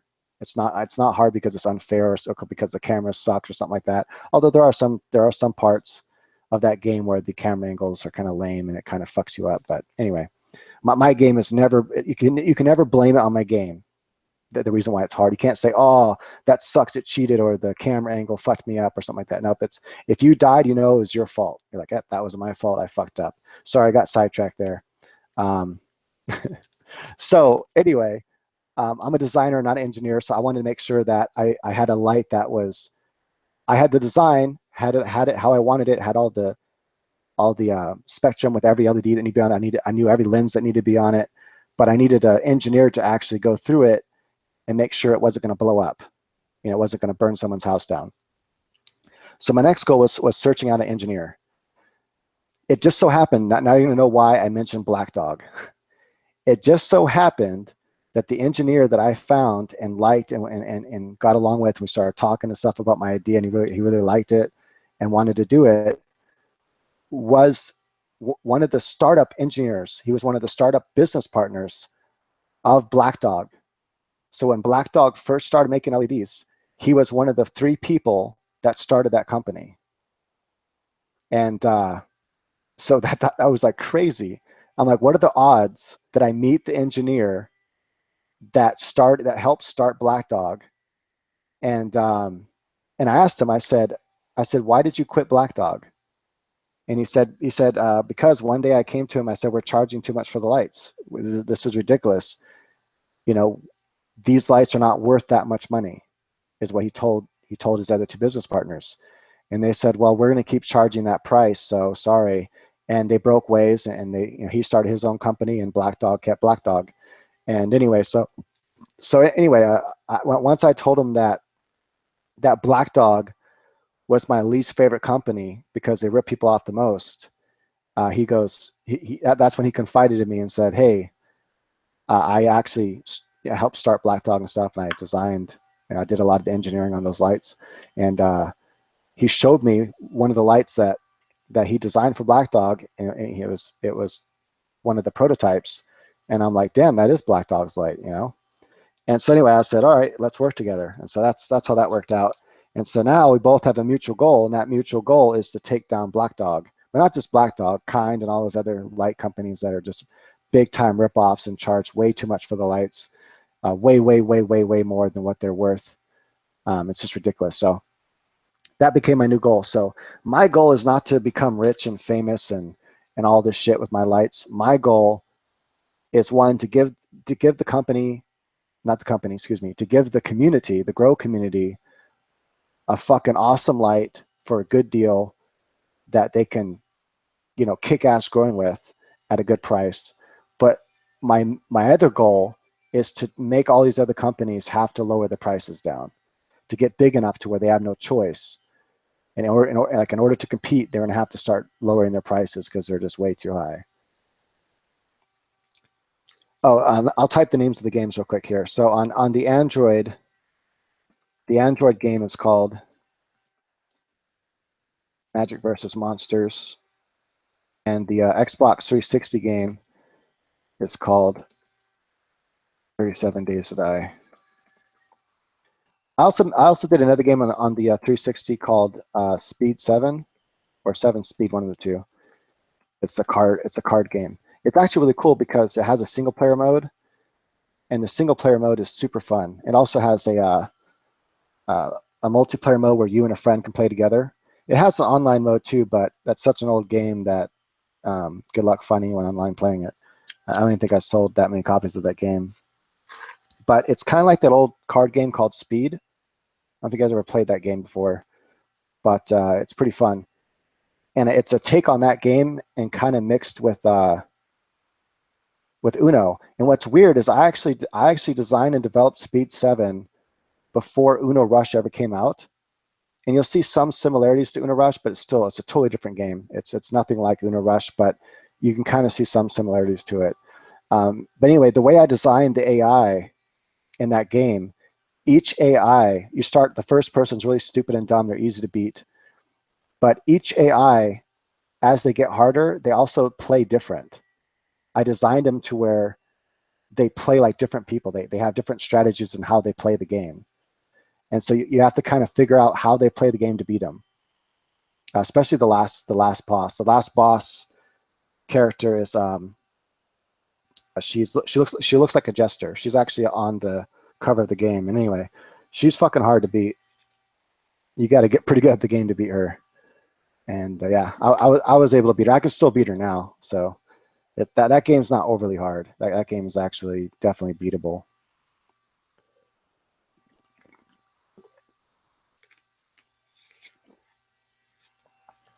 Oh yeah, I'm not saying Kind makes like a horrible light. Their light is decent. Its average par rating kind of sucks. And this is from their own YouTube video. So Kind put out a YouTube video what their average par was for a 4x4 for their K5 1000, and it was only 340. That sucks ass. Like, that's bad. That for how much electricity it uses, that's horrible. My Perfect Sun Cobb has an average par rating for a 4x4 of 568, and it uses a little bit less electricity than theirs does, or right around the same. My Goliath uses even less than that, only 575 watts of electricity, and it has an average par rating of 580 or 582. So the reason why the Goliath is so expensive is because it's so heavy, and it costs a lot. It costs me $150 just to ship it to somebody, and then the cases are heavy, and the parts aren't. I mean, there's a lot of parts that go in it, so obviously the parts are somewhat heavy considering the amount of parts you need for each light. But the cases are very heavy as well, just because they're so big. It's 2.5 feet by 2.5 feet. It's huge. To give an idea, the Perfect Sun 1000 is 2 feet 4 inches by, I think it's 15 inches. So in comparison, it's made out of aluminum because it's a smaller light. I tried to make the Goliath out of aluminum, but it's such a big light that it would just ding so easily. I mean, just like there'll probably be no box I can put it in that would make it not get damaged during shipping. So I had to make a steel casing for it. But anyway, the light weighs 58 pounds. When it's in the box, it weighs 82 pounds. 82 pounds in the box. 82. That's how much it weighs in the box, right? The light itself, the Goliath weighs 58 pounds. But the box is a tank. I don't know if you've seen the way I pack it, but it's an absolute tank of a box. It's got like 3.5 inches or 4 inches of foam on all sides. I mean, it's to do the math right there, you can see how heavy the box is. The box is heavy. And that's just the box with the foam. So yeah, it's heavy duty packing because I want to make sure that it never gets damaged in shipping. And so far, not one has ever got damaged in shipping, and it's because I put it in such a heavy duty box. The box is 3 feet by 3 feet, so it's huge. But yeah, so that's the only reason why it's so expensive. It's a lot more material to make the light, and costs a ton of money to ship it. So from the topiary plants and flower, the cob is pretty much identical to the Goliath. So you can follow the exact same rules pretty much. The only difference is the cob, you might not be able to get within 18 inches of your plants. Like some strains might not be able to handle 18 inches, but they'll definitely handle it at 20 inches or 22 to 24, anywhere from 20 to 24 inches. They'll be able to handle it at that height. Matter of fact, 24 inches is about perfect for that light anyway, all the way through flower. But I would try to lower it down to at least 22 inches for the last 2 weeks of flower to get those buds really dense and buff. But yeah, it's an awesome light. I can't wait to grow with it. Once I get back from vacation, I'm doing one Goliath grow in a 4x4, and then I'm doing another grow at 8x4 with one Goliath and one Perfect Sun cob. So the Perfect Sun cob will be on one side and the Goliath on the other. And then my goal is to pull 3 pounds off the Goliath in the 4x4 tent, just to show that it can be done.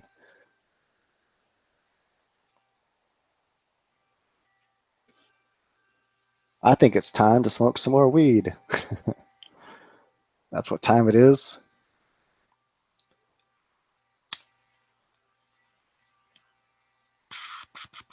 You know, I was debating. Originally, I was just gonna do a quick test video and see if I can, just to see if it worked on. First, I did a test video on my phone. It sucked ass and lagged too bad. That software is just lame. It's called YouTube Live, piece of shit software. Either that or my upload speed wasn't good enough for it. I don't know. I live up in the mountains, so my upload speed is lame. So then I went ahead and tried. I said, hey, wait, my laptop has. I couldn't find my $130 webcam. It's like an awesome webcam, and I couldn't find it. So I was like, fuck it. My laptop has a built-in camera. It kind of sucks, but I'll try that. And so I went on here originally just to try out the laptop and see how it streamed video, and it seems to do pretty good. And yeah, and then I was like, you know what? Then I was debating. Okay, I went ahead and taught what I wanted to teach already. That was how to do the 3 most important things to growing: your temperature, your humidity, and your pH. And after I was done with that, I was gonna answer a few questions, and I was gonna leave. But you know, I ended up digging it. I was like answering questions and stuff. I'm having fun hanging out here, and I was debating whether or not to get off of here or go and debate on Pal Talk, because I enjoy debating. And so yeah, I decided to stay here.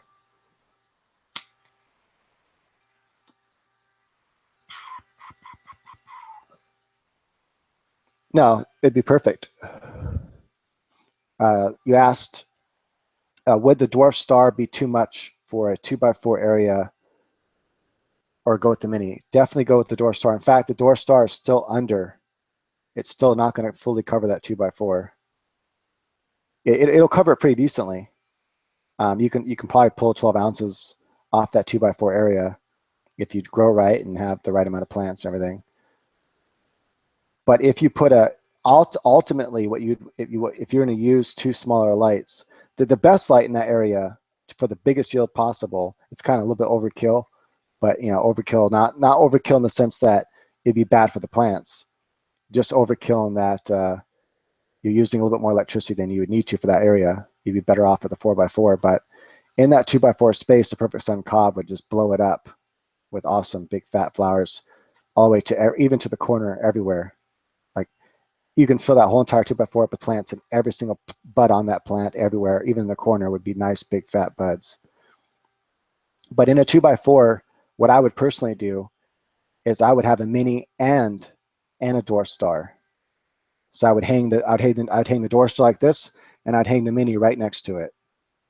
In a 2x4, that's what I'd personally do, because the dwarf star doesn't quite cover that full 4 feet with enough par. So you throw that mini in there next to it. Now you're fully covering that 2x4 with high par everywhere. It just depends on how much yield you want to get. The dwarf star will give you about 12 ounces if everything goes good and you grow good. And then if you add the mini in there, you can get, you know, a pound. So, hey, thanks. I appreciate it. So someone said that my time has been certainly appreciated, and enjoy hearing your experience and experiences. Thanks, brother. Hey, thank you for coming. I appreciate it. The only reason why I'm like reading what some people are saying is because I guess YouTube is too stupid to have it to when you go live, the text chat shows up on the video, which it should. It makes no sense that it doesn't. I'm sure there's probably a way to do it. I haven't figured it out yet. It should be easy. It should be like a button that says show text chatters on your video. Like it should be simple. And so my next one I might do on my PS4 with the PS4 camera. That way I can actually have the text chat on the video itself. So when people watch it, they can actually see what people were saying, what I was responding to. And then I'll just have like a video game in the background that I might shoot someone's face off every now and again for fun of it while I'm talking to you guys and answering questions. Or maybe I'll throw in one of those cool, sexy games and make a girl's boobs bounce around a little bit. One of those perverted games like the Dead or Alive Teen. I forget what it's called. I don't own it, but just trying to remember what it's called. The ones where they basically there's a couple of mini games in it. They play volleyball. It's the cast of Dead or Alive, the fighting game. They play like volleyball and shit like that, and ride on jet skis. But basically, it's just eye candy. It's just, you know, watching their boobs bounce around. You can like change the camera angles and give them baths with water and shit. It's kind of like, I don't know, it's almost like a softcore porn video game or something. But I can throw in like what is the game I have over here? That's not a PS4 game anyway. Never mind. Well, that one game is actually I don't know how to pronounce it though. Hold on, let me grab this real quick. I forget how to pronounce this shit. It's Japanese, so I don't speak Japanese. This one here. What's this? You guys ever see this game? Anyway, it's kind of easy, so you have to put it on hard for it to be any fun. But on the hard setting, it's kind of a fun game, and it's a little bit challenging, and you have to kind of utilize your moves right and stuff. It's sort of like a Ninja Gaiden type game, but not nearly as refined or as good. But it's a pretty fun game. It's a quick game. It doesn't take very long to beat, and put it on hard, and get to see a lot of sexy chicks with boobs bounce around.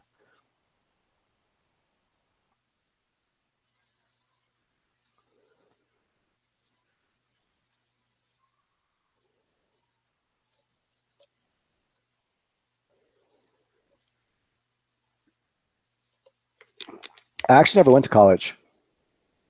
Well, I guess that's kind of a lie. I did go to. I went to a small college in San Jose, California, to study art, and I got about, I think it was 8 months into it, and then my instructor said, he looked at me one day and he said, "Why are you still here?"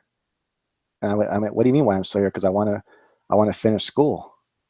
He's like, "You already got an awesome portfolio here. Just add this and this to your portfolio. Do this type of artwork and add it to your portfolio, and just go get a job. You don't need to be here no more." That's literally what he told me. I was actually helping teach the class Photoshop, because I've been doing Photoshop for years before I ever went to school. I was doing Photoshop since I think it was Photoshop 3. Anyway, so I knew Photoshop really well, so I would help instruct the class and teach, go from student to student and help them learn Photoshop. And anyway, so he told me just finish your portfolio and go get a job. So I finished my portfolio and I went into a graphic design firm. I showed him my portfolio and I said, I want the job. And my instructor told me, go get a job. So that's what I'm doing. And he's like, all right, you got the job. I was like, are you kidding me? Like, this that easy? He didn't have me fill out an application. Literally, I didn't even have to fill out an application. He gave me a job before I even filled out an application, just by seeing my portfolio. He saw my portfolio and said, yeah, okay, you got a job. And then after that, I filled out the application, just for legal purposes and a W-2 form and all that kind of stuff. And then next thing I knew, I was running his whole shop. He like pretty much just went home and left me running the shop. And I thought that was kind of bullshit, because I'm like, dude, I was only hired on as your graphic artist. I'm supposed to design logos and design brochures and design t-shirt designs and shit like that. That's what I was hired for. I wasn't hired to run your shop for you. And I said, you need to get down here and run your shop. That's not my job. He's like, what if I pay you more? I was like, okay, fine. Pay me more and I'll run the shop too. That's fine. So then I was doing all the graphic art and everything, and doing all the sales and customer service when people would come in and say, hey, I need this and that logo done. I mean, who better to talk to the people than the person that's designing it anyway? It's better that I talk to him, because when he talks to him, he doesn't translate well to me. So he'll talk to the customer, and then he'll talk to me and be like, this is what the customer wants, but something's lost between the two of them. And then I do what I think they want. And then they're like, no, that's not what we wanted at all. And so it was actually better that I just talked to the customer anyway. It made everything much easier. But yeah, anyway, that's what I went to school for. Then, and then I got really sick for about 10 years. And for about 3 years, I was bedridden. That's a long story. And during that time, I studied a lot, because I really couldn't do much else. So I studied a lot. And I've always enjoyed. I've been, even before that I started studying. Even back when I was a teenager, I was studying stuff. I just always liked certain topics. So physics is one of my favorite topics. So I love physics. I study a lot of physics. I also like philosophy.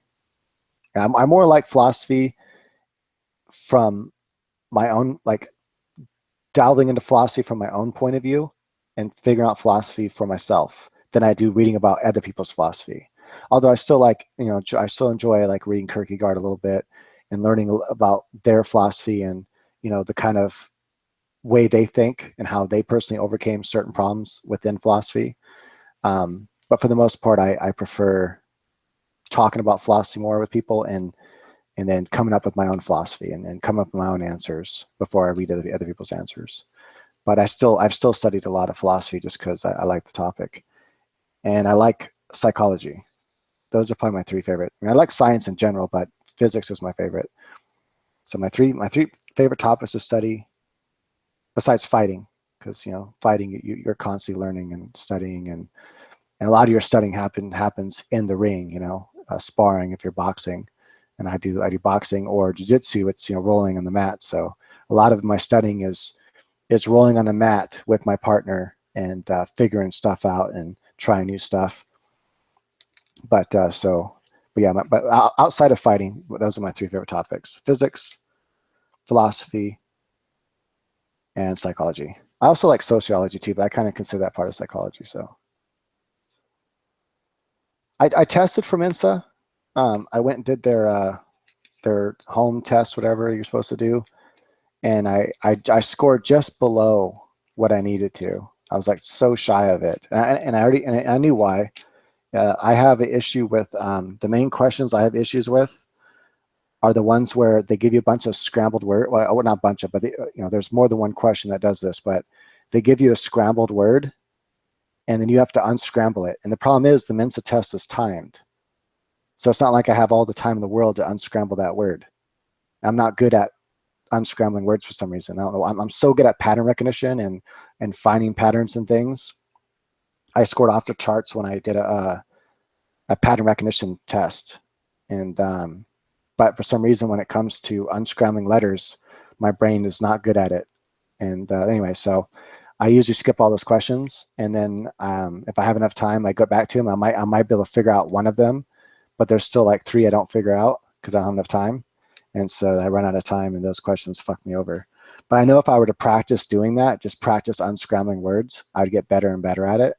And if I did that, I can probably go back and pass the Mensa test. I know I could. I just have to practice, unscrambling words. But to me, unscrambling words is so boring that I don't want to do it. So I don't want to train myself to get better at unscrambling words just to become Mensa. I'm happy with being in the top 3% of the world. I don't need to be in the top 2%. But yeah, like one of the words was parachute. I couldn't unscramble it. It seems like an easy enough word, parachute. It's not even that hard to spell, but I couldn't unscramble it. I'm like, just look like gibberish. I'm like trying to flip letters around.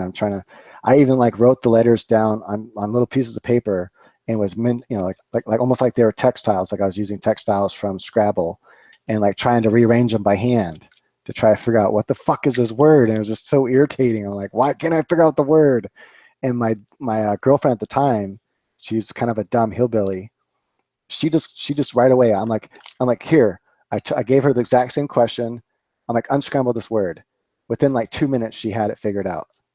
I'm like, fuck you, whatever. You're like, she's not like retarded, but it's like, you're not even smart, but you figured that out so easy. Like she was really good at unscrambling words and doing all those word searches and shit like that. She's good with words. That's my weakness. So yeah, long story. That's my long answer. I was just waiting for someone else to ask me another question. So I was like, how long can I stretch this out and tell a story?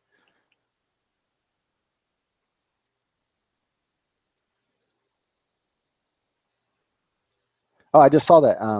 I'll be existing. Sorry about that. I'm missing people there texting stuff here. He said he switched from a 400-watt HPS to the dwarf star. Uh, exact same everything. Okay, so everything you did was the same. You didn't change nothing as far as how you grow and stuff like that. I imagine what you're saying. And then but you got 1.2 more ounces more. That's pretty awesome. Good job, man. That's awesome. Yeah, you should be able to pull with the dwarf star. You should be able to pull what you would with the 600-watt HPS.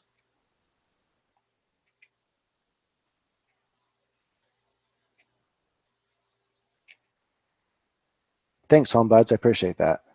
I try to be nice. I do try to be nice. Sometimes I'm not. I'm not always nice, but most of the time I am. Most of the time I'm nice, I think, kind. I believe in kindness. I think kindness is very important. And so I always try to be kind, even to people that aren't kind to me. But there's certain things that trigger me, and my son's one of them. If you fuck with my son, like I might go insane and just shoot you in the face. When it comes to my son, I am not kind. Like if someone fucks with my son, I don't know what it is. I go insane. I think I literally go insane. I would like break their neck or snap the arm off. Like this one kid stole my son's bike, and my son told me he stole his bike, and so I believed it because my son told it to me. And then later on, I learned my son's kind of a liar, but so I don't even know if he was telling me the truth or not.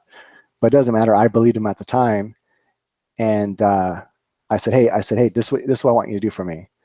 My son was like 16 or 17 at the time.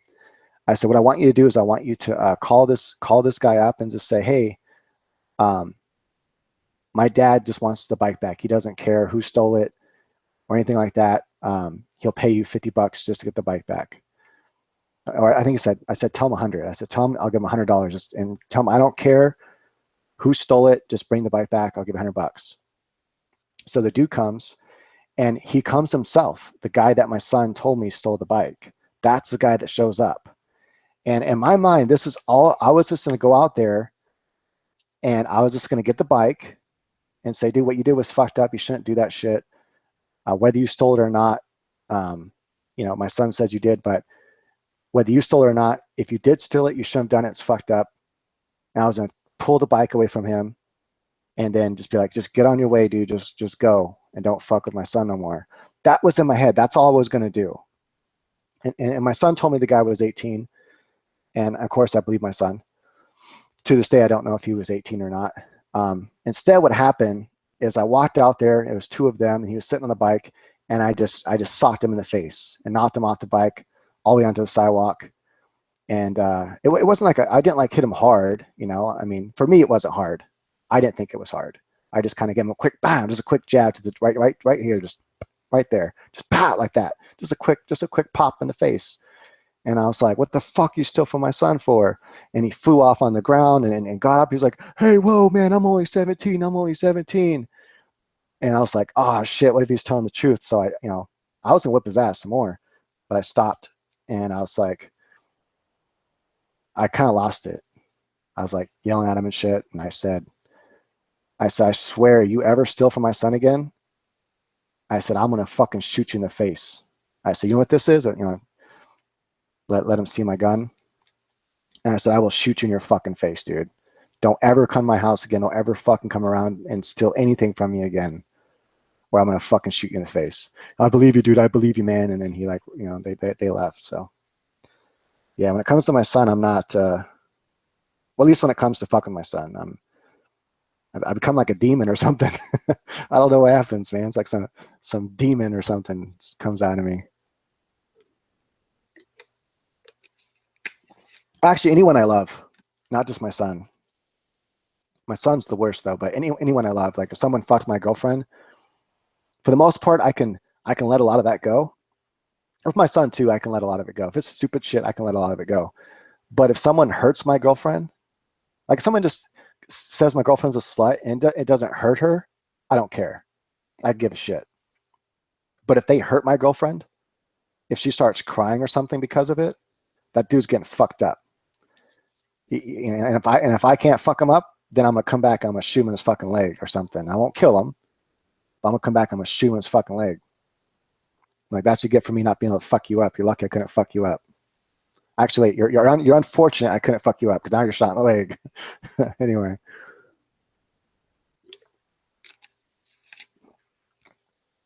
Yeah, I'm just waiting for questions. That's all. I want to just sit here, say nothing. Kind of boring.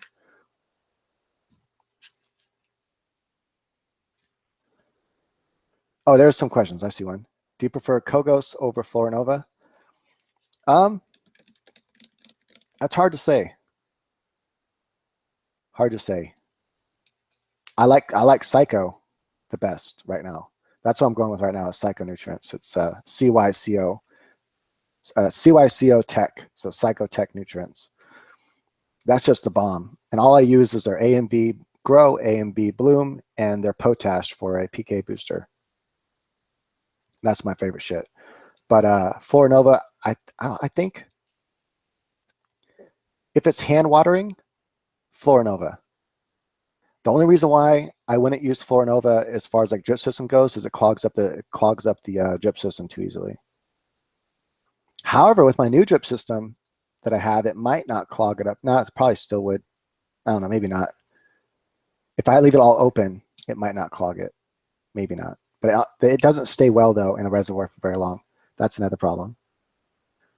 So even if you have it circulating everything and it's in your reservoir, the Florinova tends to go bad a lot faster, whereas the Kogos will stay good for a long time. So if you're going to use any sort of drip system, or you want to keep a bunch of nutrients for a long time in a reservoir, then Kogos all the way. If any type of hydro system, Kogos obviously. Florinova doesn't work good in hydro systems, but if you're watering by hand, Florinova, I prefer it. It's easier to flush out. It makes awesome buds. It's just a great, awesome product.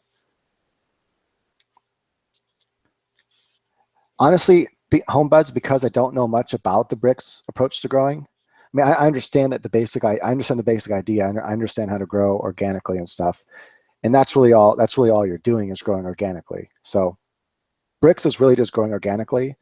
The difference is that you're trying to pay attention using I forget what the device is called right now, but you hold the device up to the leaf so that you can see what the bricks is. And all bricks is telling you is how much sugar is in the leaf.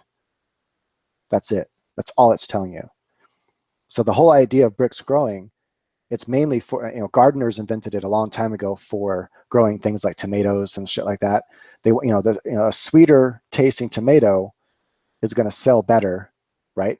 So they try to get the bricks up, right? The higher they can get that bricks up, the more sweet that tomato is going to taste. And that all came through organic gardening, using a lot of beneficial bacteria and stuff like that way, and then also using sugars to feed those bacterias. And it's not like adding the sugar to the soil or whatever, the molasses, that actually brings the bricks up. It's the beneficial bacteria and stuff in the soil, or in your even hydro type soil mix, even cocoa. You can do this with cocoa. Will allow the plant to have a higher sugar level content to it. And so then weed growers were like, hey, what if we used this same bricks idea that people use for tomatoes and shit like that? We applied that to marijuana. What would happen? That's how we are, right? Us weed smokers are like, let's try shit, man. Let's see what happens if we do this. Let's experiment. And it came out that the weed comes out super sticky, comes out super, like tons of trichomes on it. And it actually grows very big. So it gives you good size yields. It's an awesome way of growing, I think. I love people that grow with high bricks. Like Shiggity Flip, that's how he grows. His shit comes out bomb.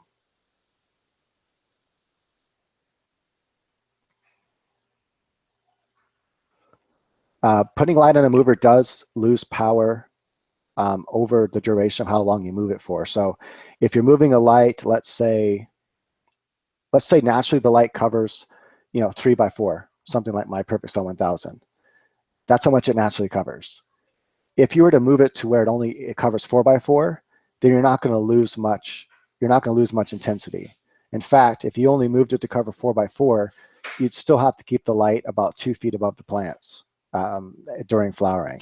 Maybe you can get down to maybe 1.5, maybe, but most likely you have to stay around 2 feet above the plants. That's because it's so intense of a light, like the Gavita is.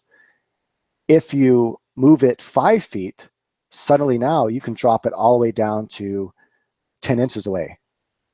So every foot that you're moving it makes a huge difference in how much the intensity drops off per the movement. There's a whole mathematical equation to it. If you want to get into it, it's at lightrail.com. I think that's what it is. Anyway, or just type in light rail as one word, and then their company website should show up. And that's who sells the light rails that I have on my site. And anyway, so they have a whole mathematical equation on how much light how much light intensity you lose over how much you move the light. Most lights aren't strong enough to be on a mover. And if you put them on a mover, you're going to get the exact same yield, or if not lesser yields. So for example, a standard 1,000-watt light bulb, the only way you're going to benefit by putting a standard 1,000-watt light bulb on a mover is if you only have the stop 6 inches apart. So literally the light's only going like this. That's it. That's as far as it's moving, right? So it's just moving the short distance, but it's enough to add different angles to the buds so that all the buds get bigger. But it's not going to increase your yield hardly at all. Like, I hate to say this, I'm an honest person, so I'm not gonna lie because I sell their product, because I don't make any money off of it. I just sell it to people because they need a light mover, and that's the one I use. And so I made a deal with the company, and I asked, hey, can you give my customers a deal so they get it for cheaper? And they said, yeah. They try to convince me to make money off of it, but I'm like, I don't care to make money off it. I might make a few dollars here and there because shipping variants. I put an average shipping on there because that's the only way I could do it on PayPal right now. And so if something costs a little bit less, I might make a couple dollars off of it. But anyway, so if I ship it to California, for example, I'm gonna make a couple bucks off of it. But anyway, nonetheless, it's pretty much useless for any light out there, except for a Gavita or the Perfect Star 1000. That's just the truth. There's no other light I know of. Not even the best Hortilux single-ended HPS will benefit from a light mover unless you only move it like 6 inches. That's it. You have to just barely move it at all. And then you might not see much of a yield difference at all, if any. And if you do see a yield difference, I guess it'll pay for itself, maybe.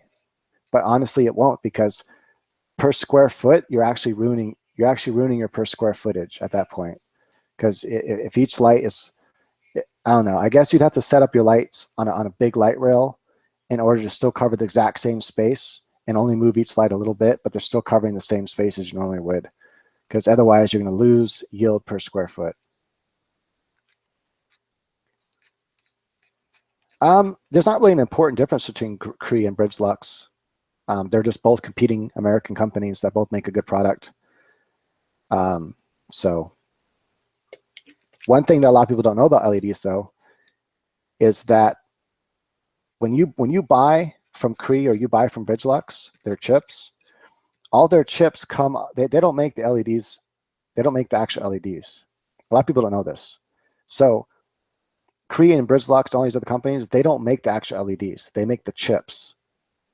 And all the chips come in blue color. That's the light they emit. They emit blue color.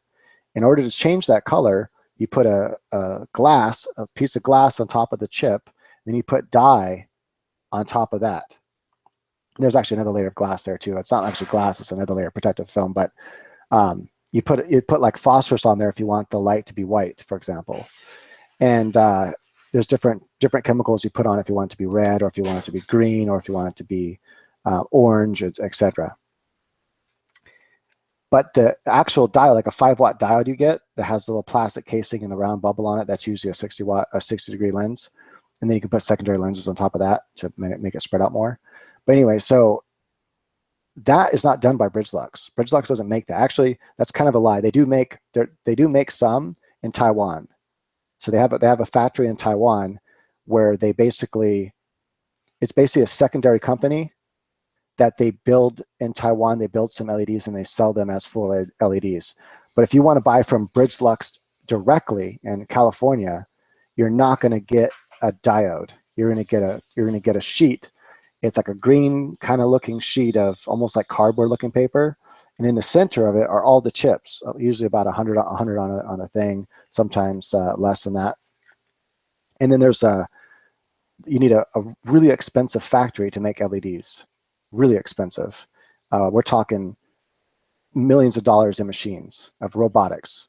And just the one machine, all it does is it has this arm, and the arm comes out and it takes the stitch, it like punches out one of the chips on the paper. It punches out a chip, and it comes over here and it stamps it inside of the plastic piece. That's all it does. It just goes ching, chung, ching, chung. And that machine in of itself costs like $100,000 or something insane. And that's all it does. It just goes choom, choom, choom, choom, choom, choom. And then the next machine comes down and it lays down the protective film, and then it lays down the glass film, and then it goes over to another arm that goes like this, and it puts on. I actually watched the whole process of my lights getting built, but it puts on the chemical, whatever chemical needs to be on there to make it the color you want it to be. Anyway, there's a huge process it goes through just to make a little LED. And whether it's a 3-watt or a 5-watt chip, it goes through that same process. To make a Cree chip's a little different. There's already chip on board. So they give you the chip on board, but it still has to go inside of a plastic container with a protective film and then the bubble on top. But it's a lot easier. It doesn't take as expensive of a factory to make the Cree chips with the lenses on them. But anyway, so yeah, a lot of people. So basically, when you buy a Bridge Lux LED, you need to know what factory made it, because there's I don't know if there's hundreds or not, but there's a lot of factories that make Bridge Lux LEDs. They all have the same Bridge Lux chips, but they use a different factory. So they use different parts, different types of plastic, different types of glass, different types of chemicals.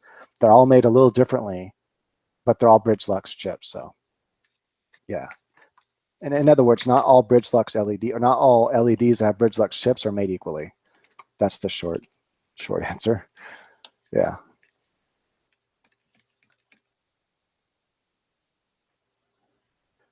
Ringo Hayes, since you already have the light rail, should you get the 1000? That's really up to you. I'll tell you what I grow with, and that's the Goliath. And the reason why is because it gets higher yields per square foot. And to me, that's what matters. It gets higher yields than the 1000, period. So at the time when I built the 1000, it was the best light. But then I designed the Goliath. And the thing is, I wasn't even trying to outdo the 1000. I had no intention of ever growing with the Goliath. My only goal with the Goliath was to make a square light that covers 4x4 feet, because that's what all the commercial growers wanted. Like my buddy he refused to grow with my lights because he doesn't want to grow with movers. And I'm like, dude, I want you to try my lights. So that's why I designed the Goliath, was for him and his other bigger growers, so I can get into that market and get them to grow with my lights. Because I'm like, dude, you'd save so much electricity and you'd pull the same weights. Just do it, man. What happened is I ended up designing a better light, a way better light. It pulls 2 to 3 pounds per 4x4. The Perfect Sun 1000 would have a hard time doing that. If you put the Perfect Sun 1000 on a light mover so that it covered 4x4, because it doesn't cover 4x4 without a light mover, it covers 3x4. But if you put on a light mover so that it fully covered the 4x4, you can probably get close to 2 pounds, or right around 2 pounds with the 1000. But with the Goliath, you can get over 2 pounds without even trying if you're a good grower. And that's what he did, without even trying. Used his smallest strains. Now he's using some bigger strains. I'm about to post that video. Hold on real quick. Hey, babe, do you know where my phone's at?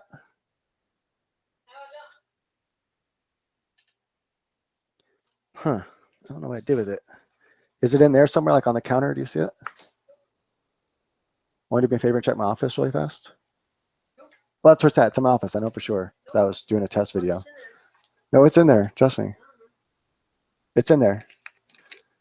Oh my back and everything aches and breaks. You owe me back massage. Yeah, right, exactly. Yeah, different coating.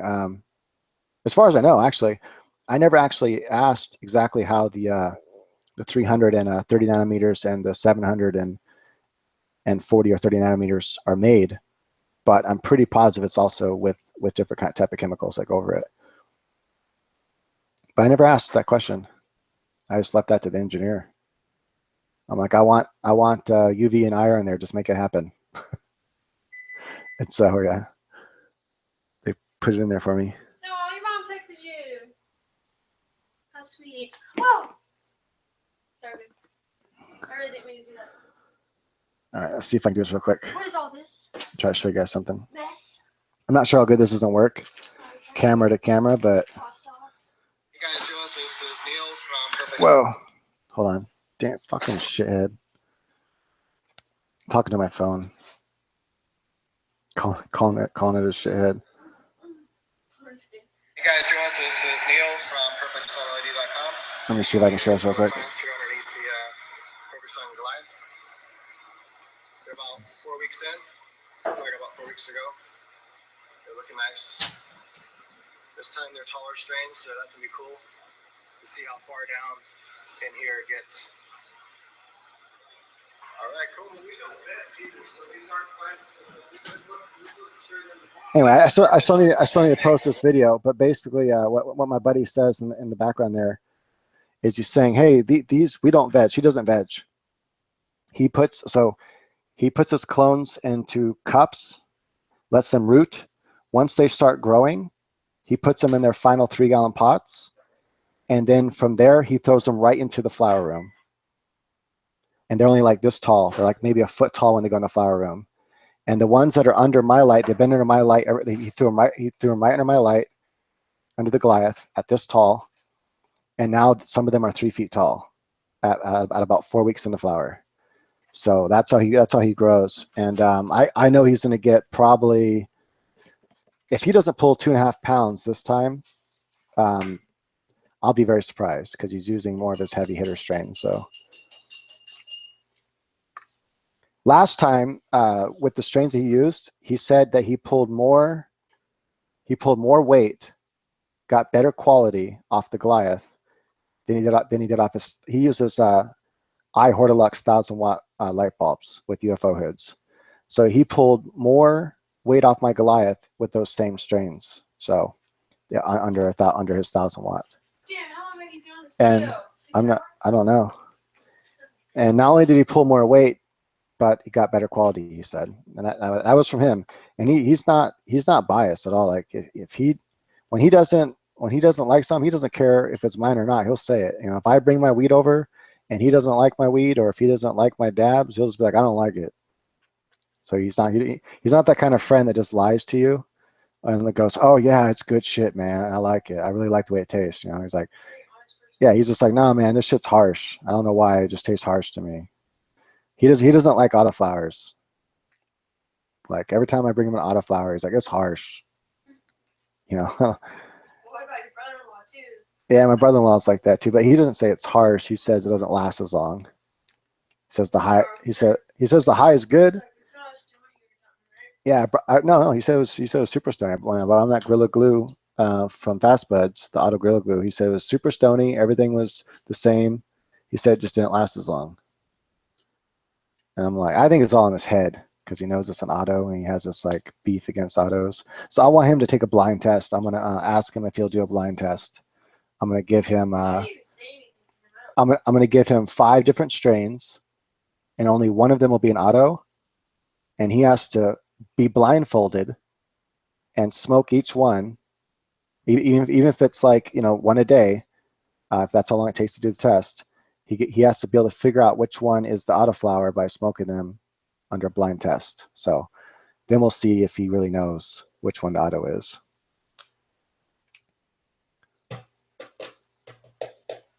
Homebuds asks, what is the biggest factor in making an LED light system more or less efficient?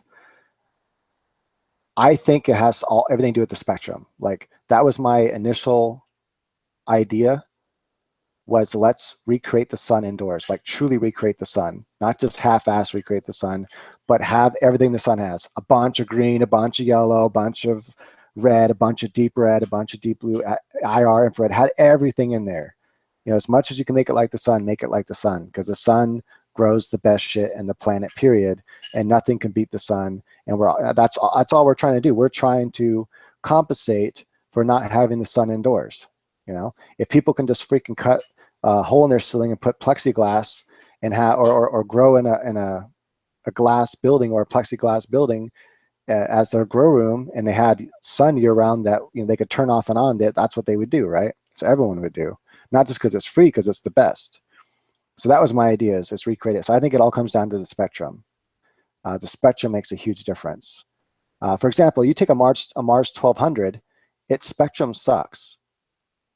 It doesn't, it has a decent amount of the deep red and deep blues, some light reds, some light blues, has like hardly any of the yellow of the green, hardly any of the lighter oranges, has hardly any UV or infrared, right? There's no dedicated infrared or UV in their lights. It grows decent marijuana. It's pretty dense, but it doesn't grow like these big fat buds that you can get off of an HPS. And it also uses a lot of electricity. The 1200 uses like, I think it's 575 watts, something like that. So that light uses the exact same amount as my Goliath, but my Goliath will blow it away. It'll blow the 1200 away, like not even a contest. You might be able to get a pound if you're lucky. I mean, you got to do a really good sod grow and be a really good grower and have the perfect strains. You got to like everything has to go perfect to try to get a pound off of the Mars 1200. It uses the exact same amount of electricity as my Goliath, and if you don't pull 2 pounds off my Goliath, it's because you fucked up somewhere, like me. I fucked up a few times this last grow and almost killed 2 of the plants that were under the Goliath, and still pulled 1.7, and that was with fucking up. And that was with only 4 plants. And imagine if I would have had the proper amount of plants under there. But yeah, so I think it comes down to the spectrum. Well, so obviously intensity is important, and being able to deliver that intensity with the proper dual lens technology makes a huge difference. As a matter of fact, I just did an experiment where I took a 1 watt LED that just has the standard 60-degree lens on it. That's what most all LEDs you buy will have, the standard 60-degree lens on it. Then I put a secondary optic on it. That's a 90-degree secondary optic. I took my par meter. I put let's say this is the par meter. I have the light about, I think it was about that far above it, about 4 inches above it.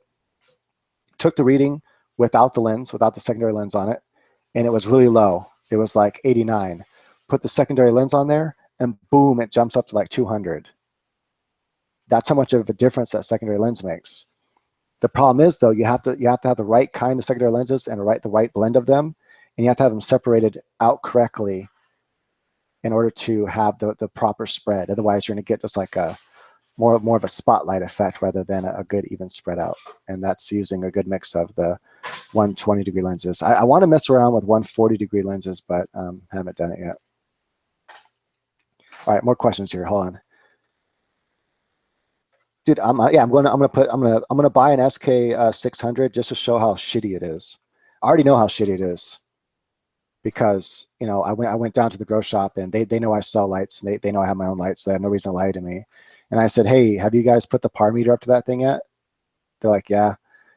And I said, what did it get at the corners or at the edges of the 4 feet by 4 feet? He's like, honestly, man, he's like, I don't know how they can claim this thing covers 4 feet by 4 feet. It covers more like 3 by 3. But you'll see. I'm going to buy the light. I'm going to do a fair reading, all 17 points, just like I did with my Goliath. And I'm predicting right now that the average par rating will be right around 400 for the 4x4. That's my prediction. But we'll see if I'm right or not. I don't know how important the UVs are, honestly. I just want the UVs in there because the sun has it. That's the only reason why they're in there. I just want to create the sun and let the sun do what the sun does. And sun has UV, so my lights have UV. But I think the theory is that UV helps the plant. It can help the plant like be more strong against diseases and things like that. But I don't know if that's true or not. Why does the 100 require light? Oh, you mean the 1000? Why does the 1000 require light mover and not the Goliath? The 1000 requires the light mover because it's like a Gavita, where all of its intensity is coming straight down in a more narrow area, so 4x3, and it's super intense. And so if it's not on a light mover, then you have to have it about 3 feet to 2.5 feet above the plants. 2.5 feet is probably as close as you can get the 1000, not on a mover. So it's not like it needs a mover. A mover is not mandatory for it, but most people don't have the ceiling height to keep a light 2.5 feet or 3 feet away from the plant during most of flowering, and then start to lower it down after about 5 to 6 weeks of flowering. And then finally the last 3 weeks, try to get it down to that 2.5 foot mark. It's either that or you have to grow really short plants. If you want to grow let's say you're growing inside of a bedroom with 8 foot tall ceilings with the 1000, you'd have to still grow really short plants, because you got to think about there has to be at least 3 inches between the light and the ceiling. The light itself is 3 inches, that's 6 inches. And then the light has to be 3 feet away from it. That's now 3.5 feet away from your plants. Your plants have to be in pots. The pots are right around 1 foot tall. Now that's already taken up 4.5 foot of your space. So now the highest you can get your plants are like what, 3.5 feet. So you got to consider, or is it 3 feet? Anyway, you have to consider all that, whether or not you want to do that. But honestly, it's so intense. I designed it to be like a Gavita. With the Gavita, you will get slightly better yields if you put on a mover and move it to cover 5x4, rather than putting a big hood on it to cover 5x4. So use the smaller hood and put on a mover and cover 5x4, and you'll get bigger yields out of it than covering 4x4.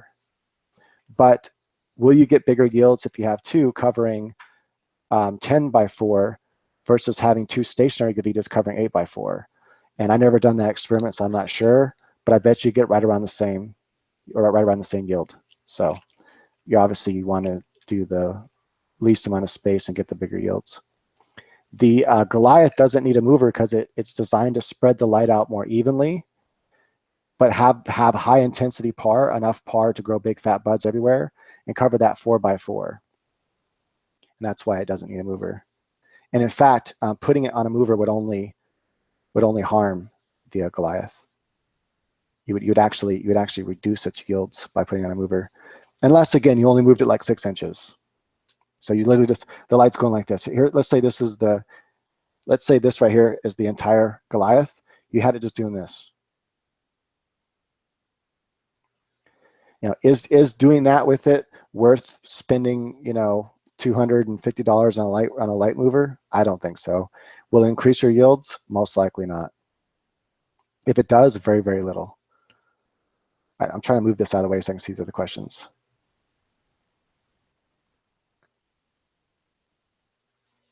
I think I actually missed some questions here. Homebuds asks, what about in terms of power usage? I forget what you were talking about exactly, but Homebuds, if you want to ask that question again, but more, I have no idea what you're talking about. What about in terms, what do you mean, and what in terms of power usage? Power usage all depends on how much power you want to use, really.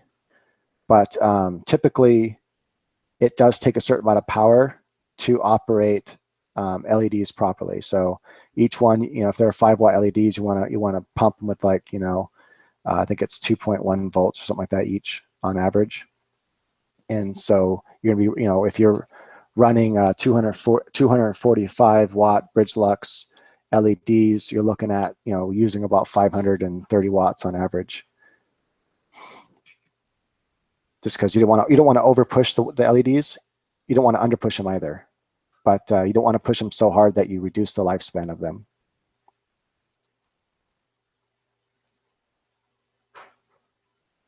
Let's see here. And Anderson, that's what I want to see. I'm sure if you conducted a Spectrum King, if you contact a Spectrum King, he'd do a side-by-side with XK. Yeah, the dude's a big fucking liar, though. Brandon's the biggest liar ever. I've showed him to be a liar several times on my channel. He actually took those videos down. The videos where I actually record the video with my camera and show that it's his video with his name underneath it. I basically recorded his YouTube channel and showed that he flat lied in his videos. He took those videos down, but they're still on my channel. So his lies are still recorded on YouTube on my channel. So I wouldn't trust that guy to fucking do a side-by-side grow. He'd fucking lie. He'd probably feed my plant fucking poison and try to fucking kill it, the one that's under my light. But we already know what my light does. I already know what my light does. People have already seen what my light does. And so his light can't do that. His light can't pull 2 to 3 pounds. I know that for a fact. But and the easy way to figure that out is with math. And in his own video, he said math doesn't lie. That's his own words. Math doesn't lie. Your average par rating tells you exactly what a light with decent spectrum should get. We already know what an HPS will get with 575 average par rating in a 4x4 area. We know that that's going to give you right around 2 pounds if you're a good grower. That's what you're going to pull off a 1,000 watt HPS bulb. If you're a good grower and you're have like, I would put my buddy. He puts I think it's 12 plants under each of his lights and 3-gallon pots, which is 13-liter pots. Let's see here. Shane says, yo, bro, I have some autos I've been working on for about 4 years. It's pretty much stable plant, average 38 to 52 inches tall with crazy branching since the last test. Seed out 50 seed, only 3 or 4 maybe. Oh, that's pretty good, man. Only 3 or 4 phenos. I think that's super stable. That's awesome. I noticed with Dutch Passion, man, their Think Different, or not to Think Different, their Auto Ultimate, it's only got like 2 main phenotypes, tall and short. I think that's fucking amazing. I'm sure there's a couple other little differences, but I mean, they're all like, I've noticed they're just short and tall. All the short ones I've grown pretty much are exactly the same. The only thing I don't like about Dutch Passion's Ultimate is it doesn't ever get good smell to it. It's so hard to get that thing to have a good smell to it. Using the exact same curing process I would use for another plant. The other plant stinks like crazy, and Ultimate hardly has any smell at all. And Anderson, they're around the same price, right? Do you mean, yeah, actually, they come to the exact same price. If you buy a Perfect Sun 1000 and the Light Mover together, it's the exact same price as the Goliath. And the Goliath will give you better yields. I guarantee it. I wouldn't tell someone that, if it weren't true, because that's what I tell people what I grow with, and I grow with it for a reason. Ask yourself this question. Why is the maker of the lights growing with the Goliath and not the 1000? Remember, I started off with the 1000. Why am I now growing with the Goliath exclusively, and the Cobb? Why am I growing with those lights and not the 1000 more? Because I know which one's better.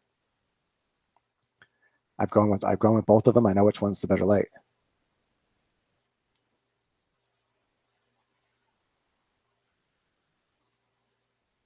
My wife wants to know, can she suntan? Yeah, you actually can. That's a funny question you asked that. You can suntan.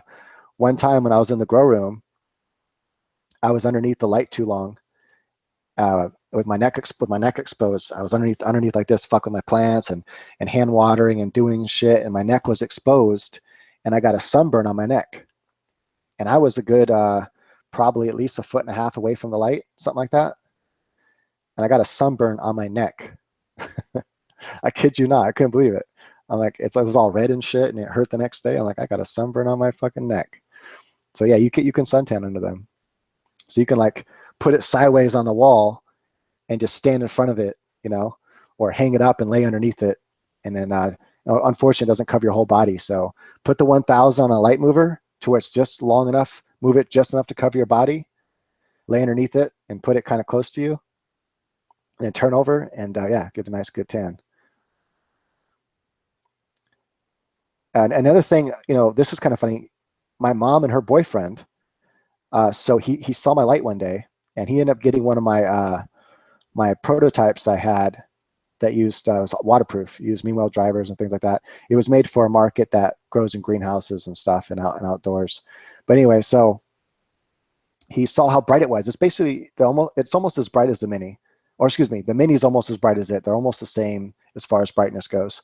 But he saw the spectrum. He saw it look like daylight, and he likes to work on his cars and stuff. And he's like, man, dude, that light is badass. He's like, if I hung that thing up outside in my garage port and my carport to work on my car, it would be like it would just be like daylight out there, man.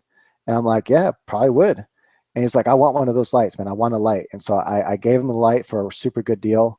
And what he did is he ended up turning it on inside the house one day and had it facing his plants, all of my mom's house plants. My mom likes to grow house plants.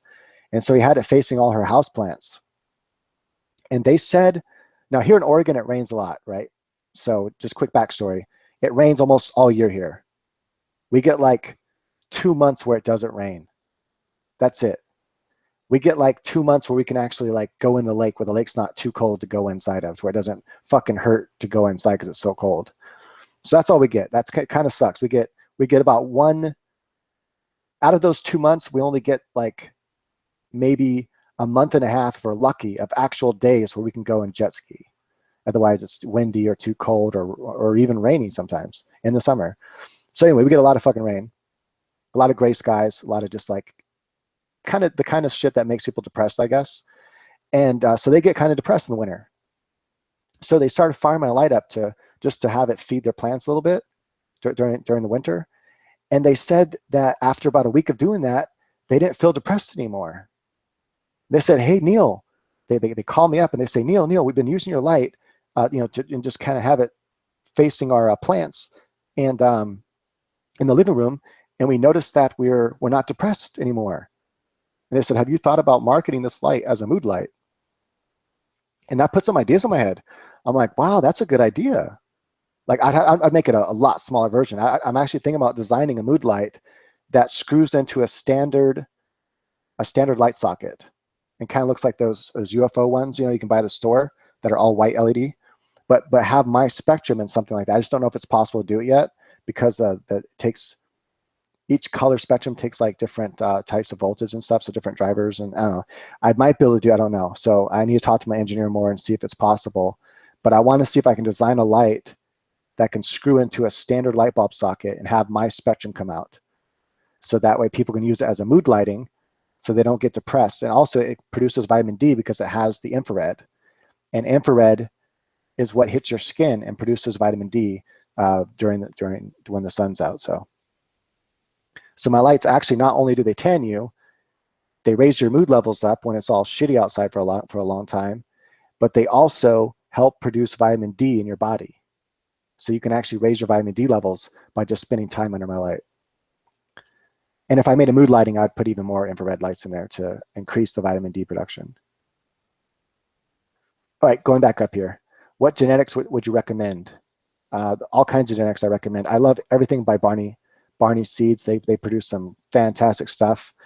Barney Seeds have won tons of awards around the world for their strains like Laughing Buddha. I love that strain a lot. I should probably stop telling people about it because it's such a good strain that no one else should grow it but me. Let's see here.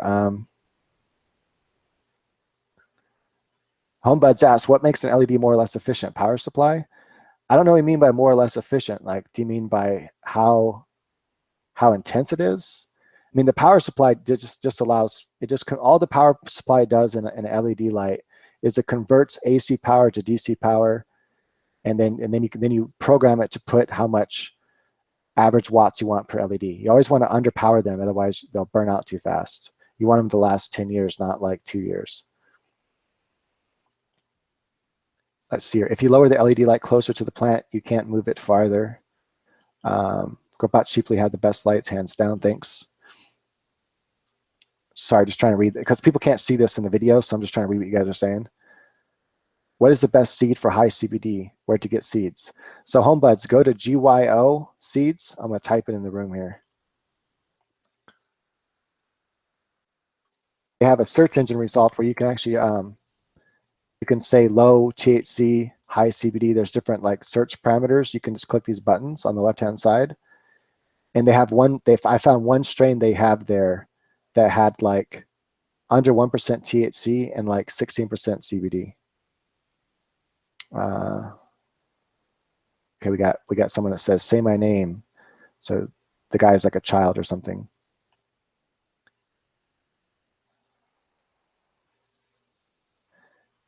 Damn, that's badass. Got a troll. Would 2 minis be good for my 3x3 growing 3 plants? Oh, yeah, absolutely. It's gonna be kind of awkward though, because each one covers 2x2. So trying to fit 2x2 and 2x2 and 3x3 is gonna be kind of strange. How I would do it is at an angle. This is to Midwest. So have each one be like this. So each mini is like that. That's gonna cover the 3x3 the best.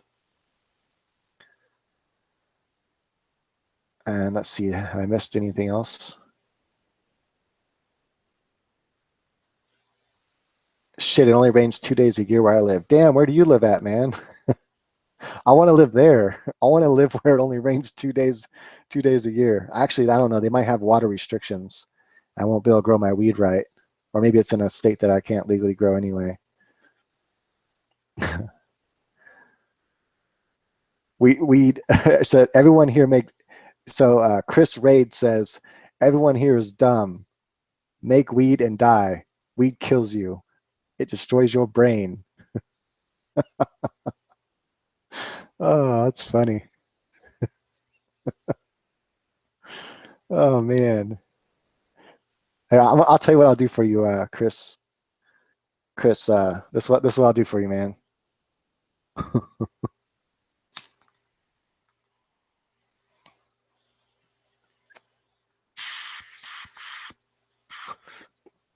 There you go, Chris. That was just for you, man. That's for you, buddy. Oh, Texas now. Fuck Texas, man. I won't fuck around with Texas. No, I won't be fuck around no Texas. Texas will fuck you up for growing weed. And you grow weed in Texas, they'll fuck you up over there. They'll put you away. They treat weed like it's crack cocaine or something. Fucking crazy ass fucking Texans. You get caught growing one plant and they treat you like you fucking have ounces of fucking heroin on your ass. Your ass is going to jail, son. This is one fucking plant, man, for myself. I don't even sell this shit. Come on. You serious? You're going to jail for a long time. You're going to have fun with Mr. Bubba. You and Bubba are going to get along real good. No, I'm cool. I'm cool not living in Texas. At least until they come to their senses and legalize weed. Sounds like the family's done with Super Bowl. I'm gonna jump once again. Thanks for sharing your time. Oh, yeah, thanks, man. Yeah, I don't do Super Bowl either. I don't care about football. I like fighting sports.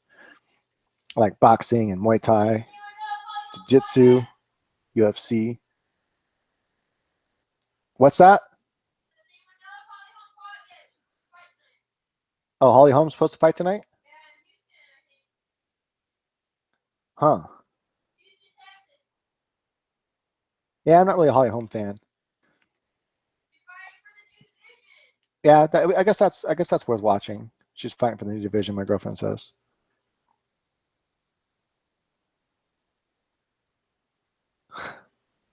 So I'm reading through what he was saying. He says, "Stop, please. I'm just concerned for you. Shut up, Chris. When we fucking put you in an arm bar and fucking break it for being stupid." No, I'm just kidding. I wouldn't do it. I wouldn't do it to you. You're allowed to have your own opinion. I don't care.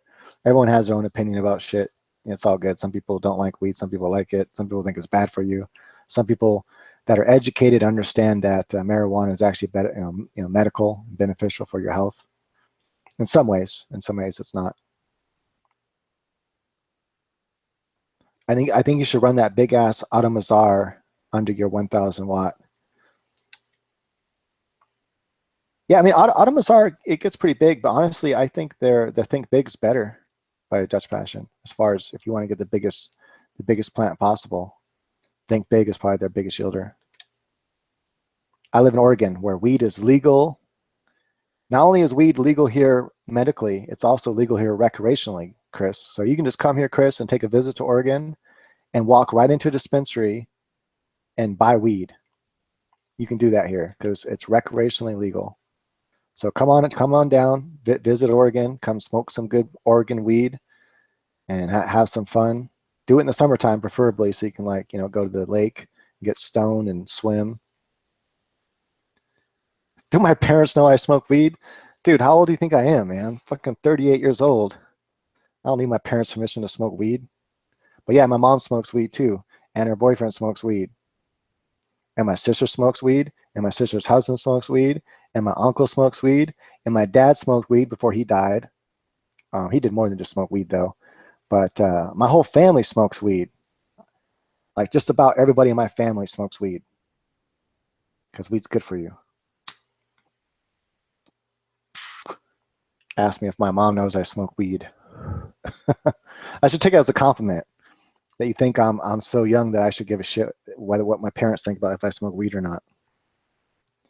Unless you're from one of those backwards, weird ass countries, one of those weird heritages, like some sort of Hindu heritage where they actually care about what their parents think, even when they're like 38 years old. They still care what their parents think. Like, oh no, I can't have my mom mad at me for smoking weed. All right, so dude, I started my first grow with a 400 watt LED, 200 real watts. I'm on an 80 by 80 by 160 centimeter grow tent. I can't think of centimeters. I have no idea what that means. You're talking gibberish right now. I think in feet. That's it. I think in feet and feet only. So I have no idea. When you tell me 80 centimeters, that's gibberish. I have no idea what that means. I know that 80 centimeters isn't that big. What is it like? It's got to be like 2 feet. I don't know. I have no idea what it is though. Planting some autos in 10 liters. I know that I can do liters. Liters I can do. Centimeters I'm not good with. 10-liter containers is my light enough for bloom. 200 watt, 200 real watts with a standard LED with it's probably mostly it's either one or two. It's probably mostly red and blue or it's all white. That's really the only options out there unless you go with my light or maybe a kind LED. They try to get all the spectrum in there but kind of fall short because of their approach of how they do it. But 200 watts is not going to be enough.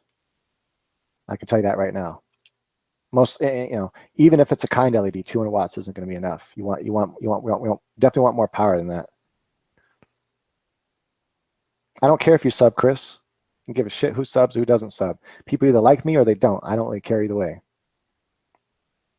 I don't try to impress people. I just be myself, and that's what everyone should do. Everyone should just be themselves and love themselves. Don't pretend. Don't be somebody you're not. Just be yourself, and people will either like you or they won't. Don't go out of your way to try to please the world. Just be yourself. That's my advice. No way, Ian. All red LEDs. No, I would never use that for blooming. No way. That's not going to work good. You need other colors. I mean, think about what the sun has, right? The sun has everything in it. The sun doesn't change, right? When we go from one season to the next, the spectrum of the sun does not change. What changes the spectrum of the sun is the time of day. So when it gets more towards sunset, you get a lot more reds in the spectrum than you do any other color. All the other colors start to fade off. That's why the sky looks red. But in the time of the day when it's actually growing your plants, it doesn't matter what time of year it is. The spectrum's the same. The only other thing that changes the spectrum is whether or not it's cloudy outside. So if there's a lot of clouds covering the sun, it spikes the UV, believe it or not. It spikes the UV and it spikes the blues and it lowers the reds. But it's almost the same spectrum. It doesn't change it much. Would you rather eat weed or shove it up your nose? All right, moving on to the next question. What is the highest CBD strain at GYO? I can't remember what it was now. I just remember I looked at it real quick and I was like, oh, that looks pretty good actually. And I thought about buying some seeds and growing some for myself, but I'm fine with just going to dispensaries because then I get to try all kinds of stuff because they have a lot of different high CBD strains at dispensaries here. I just bought 4 different strains today. Yeah, off my biggest one, the one that I got the 3 pounds off of was just shy of 3 pounds. Was by Royal Queen Seeds. This was to you Midwest. It was by Royal Queen Seeds and was called Autocritical. That's the one I got almost 3 pounds off of. Would you mind talking about your perpetual grow? I also run perpetual and like to hear about how you are doing it. Did you hey Mass, or Mass Entropy, did you watch my my video on my perpetual grow? It's a long ass video, but I explain everything in great detail about how I'm going to do it in different ways that you can do it. I'm going to check out what my other strains are here that I just bought. Let's see here. What about Dutch Passion Frisian Jew? The Frisian the Frisian Dew, I liked it. I've grown it a few times, and every time it was very different. So one time it came out like gray looking, and like, I mean, if you looked under it closely with a good light, it looked pretty. But just like under normal lighting from a distance, it looked like shit. It looked like gray weed, and I didn't really like that. But it still smoked pretty good. And there's quite a few different phenos in that particular strain. There's phenos that come out really nice purple. Some that come out like more like psychedelic looking, and some that kind of look at kind of brown or gray. That's just the color, but also there's a difference in the kind of high it gives you. There's a few different phenotypes in that strain that give you different highs, and there's one that's really potent, and I think that one was actually the one that was more psychedelic looking, and that was very potent. All the other ones were okay. You know, they weren't the most potent stuff. They were fine, but people would smoke it once or twice and get bored of it because it wasn't that strong. And there wasn't nothing special about the flavor or anything like that. Okay, so 2.5 feet by 2.5 feet. Yeah, you're definitely going to want more than 200 watts, especially with your average light out there.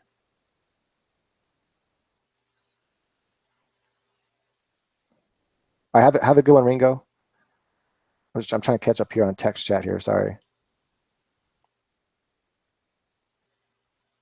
Yeah, a lot of people claim full spectrum because they have a little bit of green in there, like this much on the, okay, like you have the spectrometer, right?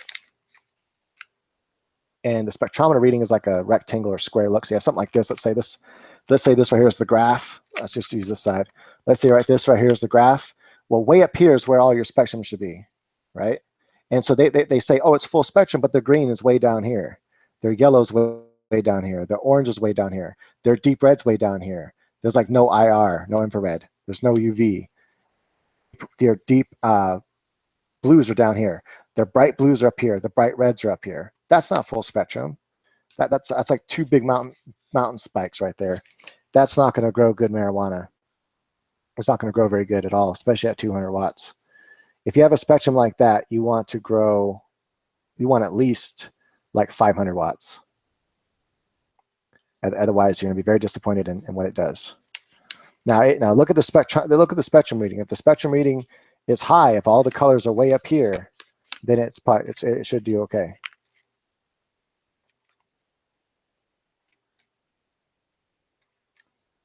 Oh, I see what you mean. Well, no, what I would do, Ian, instead of using all red to complement your 400 watt LED, I would use deep blues and deep reds. More deep reds than deep blues. That's what I would use to complement it, because those are the two main colors that are missing out of most lights. And if you can customize it to have some infrared and some UV, I would do that as well.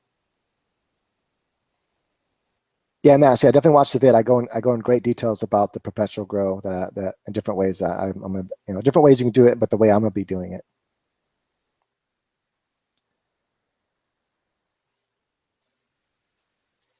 Okay, I think I'm caught up. Okay, cool. So now I'm caught up on the chat. So here's some of the strains I bought. This one's called Therapy. I know it comes out backwards on the camera. It's called Therapy. It's got 0.4% THC. That's right, 0.4%, less than 1%. And CBD is at 7.4. So although it only has 0.4%, there's not much CBD. So the ratio there will still get you more of a more like a higher, like a THC high feeling that would CBD. This one's called Shark Shock. This one I've had before. This one has like literally like no THC. It says 0.04%, which pretty much means no THC. I don't know how they do that. That's fucking crazy. And the CBD is 13%. The last Shark Shock I had a lot more THC in it than this one did. So I don't know what they did with this one, but that's like no THC. That's crazy. This one's called Z7. That's what I'm smoking right now, is the Z7. And it's going to be backwards, but Z7. I have no idea what the genetics are. It doesn't say. But it is 0.59%, so almost 0.6% THC. And the CBD is 17%. So it's actually 17.71, but we'll call it 17%. And then finally, I got some more Harley Tsunami. And this Harley Tsunami is 0.5% THC and CBD is 16.4%. This one has a pretty good flavor. At least last time I smelled it. This one's by different growers, so it might taste different. But the last one kind of had a slight citrusy taste to it. And these other ones I haven't tried yet, so I don't know. But except for the Z7. The Z7 has a piney taste. It's like Really strong though. The flavor of this stuff comes through so strong. It's so much stronger than the weed flavor has. Like every weed has a weed flavor to it. The weed flavor doesn't come through on this very much, but the piney slash tart, best way I can describe it. I described this earlier. Imagine taking a sweet tart, but take all the sweet out of it. It kind of tastes like that with a little bit of pine mixed in with there. That's the best way I can describe it. But it tastes good. Like it definitely has a. It's not like the best flavor in the world, but it's at least it doesn't just taste like weed. It's something different.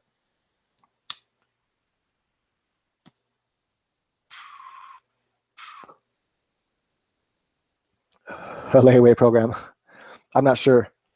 Maybe when I get wealthy enough to actually offer a layaway program. But I don't know if you know this, but PayPal actually offers a layaway program. Well, it's not really a layaway, but they offer like credit, and it's a lot easier to get than anything else. Especially if you keep your PayPal active, like you buy stuff on your PayPal account and you use your PayPal account a lot, and you put money into your PayPal account a lot. So if you keep your PayPal account active, that builds up a lot of credit with PayPal, and they might actually. I think they do up to $2,000 for PayPal credit, and their interest rate's really low too. So that's something to think about. Yeah, is applying for. It can't hurt to try, right? Just apply. So you can apply for it. Like whenever you buy something on PayPal, it usually gives you the option to say, do you want to do this under credit or whatever? So you can try to see if you can get credit for it or not. I don't know. I'm not sure if it will be able to, but it's always worth a shot, right? See if you can't get some credit. That's my entertainment center back there in TV, and I got my Wii, I got my 3D sound system, I got my PS3, my PS4, I got my old PS2 for like shooting games and shit. I got my $500 steering wheel for my racing games on the PS4. I got like hundreds of games stacked all around right here. You guys can't see all that though. Yeah. Oh, and I got my 360 over there, mainly because I want to play my my dance games, Dance Revolution. I just haven't hooked it up.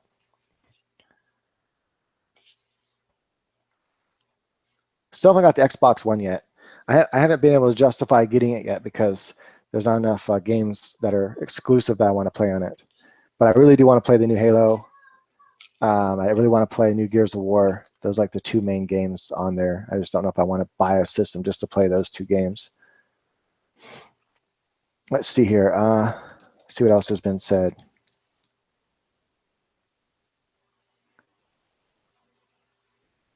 Hey, brother, I love and really appreciate your vids. Thanks, man. Minnie, appreciate it.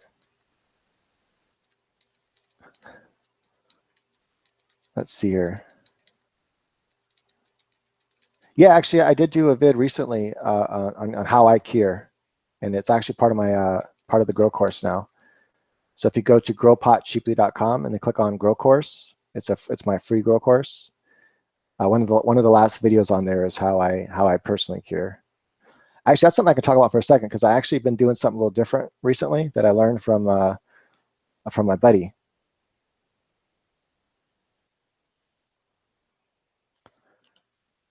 Royal Bluematic Auto growing really slow. First week, any tips? Sometimes autos will start out really slow, and especially for the first week, but then they should start blowing up.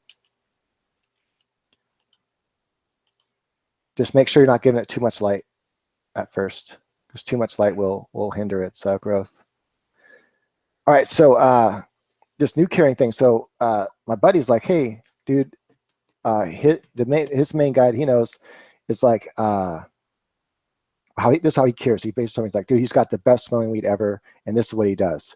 He says he starts off at 70-70, meaning his room is 70 degrees and 70 humidity.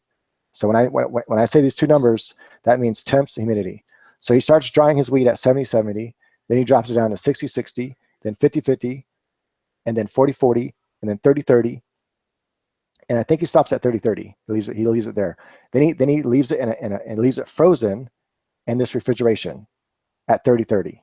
And then when it comes time to sell it to dispensary, he pulls it out, puts it in a big paper sack. He sprays the outside of the paper sack with water and lets it sit there and rehydrate back up in the cold weather. Just in the cold, but not in the low It obviously has to be a normal humidity. And then he keeps doing that until it reaches its normal humidity.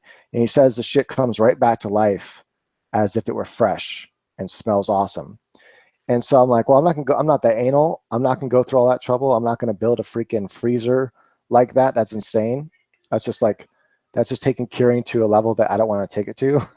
And so instead what I do, and I've done this for a long time, is I hang dry my weed and I let it become bone dry. So dry that even the bigger sticks snap. Sometimes I'll only dry if I'm in a hurry. I'll only dry it until the smaller buds will snap off. But recently, this last one, I let them dry bone dry until even the big, I mean, it was fucking so, like if you touch the bud like this, it would just squish and turn into powder. That's how dry it was. And so I got it that dry, super dry, about 20%, 20 to 30% humidity, just really, really dry. And then I finished trimming it like that, but very carefully not to destroy the buds. Then I put it in paper sack, and I did his method where I put it in a paper sack and I sprayed the outside of the paper sack and I let it sit there for about 2 hours until it, what wasn't all crispy anymore. But it was like, I kept doing that. Sometimes I'd do it a couple times because some of the weed was so dry. It took a couple applications of doing that before it fluffed back up. Once it fluffed back up and it wasn't like super bone dry, then I put it inside of a curing bag. I don't cure in jars. I cure in what's called curing bags. They're like heavy duty Ziploc bags, kind of, especially made for curing. And then I put them inside that, and I put it in there for a day, and I open it up and see if it's still too dry. If it's still too dry, I put it back in the paper sack, do the spray method. I spray the outside of the sack again, and then let it sit for 2 hours, and then put it back in the plastic curing bag again. Wait another day, and then see if it's still too dry. If it's not too dry, if it's right at that perfect feel, I can kind of feel what 62% humidity feels like. Then I throw the Bovetta pack in there and let it sit and cure. After it sits and cures for a while, shit smells off the hook bomb, and it's awesome. So that's how I cure now. It's super easy and works great. Nice. Everyone should be smoking. I never actually, I've never grown with the Budmaster LED, and I haven't really looked at them much, so I can't really say for sure much about them. All I know is most LED companies are all the same, kind of, and they're all kind of, using the same technology out. Just this idea of put a lot of blue, put a lot of red, and that's gonna grow good weed. Or they use the opposite philosophy. Let's just use like all white, and both of those don't work very good. I start curing it, and then if I'm gonna turn it right to shatter, which most of my stuff I have turned to shatter for my girlfriend. So I go to my buddy's laboratory, and then I have him use my process, so it can be pure shatter, like nice hard Jolly Rancher shatter. Anyway, so a lot of the buds I'll just turn straight to shatter, and then the other stuff goes to my patient. So, and then if I have any other leftover, my girlfriend smokes some flower here and there, and then I'll just let it cure until it's gone. Pretty much, I just leave it in there until it's all gone. So sometimes it might cure for a month, sometimes it might only cure for a few days, because then it goes right to shatter. So that's an interesting smell. Cat piss. Is that for every strain? I never heard. I mean, I've heard people say it smells like grass because they didn't cure it right, or kind of smells like plant because they didn't cure it right. But I never heard the cat piss. I don't know if that's a strain, or if every strain smells like cat piss. That's interesting. I like some of these strains, like the Laughing Buddha and stuff. When you smell it, it smells really sweet. Oh man, it's awesome. So like one of my favorite smelling weeds is shishka berry. Shishka berry smells straight like candy to me. Like literally, I don't even when I take shishka berry and kind of crack it open and smell it, to me it smells like candy. I don't even smell weed at all. I smell only candy. That's what it smells like to me.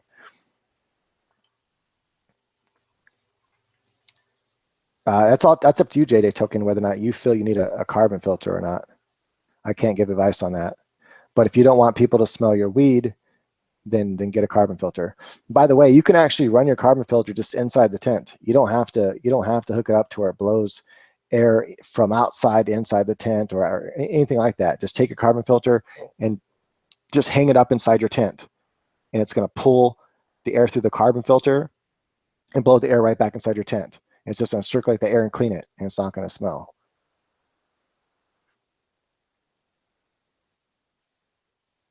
But yeah, that's what I recommend rather than pulling air in and out with it.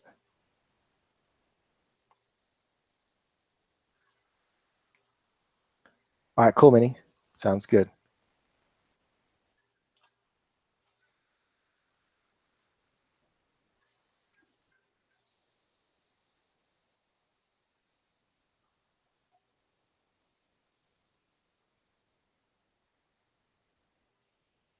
I guess that's a good question. You know, what when your buds smell like cat piss, what kind of lights are you using?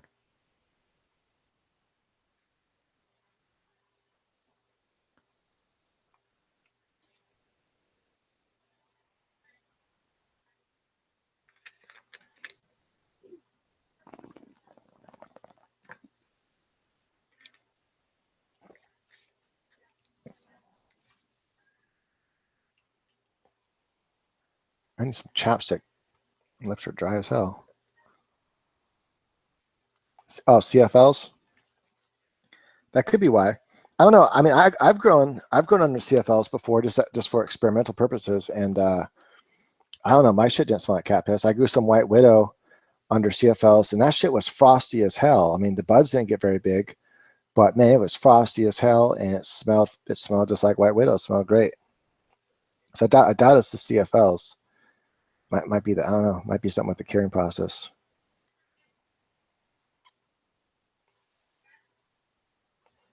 I made a CFL hood using eight CFLs like on Y splitters hooked into a power serger or surge protector rather, and then made a homemade hood for it. And about, I think it was like 8 inches away from the hood, I had like 50,000 lux.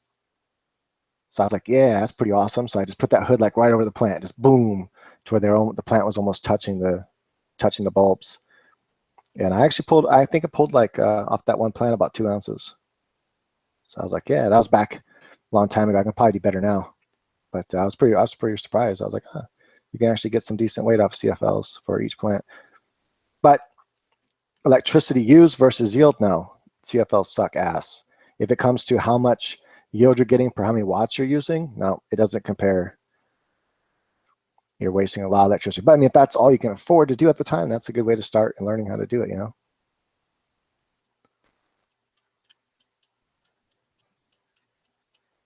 From single seed, does it really yield as described? Yeah, I've grown incredible bulk, both their autoflower and their regular. The autoflower sucks ass, in my opinion. It's not very good. I mean, it grows nice. It grows nice and bushy and everything, and it has a good yield to it, but it's just not very good weed. But the regular that I grew from seed was absolutely incredible. It had excellent smell, excellent flavor. It was super smooth. It was really strong smoke. It was nice and dense. The buds were decent size. They're about like this. It's not the biggest, but they were really dense. And overall, the plants yielded pretty well. I can't remember exactly what each plant yielded, but they had pretty good yield to them. So yeah, definitely. It's not like the biggest yielder, but it pays off for how awesome of marijuana it is. And that's kind of, you know, the balance with weed. It's if you want a super strong, awesome strain, then most likely it's not going to yield as high. If you want a big yield, it's probably not going to be as stony, nor is it going to be as nice looking and stuff like that. You know, critical mass is one of those rare ones that gets pretty big fucking yields, but also it, you know, gives you pretty decent weed. Skunk number one's another one. White Widow, Northern Lights, just to name a few. Incredible bulk. Hey, what's up, Gordy? Is that what it says? I don't know how to say that. Gordy? I'm just call you James. What's up, James? The 3 most important things are make sure your temperatures are perfect, make sure humidity is perfect, and make sure your pH is perfect. So your temperatures should stay, if you're going with HPS, at right around 77 degrees when lights are on. When lights go off, you can let the temperature drop down to like 65 if you want, but I recommend only let it drop down to like 70. You don't want too high of swings. I mean, toward the ending of flower, you can have higher swings at night, but for most of the grow, you want it to be pretty close. And then your humidity during veg, you want it like at 65, 75, even 85%. You can keep it somewhere around there. You're doing good. Your plants will grow a lot more healthy and a lot more faster. And then during flower, you still want to keep it for most of flower, about halfway through flower, about 4 weeks to 5 weeks into flower. You still want to keep it at like 65% humidity. And then during the last, 4 weeks, drop it down to about 50 to 55%, just to prevent mold. That's the only reason why you want to drop it down. How do I grow tomatoes? Well, tomatoes are super easy to grow. If you actually follow my grow method for growing marijuana and apply that to tomatoes, you'll get some of the best tomatoes you've ever had.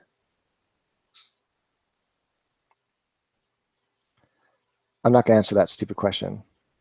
And I know they say there's no stupid question, but that question's stupid. He asked, can you slice cannabis with tomatoes and make a new plant? That's a stupid question. I've never grown Tangerine Dream from a single seed company. I've never grown anything from a single seed company. I tried to grow Dark Devil like you did and fucked up and only got 2 ounces off three plants. Oh, wow. At first I thought you were going to say 2 ounces off one plant. I'm like, yeah, that's not too bad for Dark Devil, because Dark Devil's not a big yielder. But yeah, 2 ounces off 3 plants is pretty bad. It's because of CFL. CFL, it's really hard to get big yields of CFL. Honestly, with the amount of electricity that you're using with CFLs, you'd be better off just growing with a 250 watt HPS. You'll get bigger yields. I'm building a new box for the mini, planning on vegging under the CFLs and flowering under the mini. And I no-till.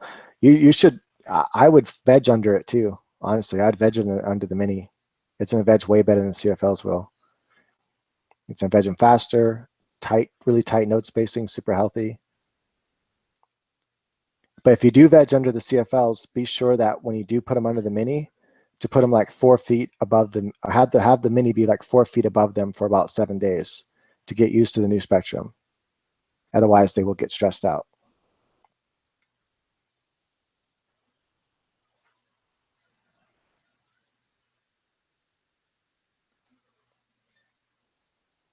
Everyone done any GG, Neil? Gorilla Glue? Is that what you're asking? Or Gorilla Growing? I've never done Gorilla Growing before. I don't think the risk is worth, I don't think the reward is worth the risk, because that's a federal crime. If it was like a misdemeanor, maybe it'd be worth the risk. I mean, right now for me, it wouldn't be worth the risk, period, because I make too much money, so I don't need money. But back when I needed money, if it was just a misdemeanor, I think it might be worth, the reward might be worth the risk. But as a felony, no, hell no, I don't think it's worth it. There's so many other ways to make money without taking that much of a risk. Do you know anything about undercurrent systems like a hydro system? You're talking about where you run the water like almost as if it's kind of like where you some people build tubes, and they have the roots inside these like tubes, and the water runs at a slight angle down the tube and then into a back into the reservoir, then it pumps it back up and then pours it back down again. Is that what you mean? If so, it's really not much different than like a flood drain table or other systems like a sprinkler system that turns on and turns off.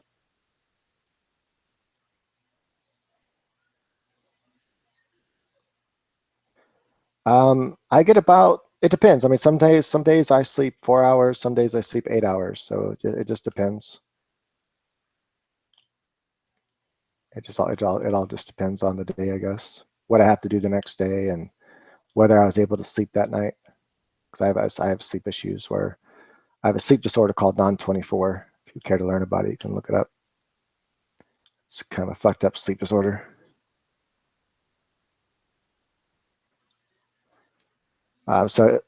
Steve asked, never had males in my grow and I found a seed yesterday. How did this happen? Most likely one of your plants got stressed out and threw a male flower. So what you could do is you can look through every single plant you have. Mainly look near the node spacing. So that's mainly where you're going to find the male flower. And at this point, the male flower would be open because it had already dispersed its pollen, obviously. If you can't find that, then most likely one of your buds grew just one single male part, which is almost impossible to find. And so I wouldn't even try to find it.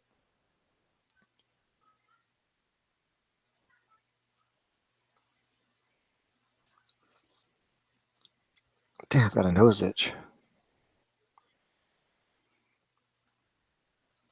Yeah, I would ditch the CFLs altogether and go. And the next cheapest thing is going to be, as far as affordability of buying is going to be CFL, or not CFL, it's going to be HPS.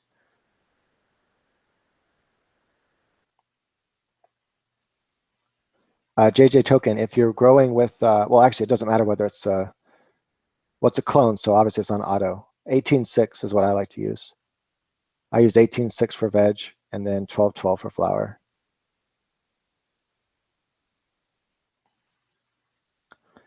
You know, honestly, I never pay attention to runoff unless my plants show issues, Mini, personally. But if you are going to take the runoff, make sure to take it correctly. And the best way to take it is pour your feed through it, hold the pot up. If it's too heavy to hold up, then use something to have it tilt on its sides, like put a block underneath or something that it's lifted up off the ground enough where you can fit a shot glass underneath it. And then pour your feed through it and let it run off a little bit first, and then pour a little bit more.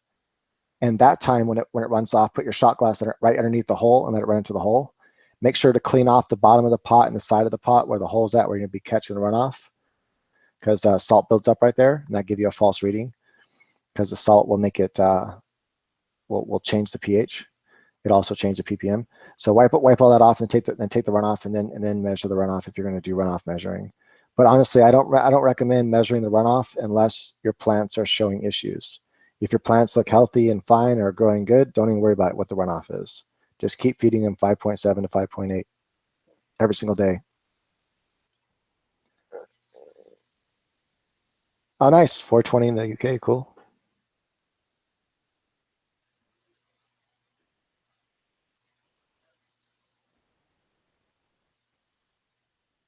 Yeah, if it was deep in a bud, then yeah, it means it got stressed out, and it's called it.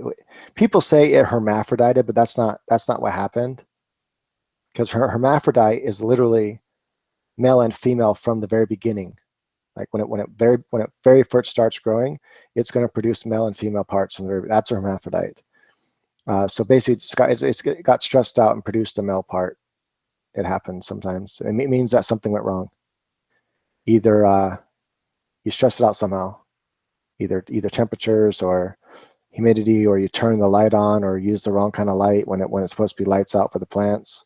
You have a light leak in your room, something like that. You can mix the mini and CFLs together. The problem is, though, the CFLs need to be very close to your plants, and the mini doesn't.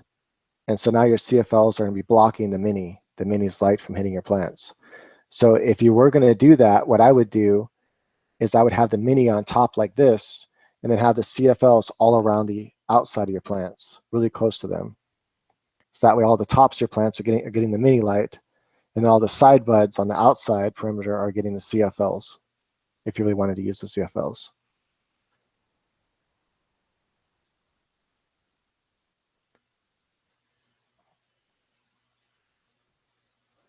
If you grow in soil and all organic, is flushing necessary? Sometimes. You might want to, like every third feeding or so, just feed with water, just to kind of pull all any salt buildup, because organic can still build up salt. It's not like organic nutrients aren't salt based.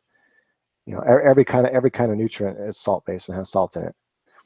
And so when I grow organically, usually about every third feeding, I'll feed with just water until I get some runoff, and then I'll go back to feeding normal again. Steve, if the plant was feminized and it produced a male part that seeded a feminized plant, then yeah, the seed will be feminized. Yeah, 18-6 veg, 12-12 flower. That's correct. My last grow, I had a damping off issue with 2 of 7 seeds. Does sprinkling cinnamon really help, or any other tips to prevent this? Seeds are precious. You know, I never heard the cinnamon thing, honestly. That's weird. I thought I've heard it all, but I never heard of the cinnamon trick, so I have no idea if it would work or not. So what's the problem you're having with your seeds, though? You're talking about like your actual seeds or the seedlings? Like, in other words, has it already sprouted taproot?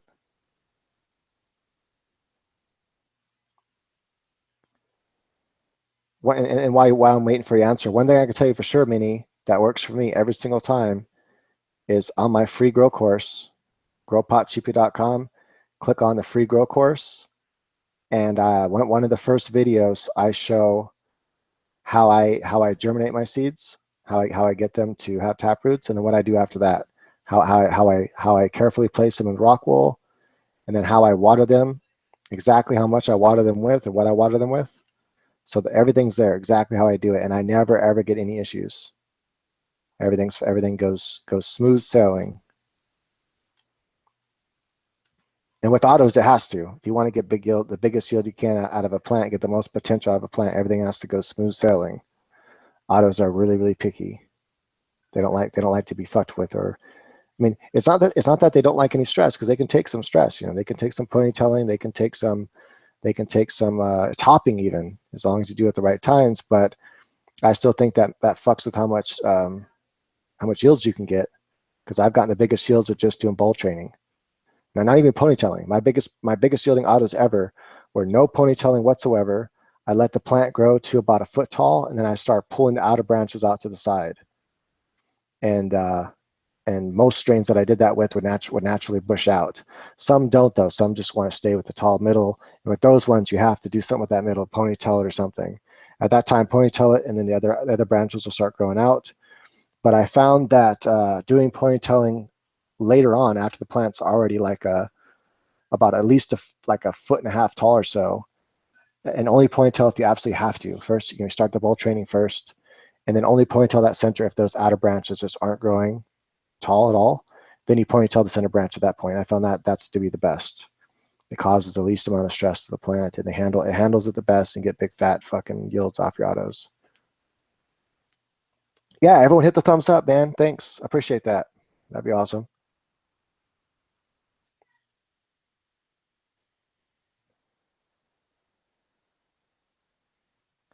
Yeah, if you put them in a cup of cocoa and perlite, don't do that. So if you want to put them in pure cocoa, because the perlite can actually cause too much air around the root zone. So that's not good when the plant's really young like that. So if you put them in a cup, just put them in pure cocoa, and make sure to keep the cocoa, never let the cocoa dry out, and just water it, just a little bit of water every day.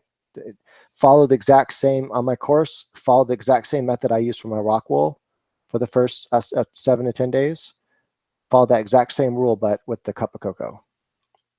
I've done it that way before, and it works great. What is the airspeed velocity of an unladen shadow? I have no idea. I can honestly say I don't know the answer to that. That's a funny question. Honestly, I don't even know what an unladen shadow is. To be honest, I don't know what kind of shadow that is. Oh, you didn't say shadow. Sorry, I read that wrong. I'm reading from kind of far away, and the text is really small. Unladen shallow. Sorry about that. Or swallow. That's what it says. Okay, sorry about that. Either way, I still don't know the answer.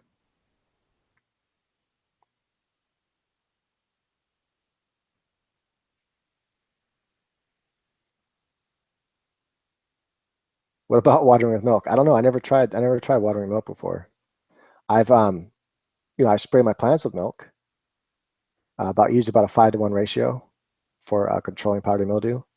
So five being the water ratio, 1 being the milk ratio. And that works really good for controlling a pesticide, or not pests, I mean pesticides, but controlling pests like spider mites and stuff like that. You got to spray like every 3 days for spider mites though. But I'm sure some of that milk water, ran off my plant into the actual cocoa and fed the plant a little bit. It didn't seem to harm it none.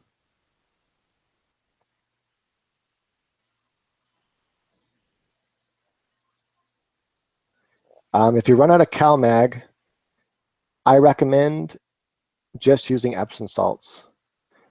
If for some reason though you need the calcium because you're grown in cocoa and cocoa tends to leach the calcium, once you grow with CalMag for a little bit, once the plants are like you end up flowering a little bit, the cocoa is pretty much already absorbed as much calcium as it's going to, and so you really don't need to keep giving it calcium all the time after that. But one way to get plants calcium is crushed up eggshells, but it's really slow release. So it's not going to help much because it's so slow at releasing. That's more for like soil grows where you put the bunch of eggshells on there like way like before you even start growing, like a month before you start growing, and let all that calcium kind of deteriorate and become part of the soil. My new light's not available yet with the Cobb Stewart. It'll be available around mid-March or so, maybe late March.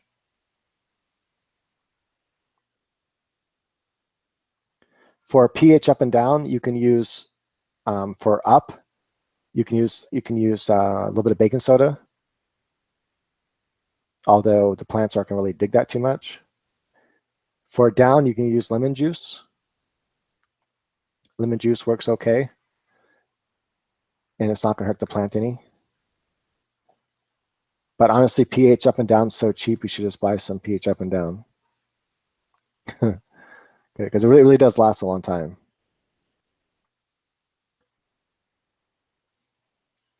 How to get the biggest yield off of 2 minis on my 3x3? Honestly, probably the easiest way to get the biggest yield is either doing a bunch of plants in a 3-gallon fabric pots, or even the 2-gallon fabric pots.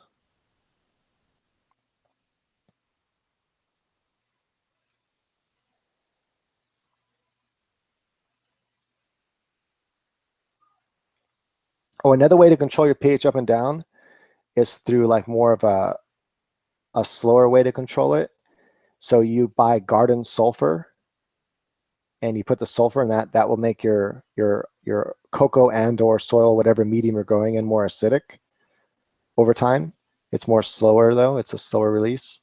And then you use garden lime in order to bring the pH up to about, to balance out to about 7. It's a kind of a neutral. And so that's a typical gardener trick. Yeah, I use PK Booster. Right now, for a PK Booster, I'm using Psychotex, that's CYCO. Psychotex, it's called Potash. It has 0 nitrogen, and it has more potassium than it does phosphorus, which is what I like. I like that ratio better. I know a lot of PK boosters have more phosphorus and potassium, but those don't work as well, in my opinion. I like higher potassium than phosphorus, and that gets me really, really dense buds, and also gives me a big bud. So, all right, Jed, we'll do. Just go. You can go ahead and just send me a private message here on YouTube. Wait and link to your channel for me, or just say, hey, check out my channel. I can just click on your name.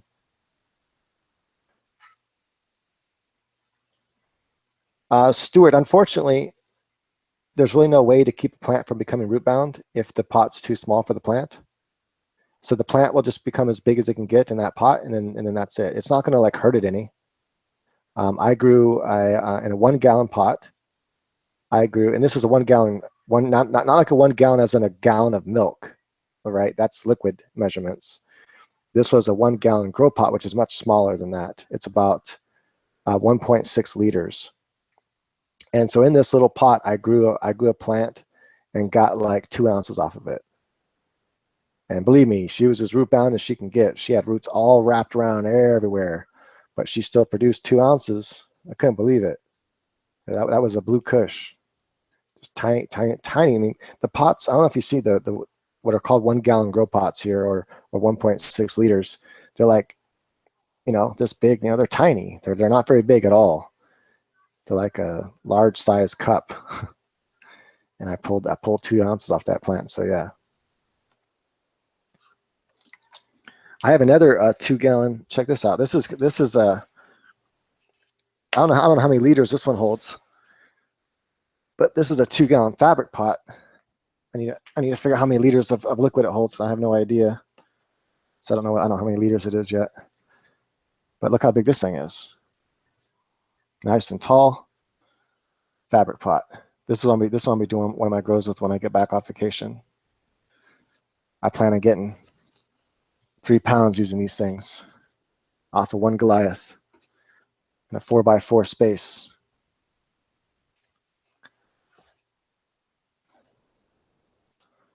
Yeah, I used to use Moab, and it works, but I switched over to a different ratio, the potash, which has higher potassium and less phosphorus, whereas Moab has more phosphorus and potassium. So that's just personally, I think it works better. You should give it a shot. Just try a PK booster that has more potassium than phosphorus, and then see if you don't like it better.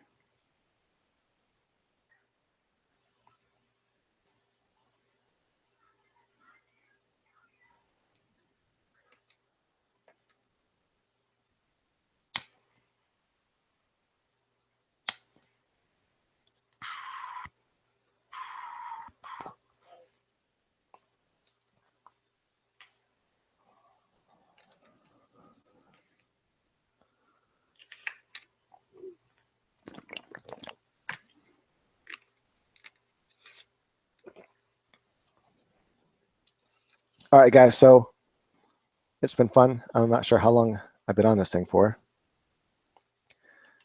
It's supposed to tell me somewhere.